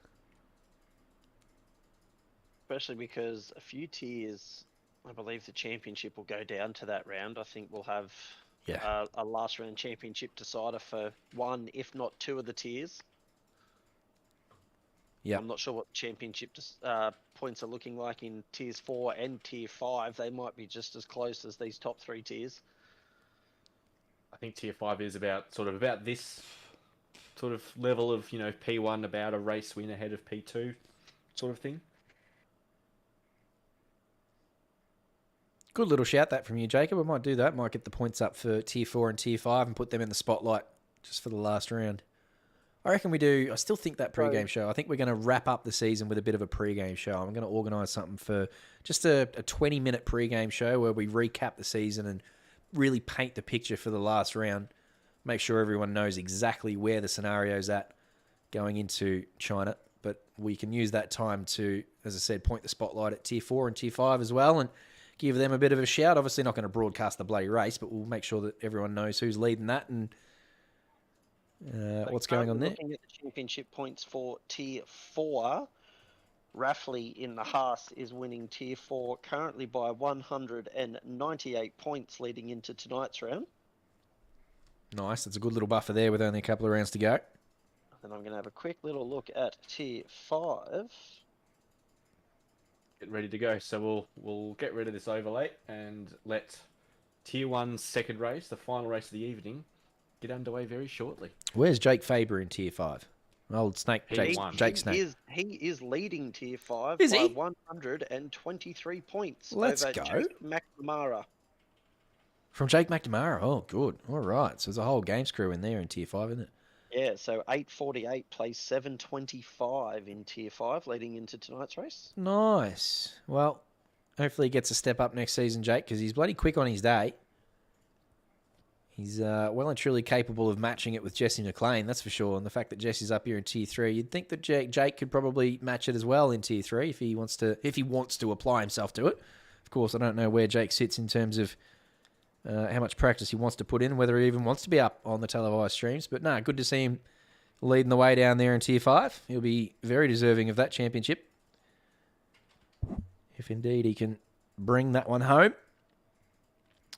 But speaking of bringing us home, Tom Maloney is going to call us away for the 6th and final race here this evening with Jin Bin Chong and Muhammad Afan, the two Red Bulls, starting from 1 and 2. And then Ken Burtis and Erad Jallis on the second row. Zachary Smith will be really looking to use those softs and get off the line nicely and hopefully put as much distance between himself and Zekai Chu as he can, because Zekai will be coming in hot. We've got a Red Bull front row for this reverse grid, which is kind of unique. But Jin Bin Chong on his debut as a full-time Tier 1 driver on pole here for the reverse grid last race here at Abu Dhabi. Lines up, and we wait for the rest of the grid to settle in on their marks. And last time I called a race start, and the time before that, we had a start glitch. So let's pray it doesn't happen again. I want more. You want more? Do it again. Grid glitch. Right, let's see if we can count to 1, 2, 3, 4, 5. 1, 2, 3, 4, 5. We hold. There we go. That was a really quick start. Jin Bin Chong gets a pretty good start. Lots of wheel spin, but Muhammad Afan doesn't get quite as good a start. They have managed to get up alongside each other into turn 1. Have we got any chaos yet? Looks like everyone's got through unscathed, but that's at the heart of Jared Ellis coming out very, very wide out of turn 1. Settles in front of Kyle Jackson through turn 3.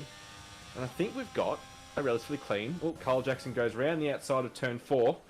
It's a pretty wide track here, so you can do it, but if you go inside, you get a better traction out of it. So we go down into the main straight. No yellow flags yet. Very, very impressive. Great start. All you, Tom Maloney. You called him through this first sector very nicely. I think that was as clean as we have seen in all 6 races tonight. That's very deep. Zachary, Zach, he's not going to... No, Zachary, don't do it again. Zachary, what are we doing? He's being very careful this time. He got well off the throttle and he cost himself probably 3 or 4 positions. So that's how you do it. But again, same corner that could have been. Oh my God. Anyway, we got away with it. Nice work. So Jared Ellis, P5 at the moment.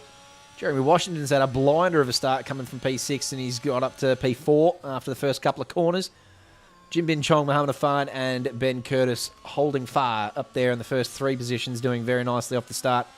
And it looks like Zachary Smith is the big loser after the first lap, after missing his brake marker down there into the middle chicane. He learned his lesson from race 1, didn't want any more of those 5-second penalties and got off the throttle. So he's gone straight into the pits too. Actually, he's not happy with those. I think those soft tyres is what he started on. So obviously he's, I don't know if he's flats, but you can't flat spot them in 22, can you? No, you can't. He's probably just wanting to get back out into free air. So we see a yellow flag at turn 2 there as one of the Alfa Romeos, Nick Randell, goes around. Jared Ellis battling here for P4. He's made his way past Jeremy Washington. JC, you said we look forward to seeing what Jin Bin can do in free air. He's 2 seconds clear of Muhammad Afan. Yep. Yeah, he will fly. Jin Bin will be hard to catch. This man is rapid once he gets into clear space. Yep. I would have thought the only person who could probably catch him inside the top 10 would have been Zach Smith. So yeah, well, Zachary Smith is in a lot of clean air now. He's got 12.5 seconds, so if that man can just put lap after lap in clean air, after everyone does their pit stops, you might find him towards the pointy end. What tyres did he put on? Bio hards or mediums? Medium, surely. Mediums, yeah. Yeah. I don't know who the hell would go onto hard tyres in a 15-lap race. Jesse McLean, looking at you. I was going to say his name starts with J and ends in S in McLean. Oh, dear. Loves the hards, our man. Jin Bin Chong putting purple after purple down. And Jared Ellis matching him with a 26.3. Nice lap.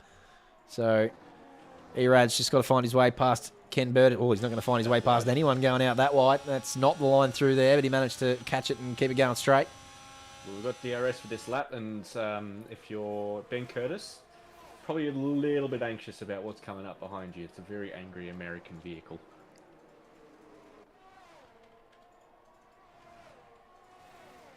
Barrett looked to get a great run out of the hairpin there. He's tucked under the wing of that AlphaTauri. Going to go straight up the inside.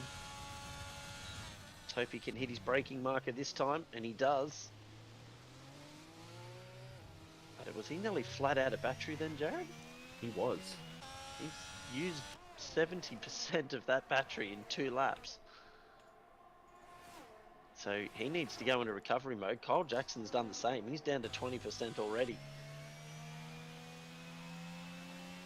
Yep, but that's what it's there for. Use it to get those overtakes done. And they both have moved past Ken Burtis. So back down to P5 for our man Diabols.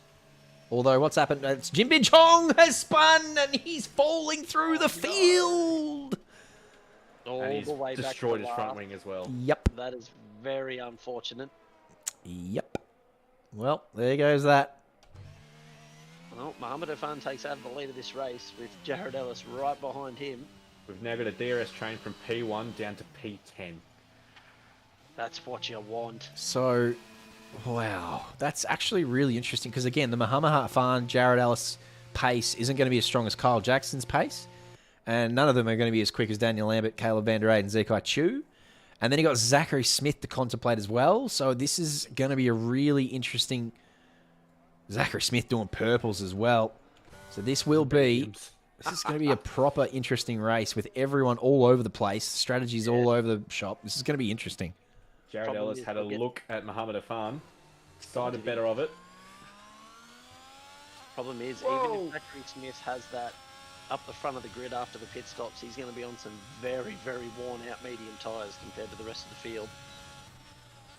He's hoping we for a do safety have- car. A nice spicy battle here for P1.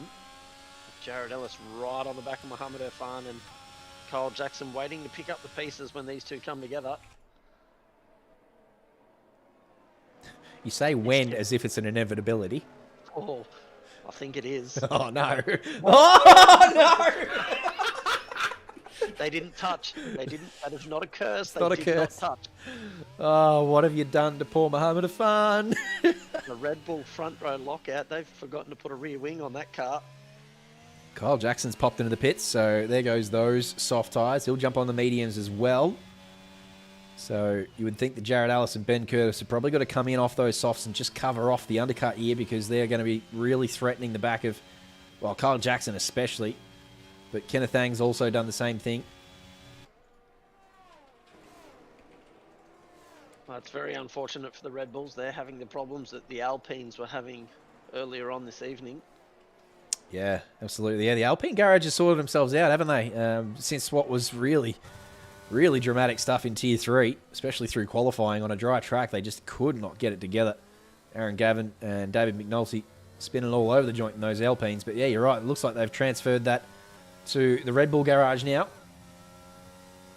Caleb Van Der Eyden's getting very close to Jeremy Washington. He's going to have to go around the outside.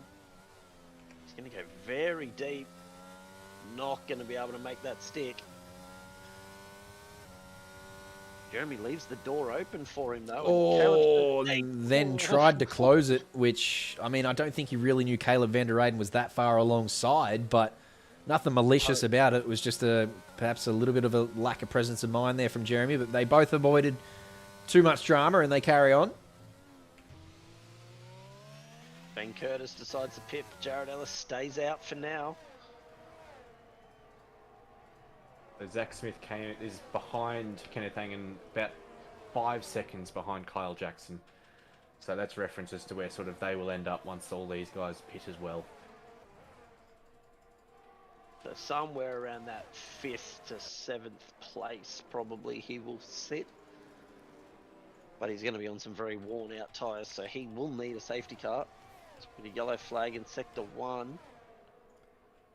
It's one of the Ferraris, I believe it's Michael Gray, that's had a little bit of a moment. I think he might have just been getting out of the way of some other boys because it was moved on pretty quickly. And there is an Alfa Romeo at the back that is having. Yeah, Nick Randell's had a shocking lap this lap. He's spun about 2 or 3 times so far. So I'm assuming you will see Jared Ellis jumping into the pits this lap. These softs look like they've had enough.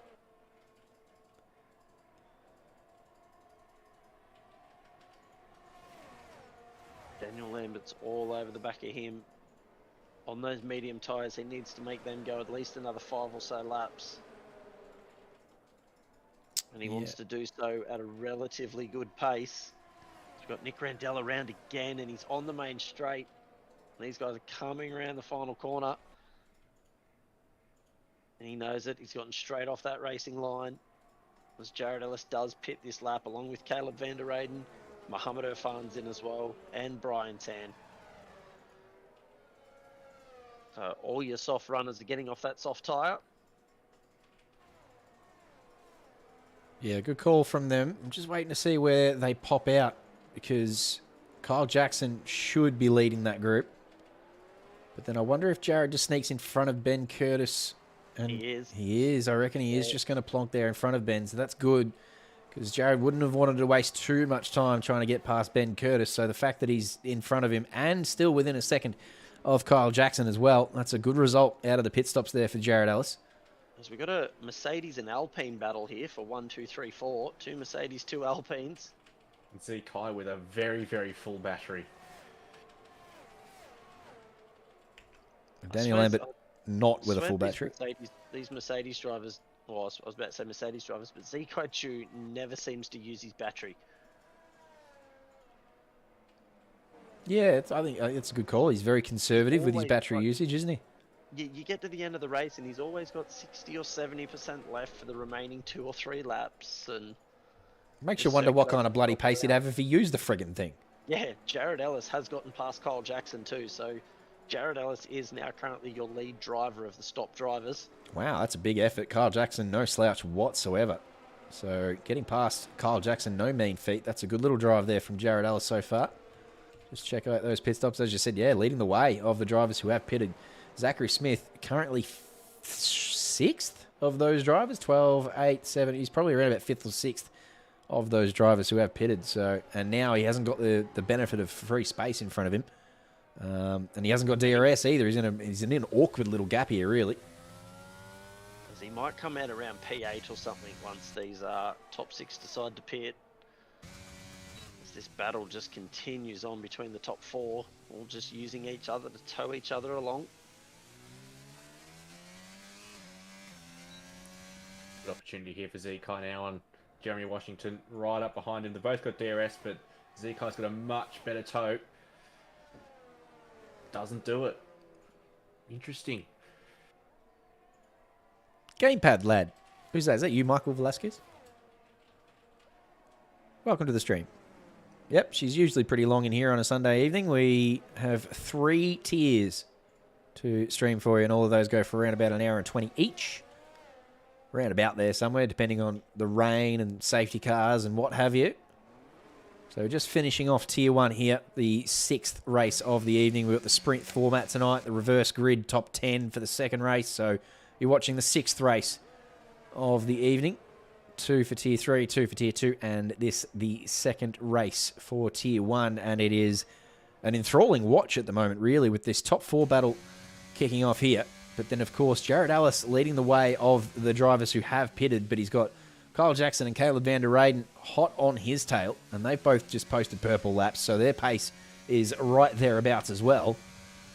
And then we've got championship leader Zachary Smith in P12, which is another interesting watch, considering the 2 Mercedes up the front. Don't know where they're going to fit in. Nick Randell's having the night to forget. He's got 10 seconds of penalty, and he's spun again. Poor old Nick Randell. He's hanging in there though. Yep. Good on him. He's a lap down. He's hanging in there. Yep. Oh, he's had a good night already in Tier 2 as Zikai Chu goes past Jeremy Washington up into P2. So now it is Mercedes 1-2 again. Nick Randell's had a good night in Tier 2, so he won't be too displeased with what's happening here in Tier 1. Probably just a little bit exhausted, that's why he keeps looping it, just a loss in concentration. That's bloody fair enough for Nick Randell. blinks first out of these cars because now you've got the issue of double stacking between Daniel Lambert and Zekai Chu. Hopefully they're in team speak, so they don't have this. Well, Daniel Lambert looks like he's peeled off, and so has Momo.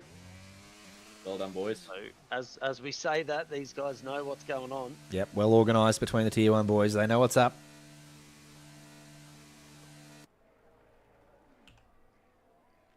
It'll be interesting to see where those two Mercedes drivers come out in relation to each other, as it looks like we have a Red Bull round there. Is that Jin Bin's had another moment? It is. He's down to P16. Whether that extra lap is going to hinder or help Zekai in relation to Daniel Lambert, I'm not sure. So Daniel Jared Lambert Ellis. comes out P9 behind Ken Burtis. But crucially in front of Zachary Smith with a couple of cars in between as well. So the early pit stop strategy for Zachary Smith probably not working out as well as he would have hoped. This is a nice little battle here between Michael Gray and Jared Ellis. Still trying to find the best angle of this one for you. Jared Ellis Pretty easy.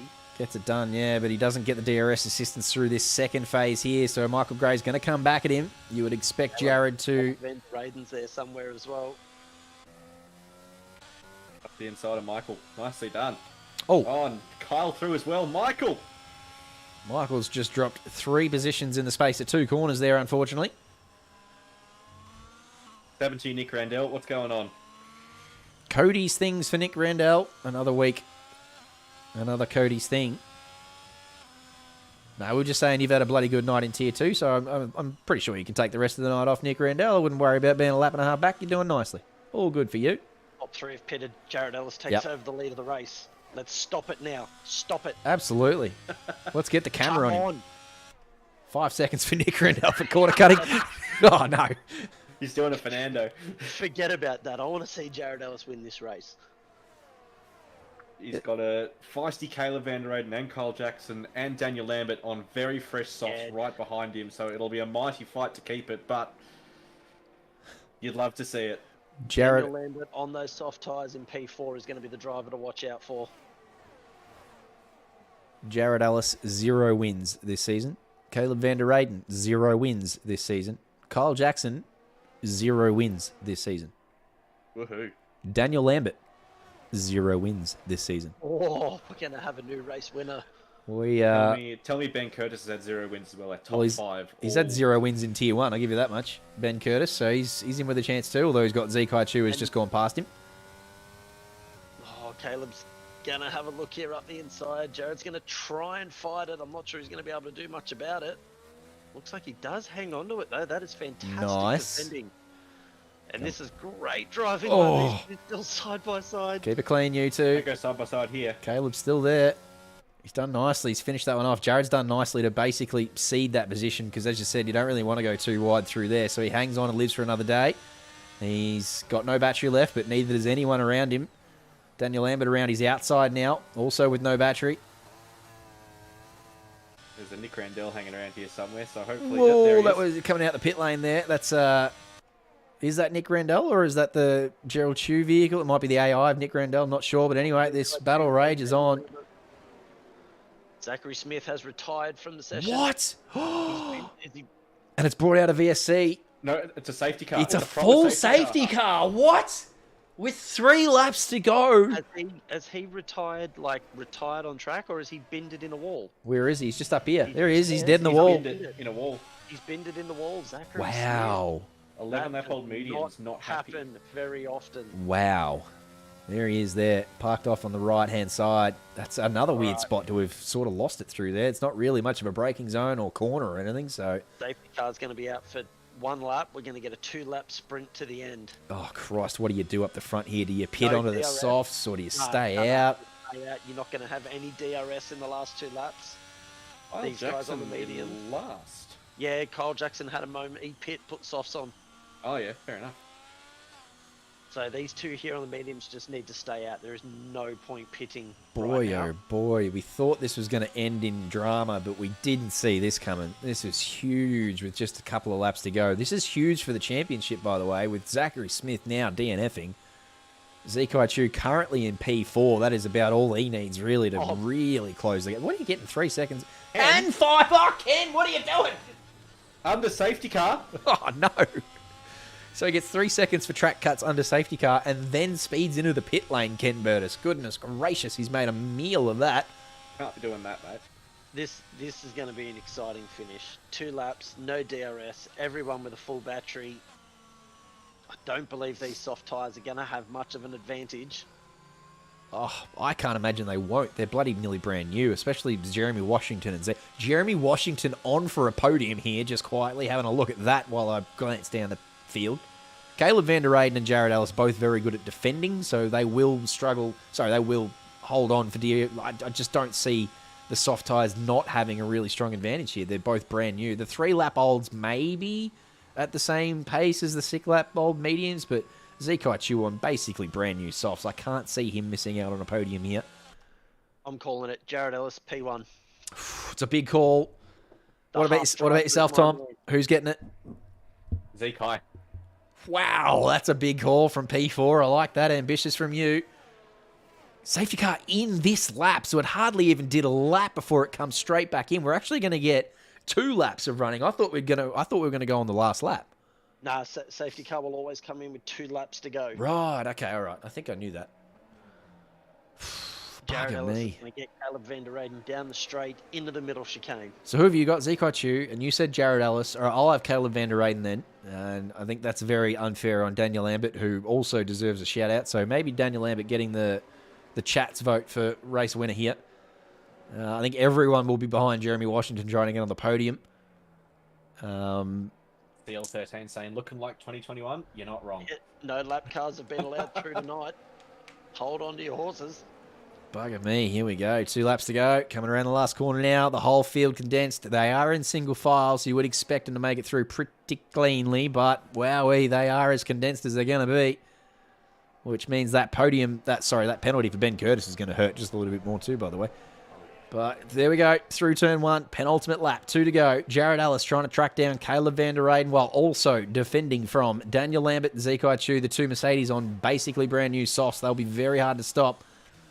Jeremy Washington will be biding his time and just watching patiently here as these 4 sort themselves out. And I'm sure he won't be wishing for bad luck for any of the 4, but he will certainly take it if it comes his way. Nathan Monks. Lambert right up on Jared Ellis. Hard to know where to point the camera at the moment. There's moves happening everywhere. Daniel Lambert has got that one done. Jared's going to keep the inside line here. Come on, Jared. Great little side-by-side battle through there. Both of them fighting for traction out of the corner, but you would think that the soft tyre is probably going to get this one done, especially as we come down to this off-camber hairpin down here. We've not seen many successful moves around the outside here, and the superior tyre on the inside is always going to get that done.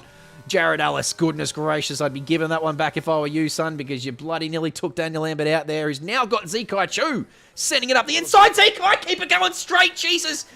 Jeremy Washington. Jeremy comes through. I told you he'd be waiting patiently just to see what happened up the front there, and indeed he does. Corner cutting and gaining a place for Jared Ellis. That sounds about right, basically, from what we saw back there.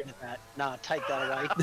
Nah, game's gypped him. It's been ricked off. He's got on to the last lap now with Caleb van der Reyden enjoying a second gap now.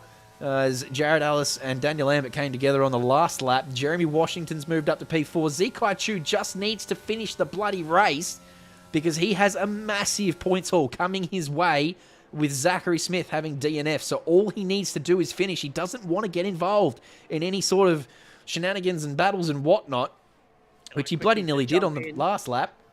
Zachary Smith has said in chat that he got taken out by Nick Randell's retired car in pit lane. No. So he's come out of pit lane and hit Nick Randell's retired car that was parked on the side of the road. What? What? Oh my god. That is Cody's things to the extreme. That is as So Cody's as Randell it was tied gets. in pit lane and the car brought him out on track, and Zachary Smith has unfortunately had nowhere to go. But we go straight back to this battle here. Jared Ellis Far is out. back past Daniel Lambert for Smithy, P2, and Jesus. Caleb van der Reyden is 1.2 seconds clear at the front. Yeah, Kayla going to be very hard to catch from here. Just the last sector to go.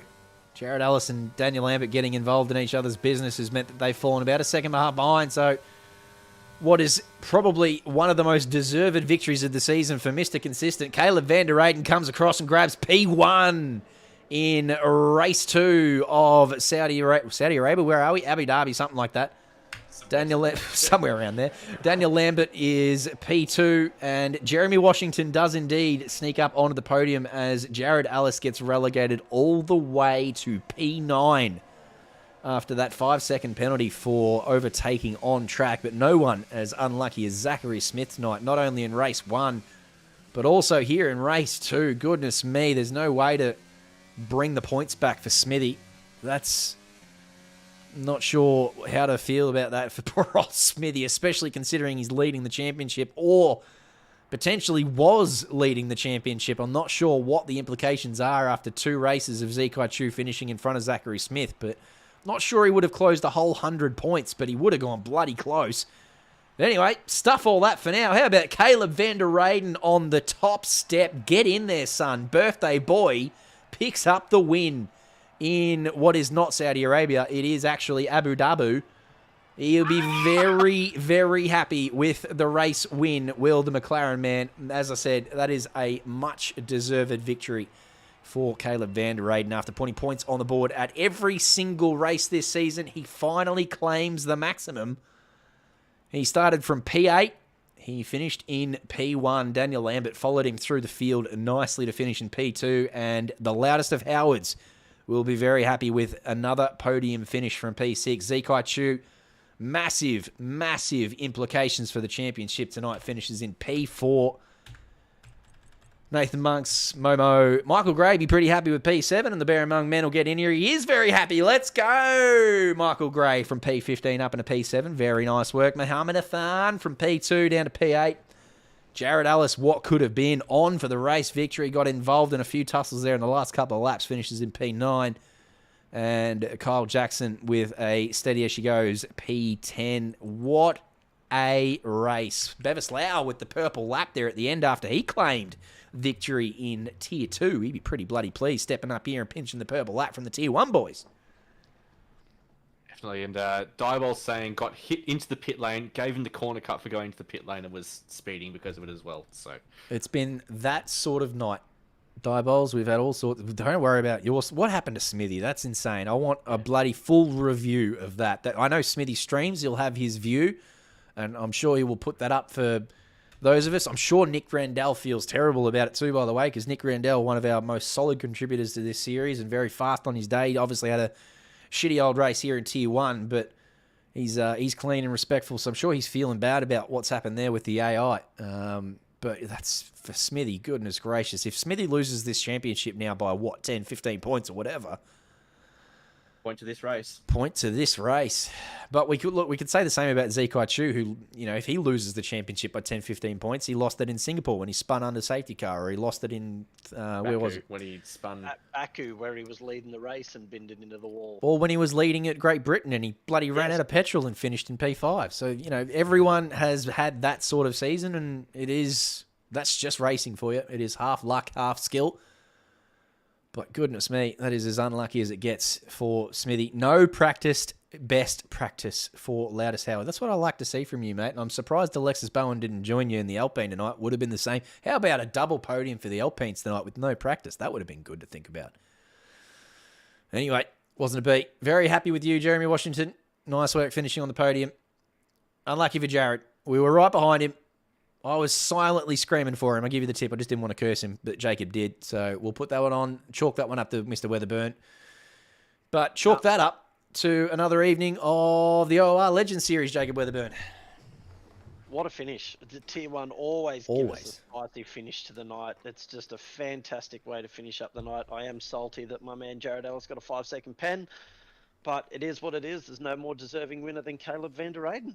Absolutely. Hats off to Caleb van der Eyden, Mr. Birthday Boy. He'll be celebrating that one. So will the McLaren Garage, Tom Maloney. Thank you very much for joining us for Tier 1. To you. Much appreciated. Thanks for having me, boys. Always a lot of fun up here with you, mate. And Jacob Weatherburn, every single bloody week you've been up here with us, mate. And you and I, we've had a lot of fun. We've got a couple of rounds to go. Let's finish off strong. I will see you next week in Saudi Arabia. Souded of Arabians. Something like, I don't know where we're going. We're at the crazy point of the evening. Goodness gracious. Righto, you lot. Have fun. Have a good Sunday evening. We will catch you next week.